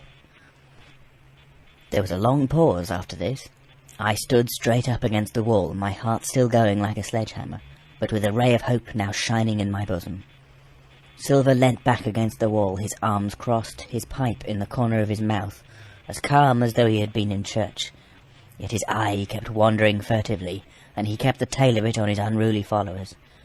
They, on their part, drew gradually together towards the far end of the blockhouse, and the low hiss of their whispering sounded in my ear continuously like a stream. One after another they would look up, and the red light of the torch would fall for a second on their nervous faces. But it was not towards me. It was towards Silver that they turned their eyes. "You seem to have a lot to say," remarked Silver, spitting far into the air. "Pipe up and let me hear it, or lay to." "Ax your pardon, sir," returned one of the men. "You're pretty free with some of the rules. Maybe you'll kindly keep an eye upon the rest. This crew's dissatisfied. This crew don't vally bullying like a marlin spike. This crew has its rights like other crews. I'll make so free as that, and by your own rules I take it we can talk together. I ax your pardon, sir, acknowledging you for to be captain at the moment, but I claim my right and steps outside for a council." And with an elaborate sea salute, this fellow, a long, ill-looking, yellow-eyed man of 35, stepped coolly towards the door and disappeared out of the house. One after another the rest followed his example, each making a salute as he passed, each adding some apology. "According to the rules," said one. "Forecastle Council," said Morgan. And so, with one remark or another, all marched out and left Silver and me alone with the torch. The sea cook instantly removed his pipe. "Now look you here, Jim Hawkins," he said with a steady whisper that was no more than audible. "You're within half a plank of death, and what's alongside worse, of torture. They're going to throw me off. But you mark, I stand by you through thick and thin. I didn't mean to. No, not till you spoke up. I was about desperate to lose that much blunt, and be hanged into the bargain. But I see you as the right sort. I says to myself, you stand by Hawkins, John, and Hawkins will stand by you. You're his last card, and by the living thunder, John, he's yours. Back to back, says I. You save your witness, and he'll save your neck." I began, dimly, to understand. "You mean all's lost?" I asked. "Aye, by gum I do," he answered. "Ship gone, neck gone, that's the size of it. Once I looked into that bay, Jim Hawkins, and seen no schooner. Well, I'm tough, but I gave out. As for that lot and their council, mark me, they're outright fools and cowards. I'll save your life, if so be as I can, from them. But see here, Jim, tit for tat, you save Long John from swinging." I was bewildered. It seemed a thing so hopeless he was asking, he, the old buccaneer, the ringleader throughout. "What I can do, that I'll do," I said. "It's a bargain," cried Long John. "You speak up, Plucky, and by thunder, I've a chance." He hobbled to the torch, where it stood propped among the firewood, and took a fresh light to his pipe. "Understand me, Jim," he said, returning. "I've a head on my shoulders, I have. I'm on Squire's side now. I know that you've got that ship safe somewheres. How you done it I don't know, but safe it is. I guess Hans and O'Brien turned soft. I never much believed in neither of them. Now you mark me. I ask no questions, nor I won't let others. I know when a game's up, I do. And I know a lad that's staunch. Ah, you that's young, you and me might have done a power of good together." He drew some cognac from the cask into a tin cannikin. "Will you taste, messmate?" he asked, and when I had refused, "Well, I'll take a drain myself, Jim," said he. "I need a corker, that's the trouble on land. And talking of trouble, why did that doctor give me the chart, Jim?" My face expressed a wonder so unaffected that he saw the needlessness of further questions. "Ah, well he did, though," said he. "And there's something under that, no doubt. Something surely under that, Jim, bad or good." And he took another swallow of the brandy, shaking his great fair head like a man who looks forward to the worst. End of chapter 28. Recorded in Nottingham, England on the 6th of November 2005. Treasure Island by Robert Louis Stevenson. Chapter 29. The Black Spot Again. The council of buccaneers had lasted some time, when one of them re-entered the house, and with a repetition of the same salute, which had in my eyes an ironical air, begged for a moment's loan of the torch.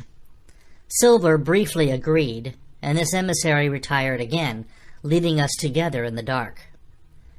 "There's a breeze coming, Jim," said Silver, who had by this time adopted quite a friendly and familiar tone. I turned to the loophole nearest me and looked out.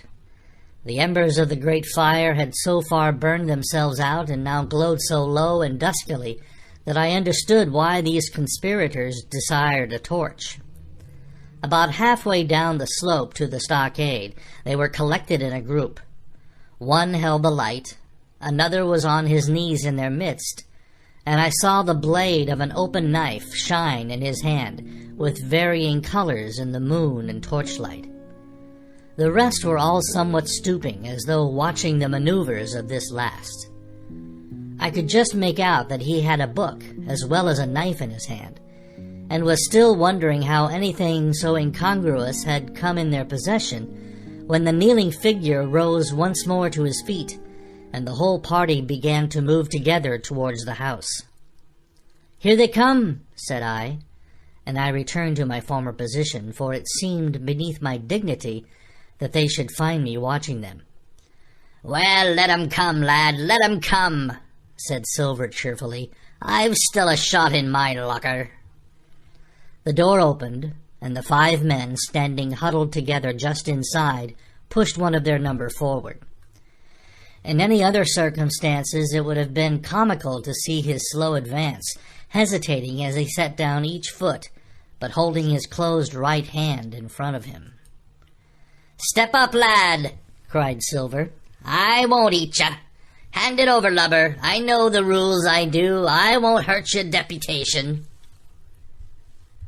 Thus encouraged, the buccaneer stepped forward more briskly, and having passed something to Silver from hand to hand, slipped yet more smartly back again to his companions. The sea cook looked at what had been given him.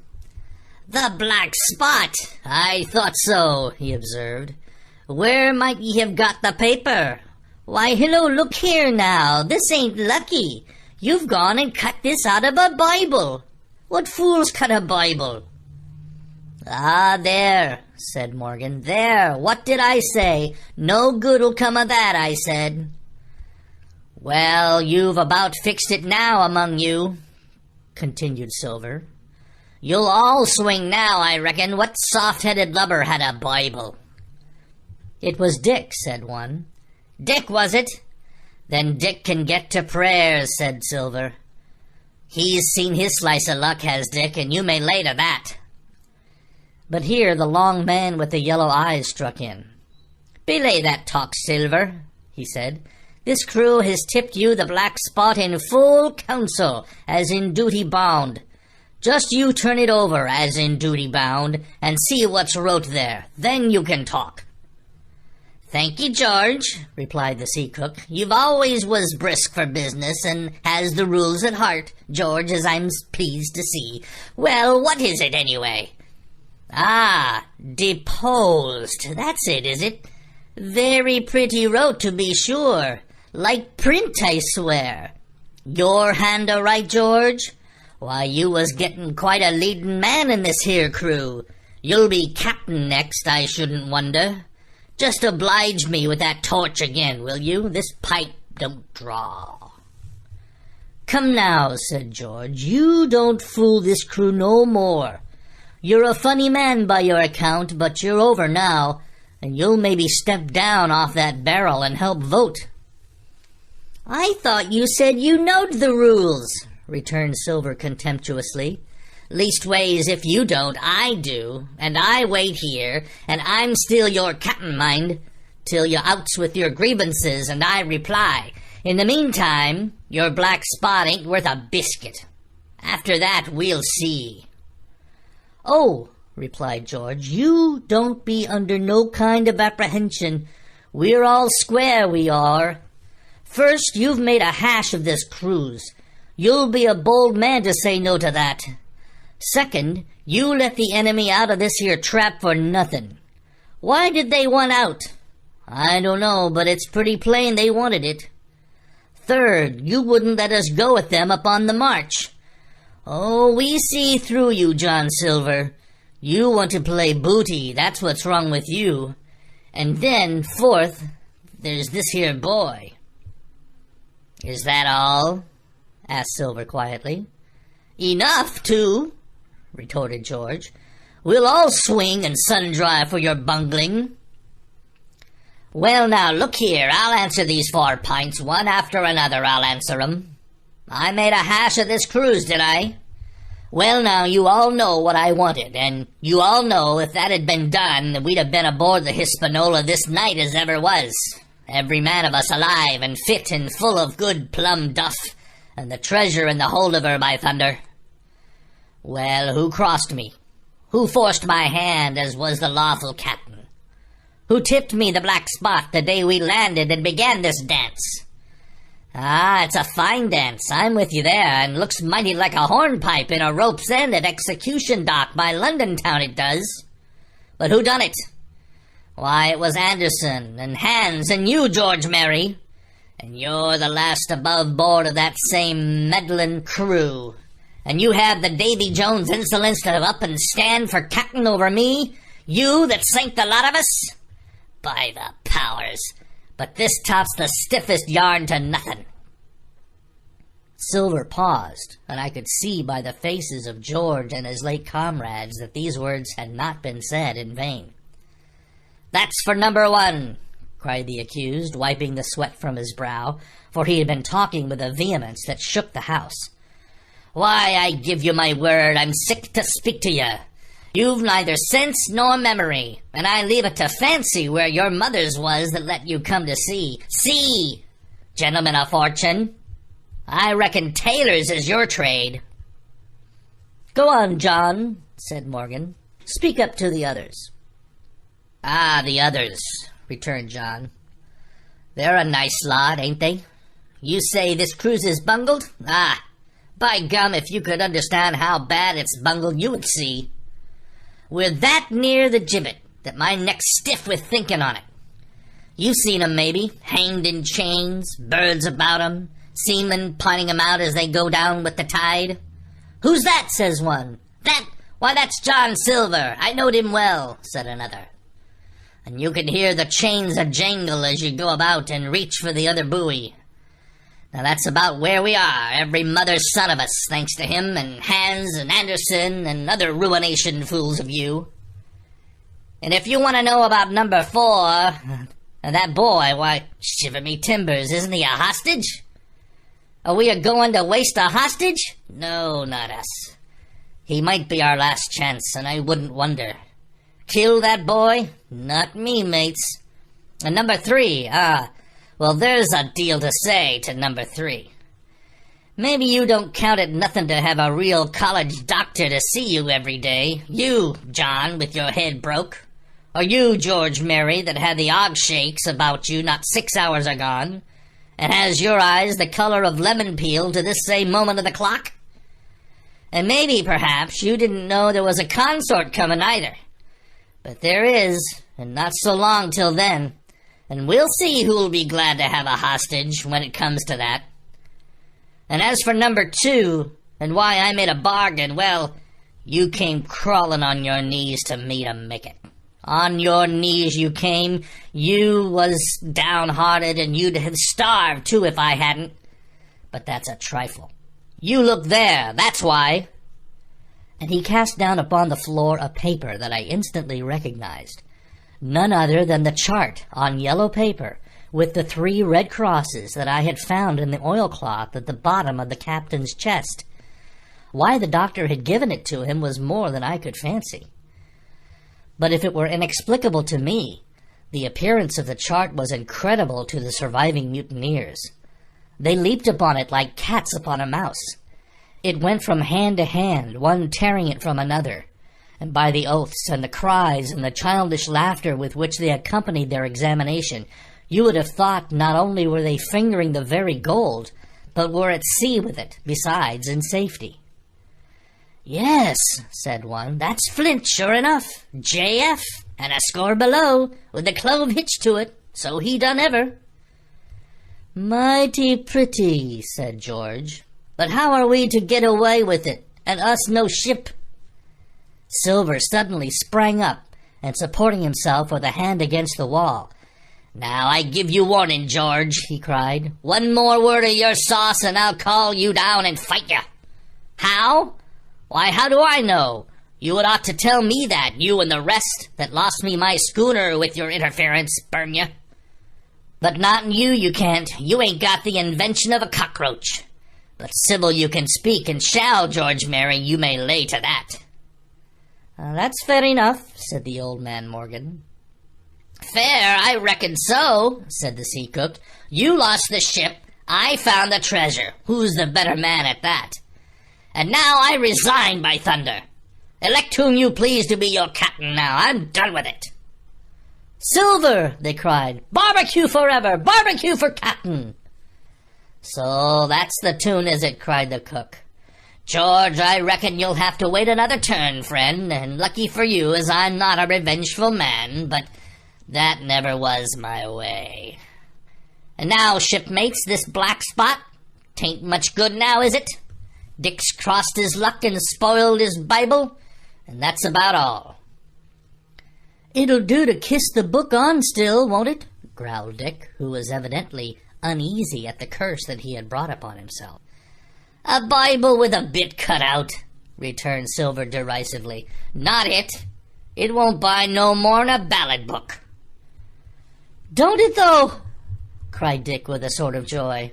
"Well, I reckon that's worth having, too." "Here, Jim, here's a curiosity for you," said Silver, and he tossed me the paper. It was around the size of a crown piece. One side was blank, for it had been the last leaf. The other contained a verse or two of Revelation, these words among the rest, which struck sharply home upon my mind: "Without are dogs and murderers." The printed side had been blackened with wood ash, which already began to come off and soil my fingers. On the blank side had been written with the same material the one word, "deposed." I had that curiosity beside me at this moment, but not a trace of writing now remains beyond a single scratch, such as a man might make with his thumbnail. That was the end of the night's business. Soon after, with a drink all round, we lay down to sleep, and the outside of Silver's vengeance was to put George Mary up for sentinel and threaten him with death if he should prove unfaithful. It was long ere I could close an eye, and heaven knows I had matter enough for thought in the man whom I had slain that afternoon in my most perilous position, and above all in the remarkable game that I saw Silver now engaged upon, keeping the mutineers together with one hand, and grasping with the other after every means possible and impossible to make his peace and save his miserable life. He himself slept peacefully and snored aloud, yet my heart was sore for him, wicked as he was, to think on the dark perils that environed and the shameful gibbet that awaited him.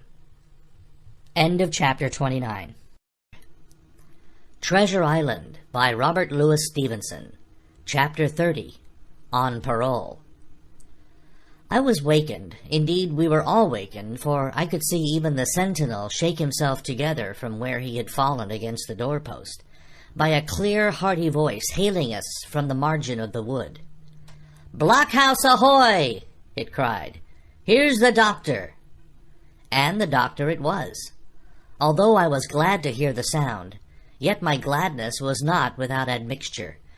I remembered with confusion my insubordinate and stealthy conduct, and when I saw where it had brought me, among what companions and surrounded by what dangers, I felt ashamed to look him in the face. He must have risen in the dark, for the day had hardly come, and when I ran to a loophole and looked out, I saw him standing, like Silver once before, up to the mid-leg in creeping vapor. "You, doctor! Top of the morning to you, sir!" cried Silver, broad awake and beaming with good nature in a moment. "Bright and early, to be sure, and it's the early bird, as the saying goes, that gets the rations. George, shake up your timbers, son, and help Dr. Livesey over the ship's side. All a-doing well, your patients was, all merry and well. So he pattered on, standing on the hilltop with his crutch under his elbow, and one hand upon the side of the log house, quite the old John in voice, manner, and expression. "We've quite a surprise for you too, sir," he continued. "We've a little stranger here, a new boarder and lodger, sir, and looking fit and taut as a fiddle. Slept like a supercargo, he did, right alongside of John. Stem to stem we was, all night."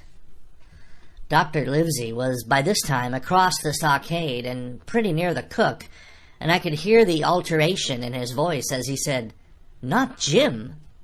"The very same Jim as ever was," said Silver. The doctor stopped outright, although he did not speak, and it was some seconds before he seemed able to move on.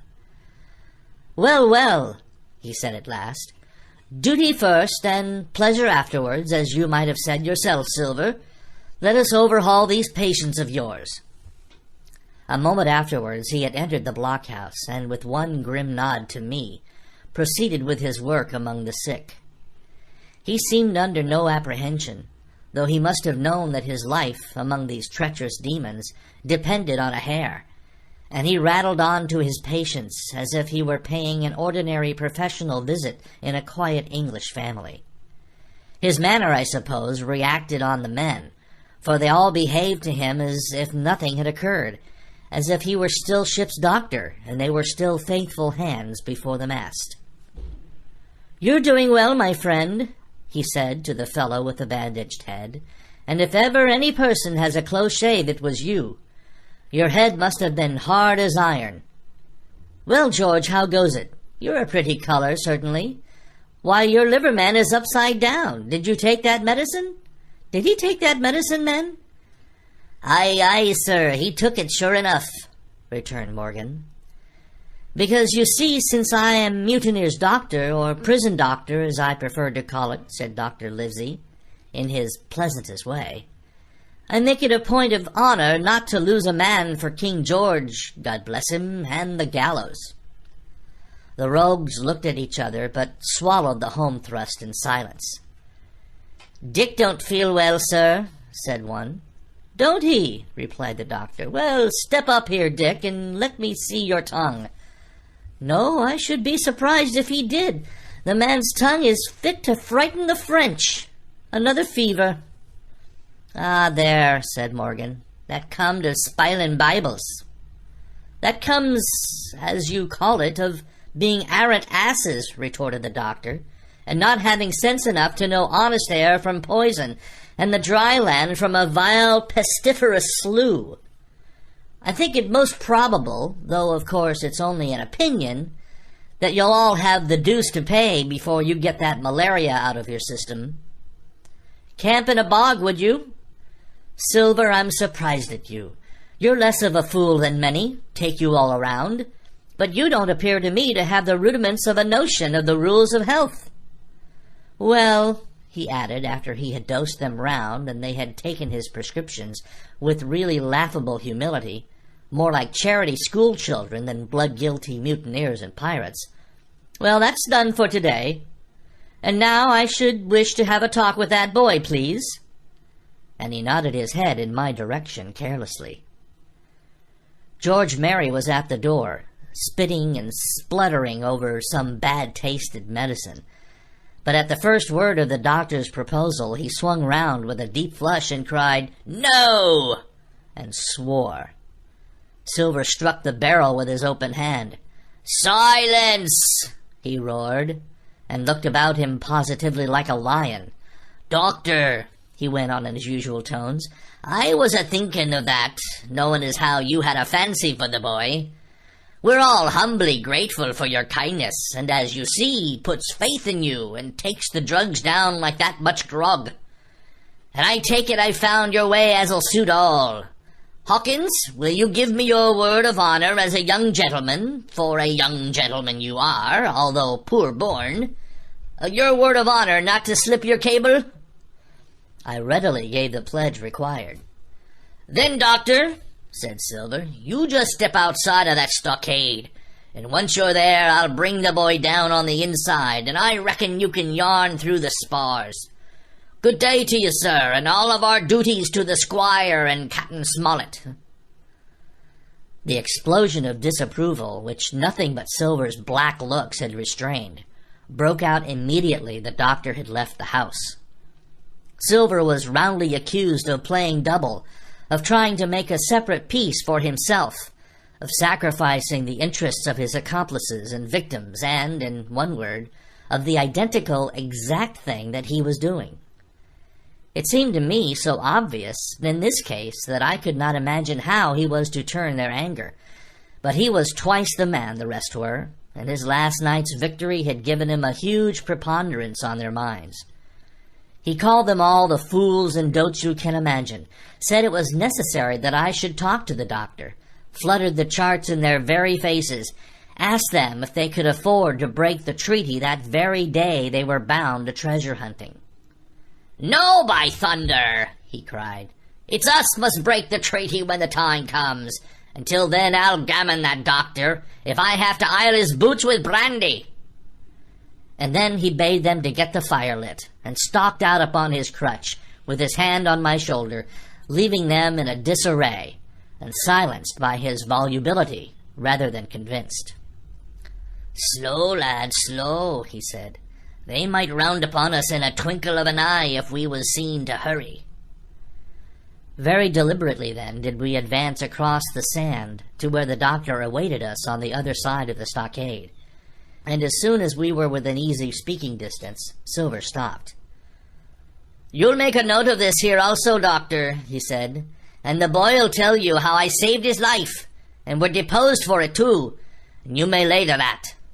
Doctor, when a man's steering as near the wind as me, playing chuck farthing with the last breath in his body, like, you wouldn't think it too much, mayhap, to give him one last good word.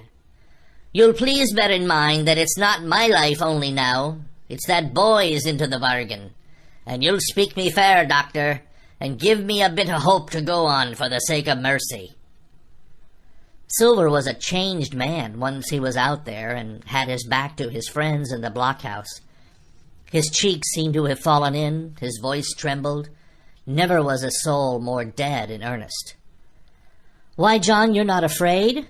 asked Dr. Livesey. "Doctor, I'm no coward, no, not I, not so much," and he snapped his fingers. "If I was, I wouldn't say it.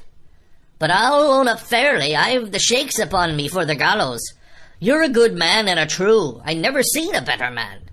And you'll not forget what I done good, not any more than you'll forget the bad, I know. And I step aside, see here, and leave you and Jim alone. And you'll put that down for me too, for it's a long stretch, is that." So saying, he stepped back a little way until he was out of earshot, and there sat down upon a tree stump and began to whistle, spinning round now and again upon his seat so as to command a sight sometimes of me and the doctor, and sometimes of his unruly ruffians as they went to and fro in the sand between the fire, which they were busily rekindling, and to the house from which they brought forth pork and bread to make the breakfast. "So, Jim," said the doctor sadly, "here you are. As you have brewed, so shall you drink, my boy. Heaven knows I cannot find it in my heart to blame you, but this much I will say, be it kind or unkind. When Captain Smollett was well, you dared not have gone off, and when he was ill and couldn't help it, by George, it was downright cowardly." I will own that I here began to weep. "Doctor," I said, "you might spare me. I have blamed myself enough. My life's forfeit anyway, and I should have been dead by now if Silver hadn't stood for me. And, doctor, believe this, I can die, and I dare say I deserve it, but what I fear is torture. If they come to torture me— Jim—" The doctor interrupted, and his voice was quite changed. "Jim, I can't have this. Whip over, and we'll run for it." "Doctor," said I passed my word." I know, he cried. "We can't help that, Jim, now. I'll take it on my shoulders. Holus bolus, blame and shame, my boy. But stay here, I cannot let you. Jump! One jump and you're out, and we'll run for it like antelopes." "No," I replied. "You know right well you wouldn't do the same yourself. Neither you nor squire nor captain, and no more will I. Silver trusted me. I passed my word, and back I go. But, doctor, you did not let me finish. If they come to torture me, I might let slip a word of where the ship is, for I got the ship, part by luck and part by risking, and she lies in North Inlet, on the southern beach, and just below high water. At half tide she must be high and dry." "The ship!" exclaimed the doctor. Rapidly I described to him my adventures, and he heard me out in silence. "There is a kind of fate in this," he observed when I had done. "Every step, it's you that saved our lives, and do you suppose by any chance that we are going to let you lose yours? That would be a poor return, my boy. You found out the plot. You found Ben Gunn, the best deed that ever you did or will do, though you live till 90. Oh, by Jupiter, and talking of Ben Gunn, why, this is the mischief in person. Silver, he cried, Silver! I'll give you a piece of advice, he continued as the cook drew nearer again. Don't you be in any great hurry after that treasure. Why, sir, I do my possible, which that ain't, said Silver. I can only, asking your pardon, save my life and the boys by seeking for that treasure, and you may lay to that. Well, Silver, replied the doctor, if that is so, I'll go one step further. Look out for squalls when you find it. Sir, said Silver, as between man and man, that's too much and too little. What you're after, why you left the blockhouse, why you given me that there chart, I don't know now, do I? And yet I done your bidding with my eyes shut and never a word of hope. But no, this here's too much. If you won't tell me what you mean plain out, just say so, and I'll leave the helm. No, said the doctor musingly, I've got no right to say more. It's not my secret, you see, Silver, or I give you my word I'd tell it to you. But I'll go as far with you as I dare go, and a step beyond, for I'll have my wig sorted by the captain or I'm mistaken. And first, I'll give you a bit of hope, Silver. If we both get alive out of this wolf trap, I'll do my best to save you, short of perjury. Silver's face was radiant. You couldn't say more, I'm sure, sir, not if you was my mother, he cried. Well, that's my first concession, added the doctor. My second is a piece of advice. Keep the boy close beside you, and when you need help, halloo. I'm off to seek it for you, and that itself should show you if I speak at random. Goodbye, Jim. And Dr. Livesey shook hands with me through the stockade, nodded to Silver, and set off at a brisk pace into the wood. End of chapter 30. The book is Treasure Island by Robert Louis Stevenson. This is chapter 31, The Treasure Hunt, Flint's Pointer. Jim, said Silver, when we were alone, if I saved your life, you saved mine, and I'll not forget it. I seen the doctor waving you to run for it, with the tail of my eye I did, and I seen you say no plain as hearing. Jim, that's one to you.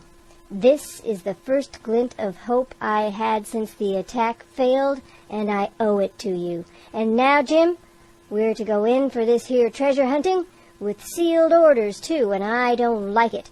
And you and me must stick close, back to back like, and we'll save our necks spite of fate and fortune. Just then a man hails from the fire that breakfast was ready, and we were soon seated here and there about the sand over biscuit and fried junk. They had lit a fire to roast an ox, and it was now grown so hot that they could only approach it from the windward, and even there, not without precaution. In the same wasteful spirit, they had cooked, I suppose, 3 times more than we could eat, and one of them, with an empty laugh, threw what was left into the fire, which blazed and roared again over this unusual fuel.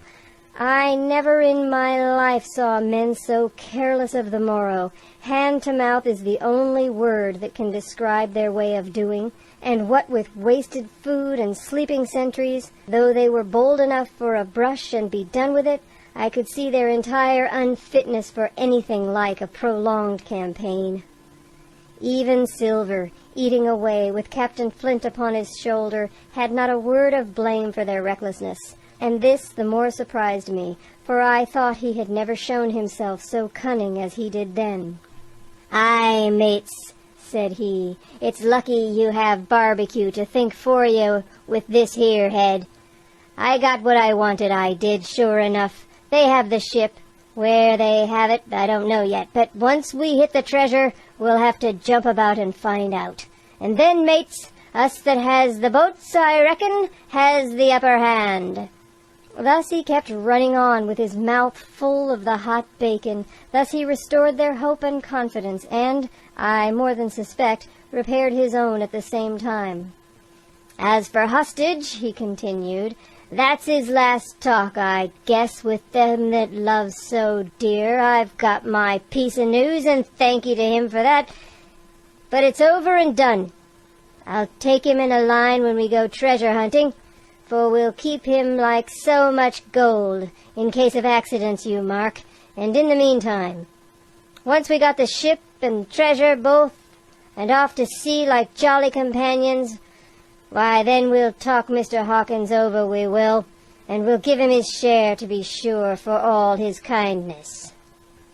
It was no wonder the men were in good humor now. For my part, I was horribly cast down.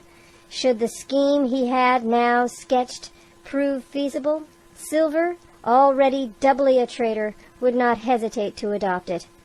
He had still a foot in either camp, and there was no doubt he would prefer wealth and freedom with the pirates to a bare escape from hanging, which was the best he had to hope on our side.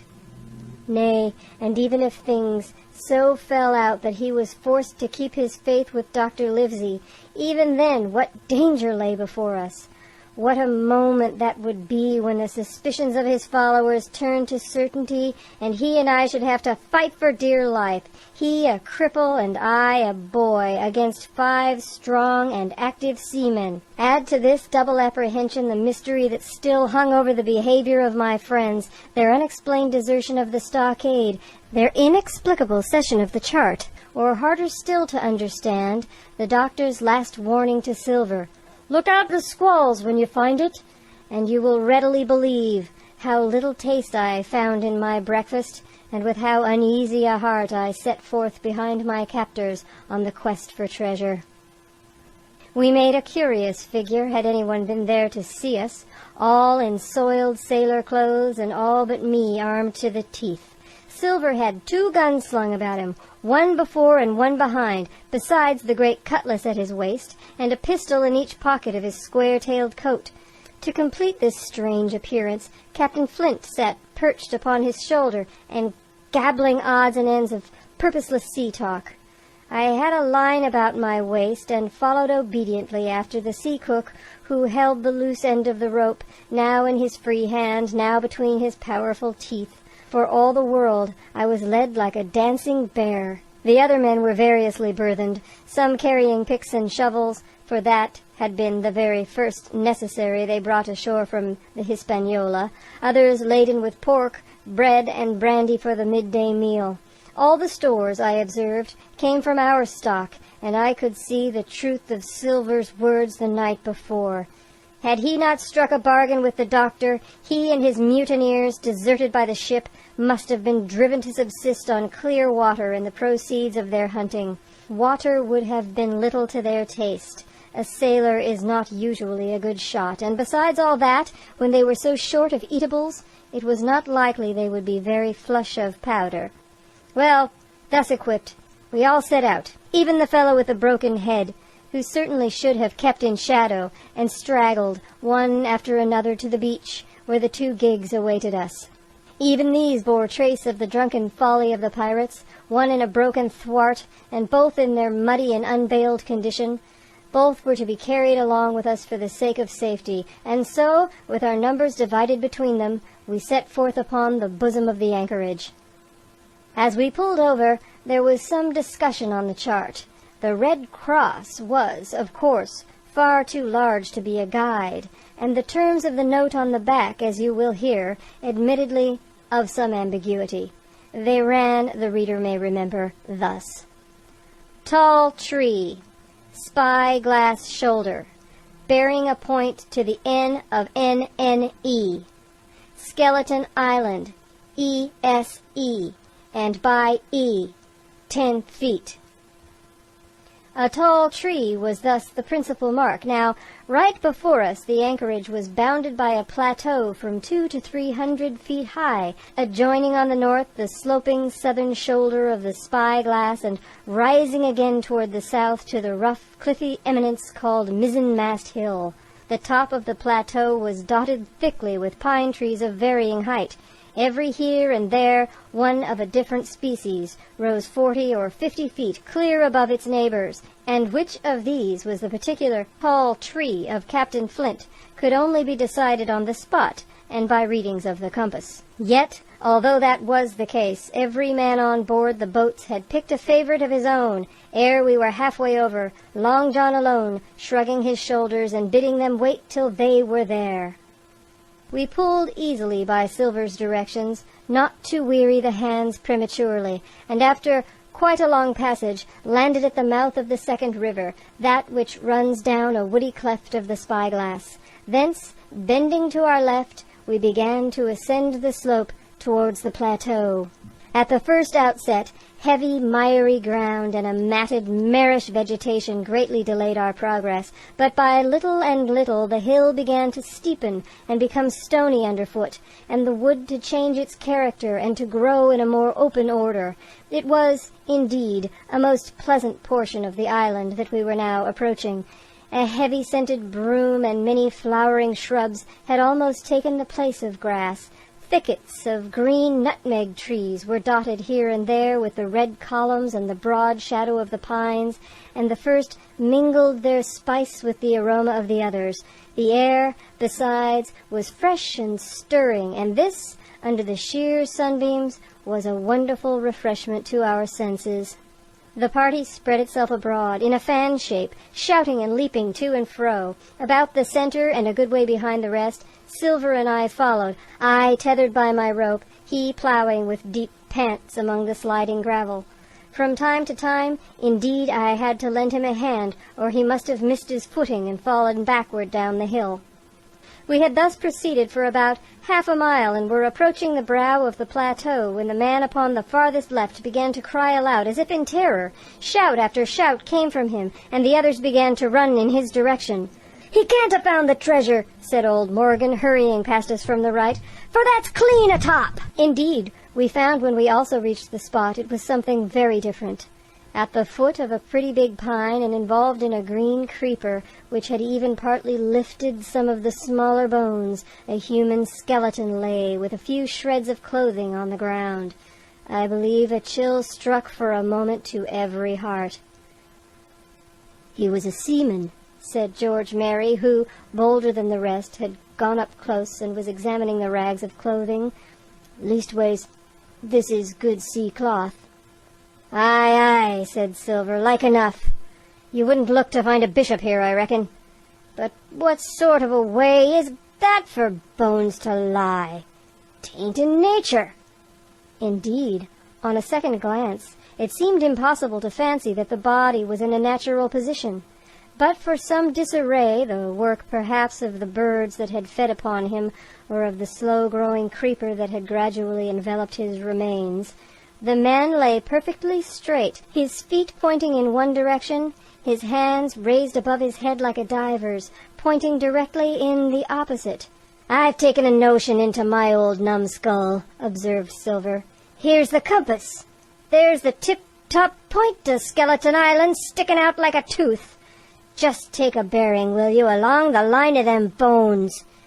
It was done. The body pointed straight in the direction of the island, and the compass read duly, E-S-E, and by E. "I thought so," cried the cook. "This here is a pointer. Right up there is our line for the Pole Star and the Jolly Dollars. But by thunder, if it don't make me cold inside to think of Flint. This was one of his jokes, and no mistake. Him and these 6 was alone here. He killed 'em every man, and this one he hauled here and laid down by compass. Shiver me timbers! They're long bones, and the hair's been yellow. Aye, that would be Allardyce. You mind Allardyce, Tom Morgan? Aye, aye, returned Morgan. I mind him. He owed me money, he did, and took my knife ashore with him. Speaking of knives, said another, why don't we find his'n lying around? Flint weren't the man to pick a seaman's pocket, and the birds, I guess, would leave it be. By the powers, that's true, cried Silver. There ain't a thing left here, said Mary, still feeling around among the bones. Not a copper doit, or a baccy box? It don't look natural to me. No, by gum, it don't, agreed Silver. Not natural, nor not nice, says you. Great guns, messmates. But if Flint was living, this would be a hot spot for you and me. 6 they were, and 6 are we, and bones is what they are now. I saw him dead with these here dead lights, said Morgan. Billy took me in. There he laid with penny pieces on his eyes. Did I? Sure enough, he's dead and gone below, said the fellow with the bandage. But if ever a spirit walked, it would be Flint's. Dear heart, but he died bad, did Flint. Aye, that he did, observed another. Now he raged, and now he hollered for the rum, and now he sang. 15 men were his only song mates, and I tell you true, I never rightly liked to hear it since. It was main hot, and the windy was open, and I hear that old song coming out as clear, and the death hall on the man already. Come, come, said Silver, stow this talk. He's dead, and he don't walk. That I know, leastways he won't walk by day. And you may lay to that. Care killed a cat. Fetch a head for the doubloons. We started, certainly, but in spite of the hot sun and the staring daylight, the pirates no longer ran separate and shouting through the wood, but kept side by side and spoke with bated breath. The terror of the dead buccaneer had fallen on their spirits. End of chapter 31. This is Treasure Island by Robert Louis Stevenson, and this is Jean O'Sullivan reading for LibriVox. The book is Treasure Island by Robert Louis Stevenson. This is chapter 32, The Treasure Hunt, The Voice Among the Trees. Partly from the damping influence of this alarm, partly to rest Silver and the sick folk, the whole party sat down as soon as they had gained the brow of the ascent. The plateau being somewhat tilted towards the west, this spot on which we had paused commanded a wide prospect on either hand. Before us, over the tree-tops, we beheld the Cape of the Woods, fringed with surf. Behind, we looked not only down upon the anchorage and Skeleton Island, but saw, clear across the Spit and the eastern lowlands, a great field of open sea upon the east. Sheer above us rose the spyglass, here dotted with single pines, there black with precipices. There was no sound but that of the distant breakers mounting from all round, and the chirp of countless insects in the brush. Not a man, not a sail upon the sea. The very largeness of the view increased the sense of solitude. Silver, as he sat, took certain bearings with his compass. "There are 3 tall trees," said he, "about in the right line from Skeleton Island. Spyglass shoulder, I take it, means that lower point there. It's child's play to find their stuff now. I've half a mind to dine first." "I don't feel sharp," growled Morgan. "Thinking of Flint, I think it were as done me." "Ah, well, my son, if you praise your stars, he's dead," said Silver. "You were an ugly devil," cried a third pirate with a shudder. "That blue in the face, too." "That was how the rum took him," added Mary. "Blue! Well, I reckon he was blue. That's a true word." Ever since they had found the skeleton and got upon this train of thought, they had spoken lower and lower, and they almost had got to whispering by now, so that the sound of their talk hardly interrupted the silence of the wood. All of a sudden, out of the middle of the trees in front of us, a thin, high, trembling voice struck up the well-known air and words, 15 men on a dead man's chest, yo-ho-ho, and a bottle of rum. I never have seen men more dreadfully affected than the pirates. The color went from their 6 faces like enchantment. Some leaped to their feet, some clawed hold of others. Morgan grovelled on the ground. "It's Flint, by—" cried Mary. The song had stopped as suddenly as it began, broken off, you would have said, in the middle of a note, as though someone had laid his hand upon the singer's mouth.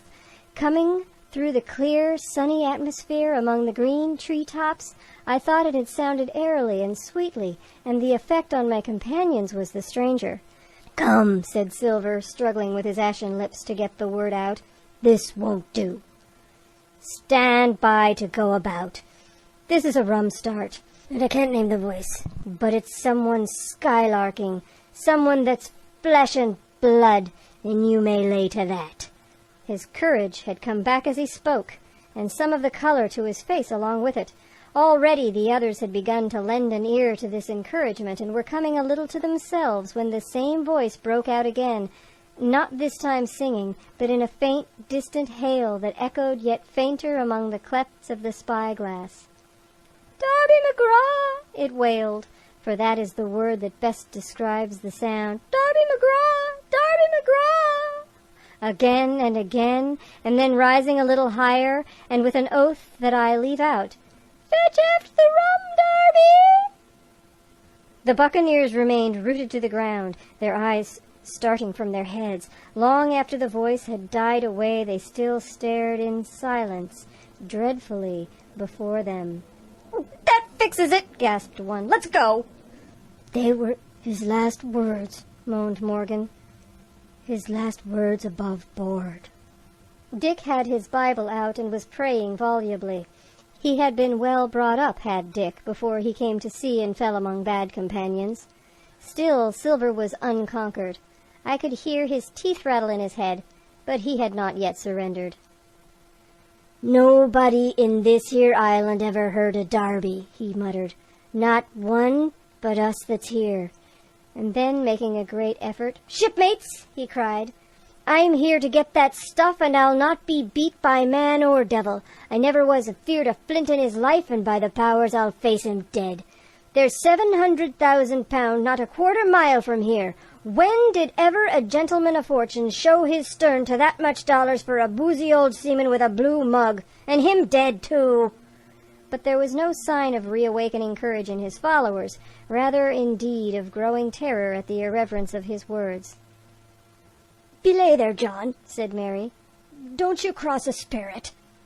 And the rest were all too terrified to reply. They would have run away severally had they dared, but fear kept them together, and kept them close by John, as if his daring helped them. He, on his part, had pretty well fought his weakness down. "Spirit? Well, maybe," he said, "but there's one thing not clear to me. There was an echo. Now, no man ever seen a spirit with a shadow. Well, then what's he doing with an echo to him? I should like to know. That ain't in nature, surely." This argument seemed weak enough to me, but you can never tell what will affect the superstitious, and to my wonder, George Merry was greatly relieved.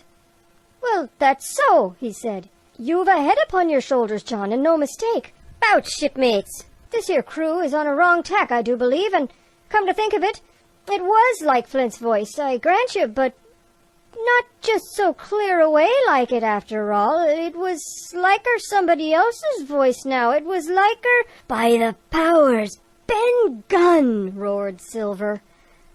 "Aye, and so it were," cried Morgan, springing on his knees.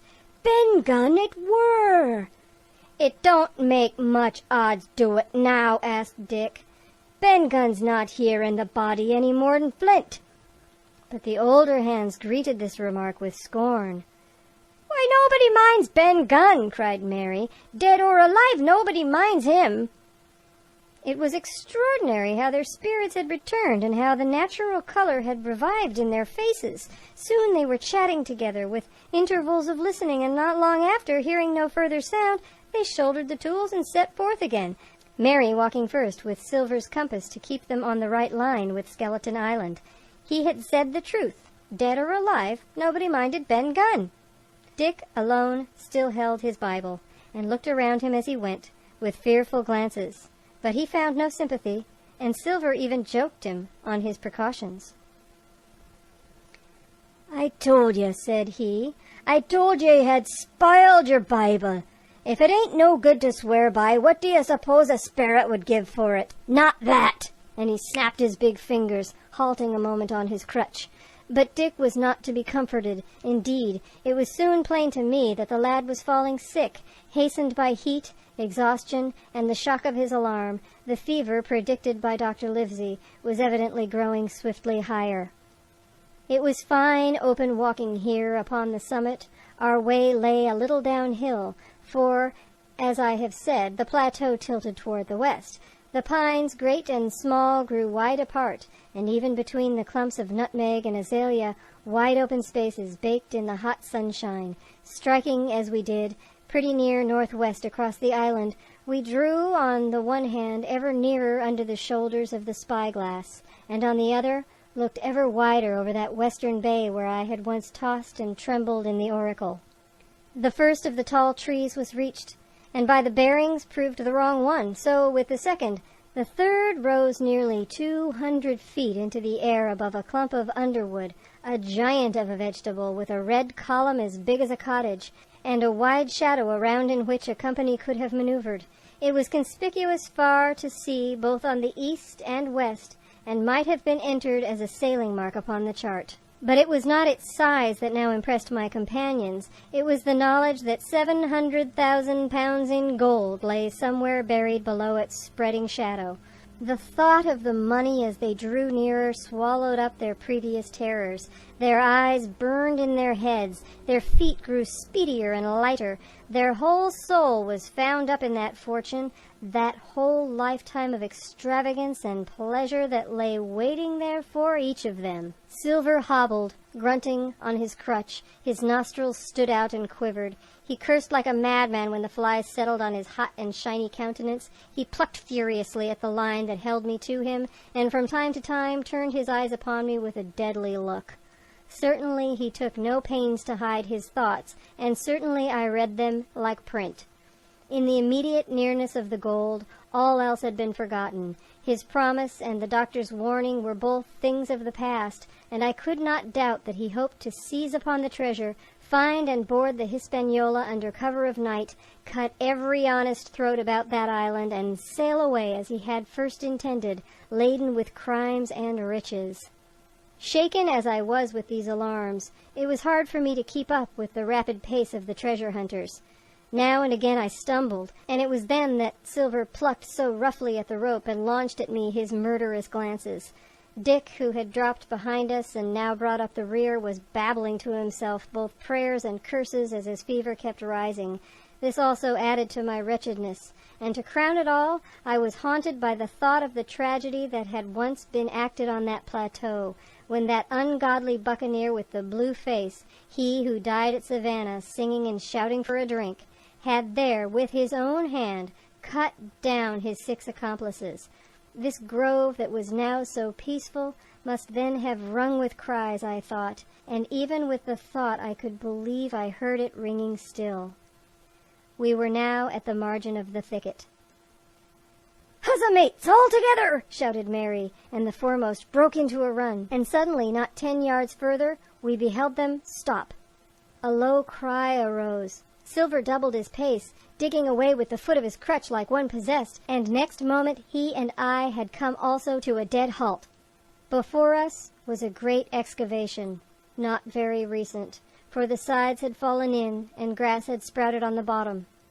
In this were the shaft of a pick broken in two and the boards of several packing cases strewn around. On one of these boards I saw, branded with a hot iron, the name Walrus, the name of Flint's ship. All was clear to probation. The cash had been found and rifled.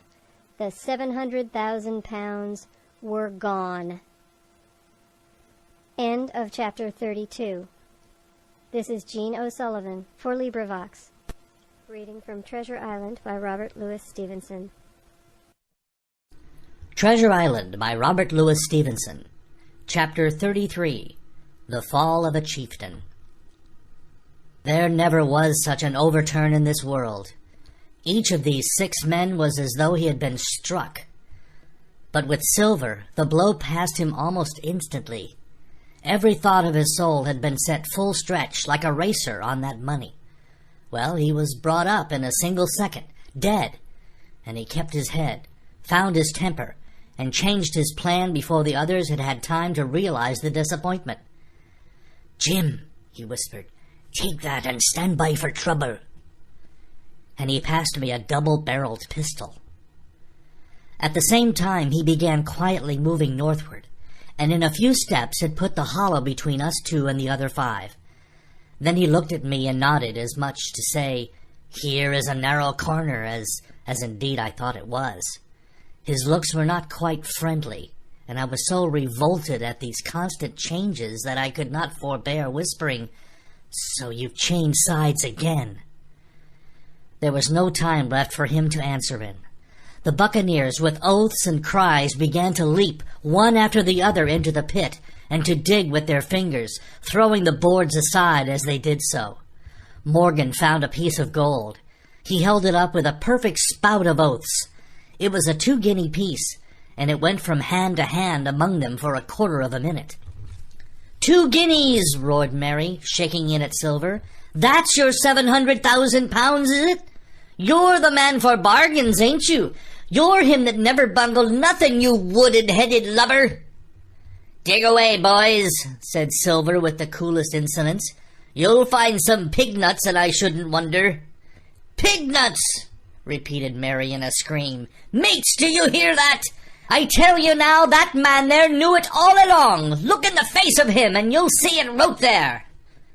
"Ah, Mary," remarked Silver, "standing for captain again. You're a pushing lad, to be sure." But this time everyone was entirely in Mary's favor.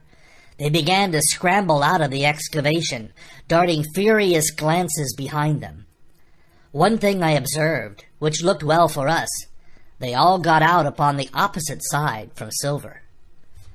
Well, there we stood, 2 on one side, 5 on the other, the pit between us, and nobody screwed up high enough to offer the first blow.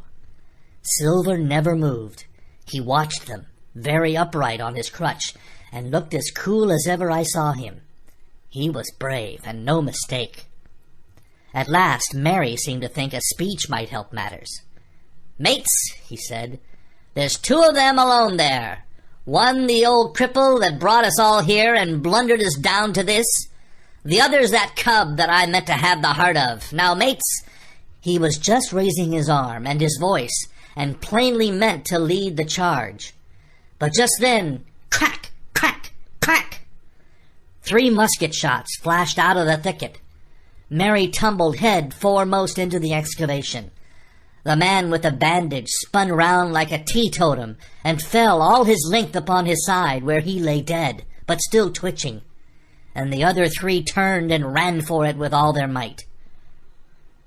Before you could wink, Long John had fired 2 barrels of a pistol into the struggling Mary, and as the man rolled up his eyes at him in the last agony, "George," said he, "I reckon I settled you." At that same moment, the doctor, Gray, and Ben Gunn joined us, with smoking muskets, from among the nutmeg trees. "Forward!" cried the doctor. "Double quick, my lads! We must head 'em off the boats!" And we set off at a greater pace, sometimes plunging through the bushes to the chest. I tell you, but Silver was anxious to keep up with us. The work that man went through, leaping on his crutch until the muscles of his chest were fit to burst, was work no sound man ever equaled, and so thinks the doctor. As it was, he was already 30 yards behind us, and on the verge of strangling when we reached the brow of the slope. "Doctor!" he hailed. "See there! No hurry!" Sure enough, there was no hurry. In a more open part of the plateau, we could see the 3 survivors still running in the same direction as they had started, right for the mizzenmast hill. We were already between them and the boats, and so we sat, 4 of us, down to breathe, while Long John, mopping his face, came slowly up with us. "Thank ye kindly, Doctor," says he. "You came in at about the nick, I guess, for me and Hawkins. And so it's you, Ben Gunn," he added. "Well, you're a nice one to be sure." "I'm Ben Gunn, I am," replied the Maroon, wriggling like an eel in his embarrassment. "And," he added after a long pause, "how do, Mr. Silver? Pretty well, I think ye, says you." Ben, murmured Silver, "to think as you've done me." The doctors sent back Gray for one of the pickaxes deserted in their flight by the mutineers, and then as we proceeded leisurely downhill to where the boats were lying, related in a few words what had taken place. It was a story that profoundly interested Silver, and Ben Gunn, the half-idiot Maroon, was the hero from beginning to end. Ben, in his long, lonely wanderings about the island, had found the skeleton. It was he that had rifled it. He had found the treasure. He had dug it up. It was the haft of his pickaxe that lay broken in the excavation. He had carried it on his back in many weary journeys, from the foot of the tall pine to a cave he had on the 2-pointed hill at the northeast angle of the island, and there it had lain stored in safety since 2 months before the arrival of the Hispaniola. When the doctor had wormed this secret from him on the afternoon of the attack, and when next morning he saw the anchorage deserted, he had gone to Silver, given him the chart, which was now useless, given him the stores, for Ben Gunn's cave was well supplied with goat's meat salted by himself, given anything and everything to get a chance of moving in safety from the stockade to the 2-pointed hill, there to be clear of malaria and keep a guard upon the money.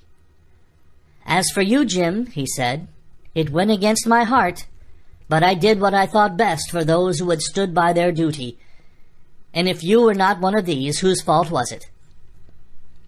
That morning, finding that I was to be involved in the horrid disappointment he had prepared for the mutineers, he had run all the way to the cave, and leaving the squire to guard the captain, had taken Gray and the Maroon, and started making the diagonal across the island to be at hand beside the pine.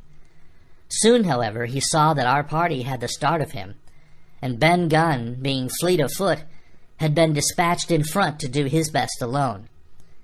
Then it had occurred to him to work upon the superstitions of his former shipmates, and he was so far successful that Gray and the doctors had come up and were already ambushed before the arrival of the treasure hunters.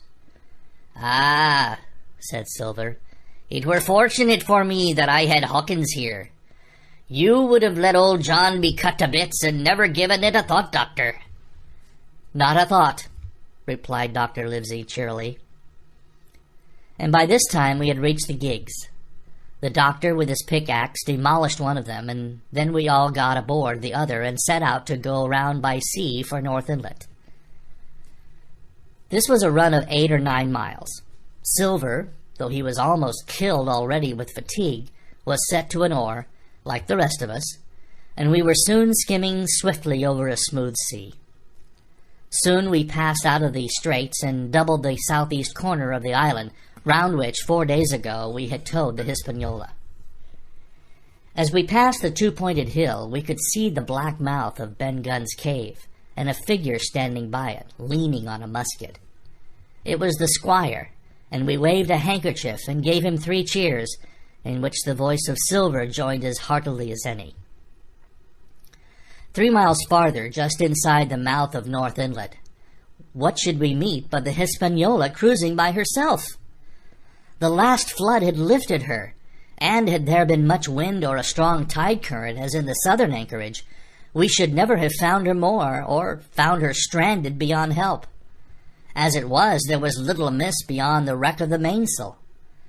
Another anchor was got ready and dropped in 1.5 fathoms of water. We all pulled round again to Rum Cove, the nearest point for Ben Gunn's treasure house, and then Gray, single-handed, returned with the gig to the Hispaniola, where he was to pass the night on guard. A gentle slope ran up from the beach to the entrance of the cave. At the top, the squire met us, To me he was cordial and kind, saying nothing of my escapade either in the way of blame or praise.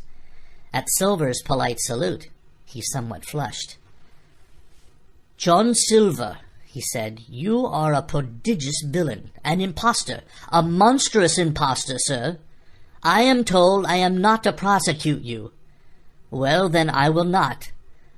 But the dead men, sir, hang about your neck like millstones." "Thank you kindly, sir," replied Long John, again saluting. "I dare you to thank me," cried the squire. "It is a gross dereliction of my duty. Stand back." And thereupon we all entered the cave. It was a large, airy place, with a little spring and a pool of clear water overhung with ferns. The floor was sand. Before a big fire lay Captain Smollett, and in a far corner, only duskily flickered over by the blaze, I beheld great heaps of coin and quadrilaterals built of bars of gold. That was Flint's treasure that we had come so far to seek, and that it cost already the lives of 17 men from the Hispaniola. How many it had cost in the amassing, what blood and sorrow, what good ships scuttled on the deep, what brave men walking the plank blindfold, what shot of cannon, what shame and lies and cruelty, perhaps no man alive could tell. Yet there were still 3 upon that island, Silver and old Morgan and Ben Gunn, who had each taken his share in these crimes, as each had hoped in vain to share in the reward. "Come in, Jim," said the captain. "You're a good boy in your line, Jim, but I don't think you and me'll go to sea again. You're too much of the born favorite for me." "Is that you, John Silver? What brings you here, man?" "Come back to my duty, sir," returned Silver. "Ah," said the captain, and that was all he said. What a supper I had of it that night, with all my friends around me. And what a meal it was, with Ben Gunn's salted goat and some delicacies and a bottle of old wine from the Hispaniola. Never, I am sure, were people gayer or happier. And there was Silver, sitting back almost out of the firelight, but eating heartily, prompt to spring forward when anything was wanted, even joining quietly in our laughter, the same bland, polite, obsequious seaman of the voyage out. End of chapter 33. Treasure Island by Robert Louis Stevenson. Chapter 34. At Last. The next morning we fell early to work for the transportation of this great mass of gold near a mile by land to the beach, and thence 3 miles by boat to the Hispaniola, was a considerable task for so small a number of workmen. The 3 fellows still abroad upon the island did not greatly trouble us. A single sentry on the shoulder of the hill was sufficient to ensure us against any sudden onslaught, and we thought, besides, they had had more than enough of fighting. Therefore the work was pushed on briskly. Gray and Ben Gunn came and went with the boat, while the rest, during their absences, piled treasures on the beach. 2 of the bars, slung in a rope's end, made a good load for a grown man, one that he was glad to walk slowly with.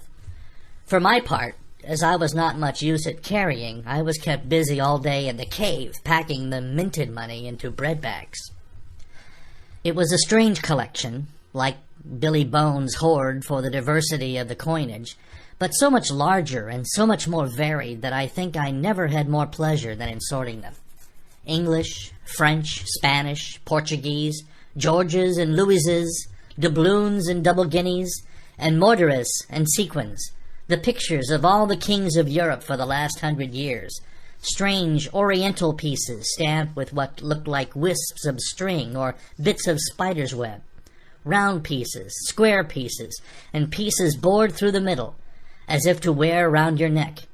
Nearly every variety of money in the world must, I think, have found a place in that collection, and for number I am sure they were like autumn leaves, so that my back ached with stooping and my fingers with sorting them out. Day after day this work went on. By every evening a fortune had been stowed aboard, but there was another fortune waiting for the morrow, and all this time we heard nothing of the 3 surviving mutineers. At last, I think it was on the third night, the doctor and I were strolling on the shoulder of the hill where it overlooks the lowlands of the isle, when, from out of the thick darkness below, the wind brought us a noise between shrieking and singing. It was only a snatch that reached our ears, followed by the former silence. "Heaven forgive them," said the doctor. "'Tis the mutineers." "All drunk, sir," struck in the voice of Silver from behind us. Silver, I should say, was allowed his entire liberty, and in spite of daily rebuffs, seemed to regard himself once more as quite a privileged and friendly dependent. Indeed, it was remarkable how well he bore these slights, and with what unwearying politeness he kept on trying to ingratiate himself with all. Yet I think none treated him better than a dog, unless it was Ben Gunn, who was still terribly afraid of his old quartermaster, or myself, who had really something to thank him for. Although for that matter, I suppose, I had reason to think even worse of him than anyone else, for I had seen him meditating a fresh treachery upon the plateau. Accordingly, it was pretty gruffly that the doctor answered him. "Drunk or raving?" said he. "Right you were, sir," replied Silver, "and precious little odds which to you and me." "I suppose you would hardly ask me to call you a humane man," returned the doctor with a sneer, "and so my feelings may surprise you, Master Silver. But if I were sure they were raving, as I am mortally certain one at least of them is down with fever, I should leave this camp, and at whatever risk to my own carcass, take them the assistance of my skill." "Ask your pardon, sir, you would be very wrong," quoth Silver. "You would lose your precious life, and you may lay to that. I am on your side now, hand in glove, and I shouldn't wish for to see the party weakened, let alone yourself, seeing as I know what I owes you. But these men down there, they couldn't keep their word, no, not supposing they wished to, and what's more, they couldn't believe as you could." "No," said the doctor, "you're the man to keep their word, we know that." Well, that was about the last news we had of the three pirates. Only once we heard a gunshot a great way off, and supposed them to be hunting. A council was held, and it was decided that we must desert them on the island, to the huge glee, I must say, of Ben Gunn, and with the strong approval of Gray. We left a good stock of powder and shot, the bulk of the salt goat, a few medicines, and some other necessaries, tools, clothing, the spare sail, a fathom or two of rope, and by the particular desire of the doctor, a handsome present of tobacco. That was about our last doing on the island. Before that, we had got the treasure stowed and had shipped enough water and the remainder of the goat meat in case of any distress. And at last, one fine morning, we weighed anchor, which was about all that we could manage, and stood out of North Inlet, the same colors flying that the captain had flown and fought under at the palisade. The three fellows must have been watching us closer than we thought for, as we soon had proved, for coming through the narrows, we had to lie very near the southern point, and there we saw all three of them, kneeling together on a spit of sand with their arms raised in supplication. It went to all our hearts, I think, to leave them in that wretched state, but we could not risk another mutiny, and to take them home for the gibbet would have been a cruel sort of kindness. The doctor hailed them and told them of the stores we had left, and where they were to find them, but they continued to call us by name and appeal to us, for God's sake, to be merciful, and not leave them to die in such a place. At last, seeing the ship still bore on her course, and was now swiftly drawing out of earshot, one of them, I know not which it was, leaped to his feet with a hoarse cry, whipped his musket to his shoulder, and sent a shot whistling over Silver's head and through the mainsail. After that, we kept under cover of the bulwarks, and when next I looked out, they had disappeared from the spit, and the spit itself had almost melted out of sight in the growing distance. That was at least the end of that. And before noon, to my inexpressible joy, the highest rock of Treasure Island had sunk into the blue round of sea. We were so short of men that everyone on board had to bear a hand. only the captain lying on a mattress in the stern and giving his orders, for though greatly recovered, he was still in want of quiet. We laid her head for the nearest port in Spanish America, for we could not risk the voyage home without fresh hands, and as it was, what with the baffling winds and a couple of fresh gales, we were all worn out before we reached it. It was just at sundown when we cast anchor in a most beautiful landlocked gulf, and were immediately surrounded by shore boats full of Negroes and Mexican Indians and half-bloods, selling fruits and vegetables and offering to dive for bits of money. The sight of so many good-humored faces, especially the blacks, the taste of the tropical fruits, and above all, the lights that began to shine in the town made a most charming contrast to our dark and bloody sojourn on the island, and the doctor and the squire, taking me along with them, went ashore to pass the early part of the night. Here they met the captain of an English man-of-war, fell in talk with him, went on board his ship, and, in short, had so agreeable a time that day was breaking when we came alongside the Hispaniola. Ben Gunn was on the deck alone, and as soon as we came on board, he began, with wonderful contortions, to make us a confession. Silver was gone. The Maroon had connived at his escape in a shore boat some hours ago, and he now assured us that he only done so to preserve their lives, which would certainly have been forfeit if that man with the one leg that stayed aboard. But this was not all.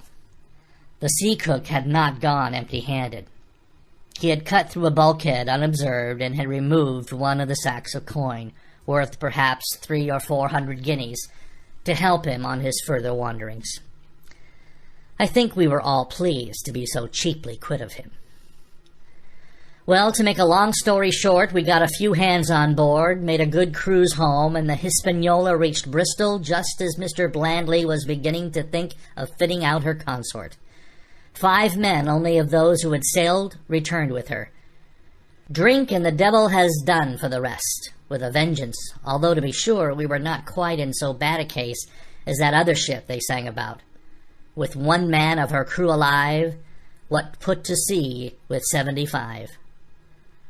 All of us had an ample share of the treasure, and used it wisely or foolishly according to our natures. Captain Smollett is now retired from the sea. Gray not only saved his money, but being suddenly smit with the desire to rise, also studied his profession, and he is now mate and part owner of a fine full-rigged ship, married besides, and the father of a family. As for Ben Gunn, he got £1,000, which he spent or lost in 3 weeks, or, to be more exact, in 19 days, for he was back begging on the 20th. Then he was given a lodge to keep, exactly as he had feared upon the island. But he still lives, a great favorite, though something of a butt, with the country boys, and a notable singer in church on Sundays and saints' days. Of Silver we have heard no more. That formidable seafaring man with 1 leg has at last gone clean out of my life, and I dare say he met his old negress, and perhaps still lives in comfort with her and Captain Flint. It is to be hoped so, I suppose, for his chance of comfort in another world are very small. The bar silver and the arms still lie, for all that I know, where Flint buried them, and certainly they shall lie there for me. Oxen and wain ropes would not bring me back again to that accursed island, and the worst dreams that ever I have are when I hear the surf booming about its coasts, or start upright in bed with the sharp voice of Captain Flint still ringing in my ears. "Pieces of 8! Pieces of 8! End of chapter 34, and end of Treasure Island by Robert Louis Stevenson.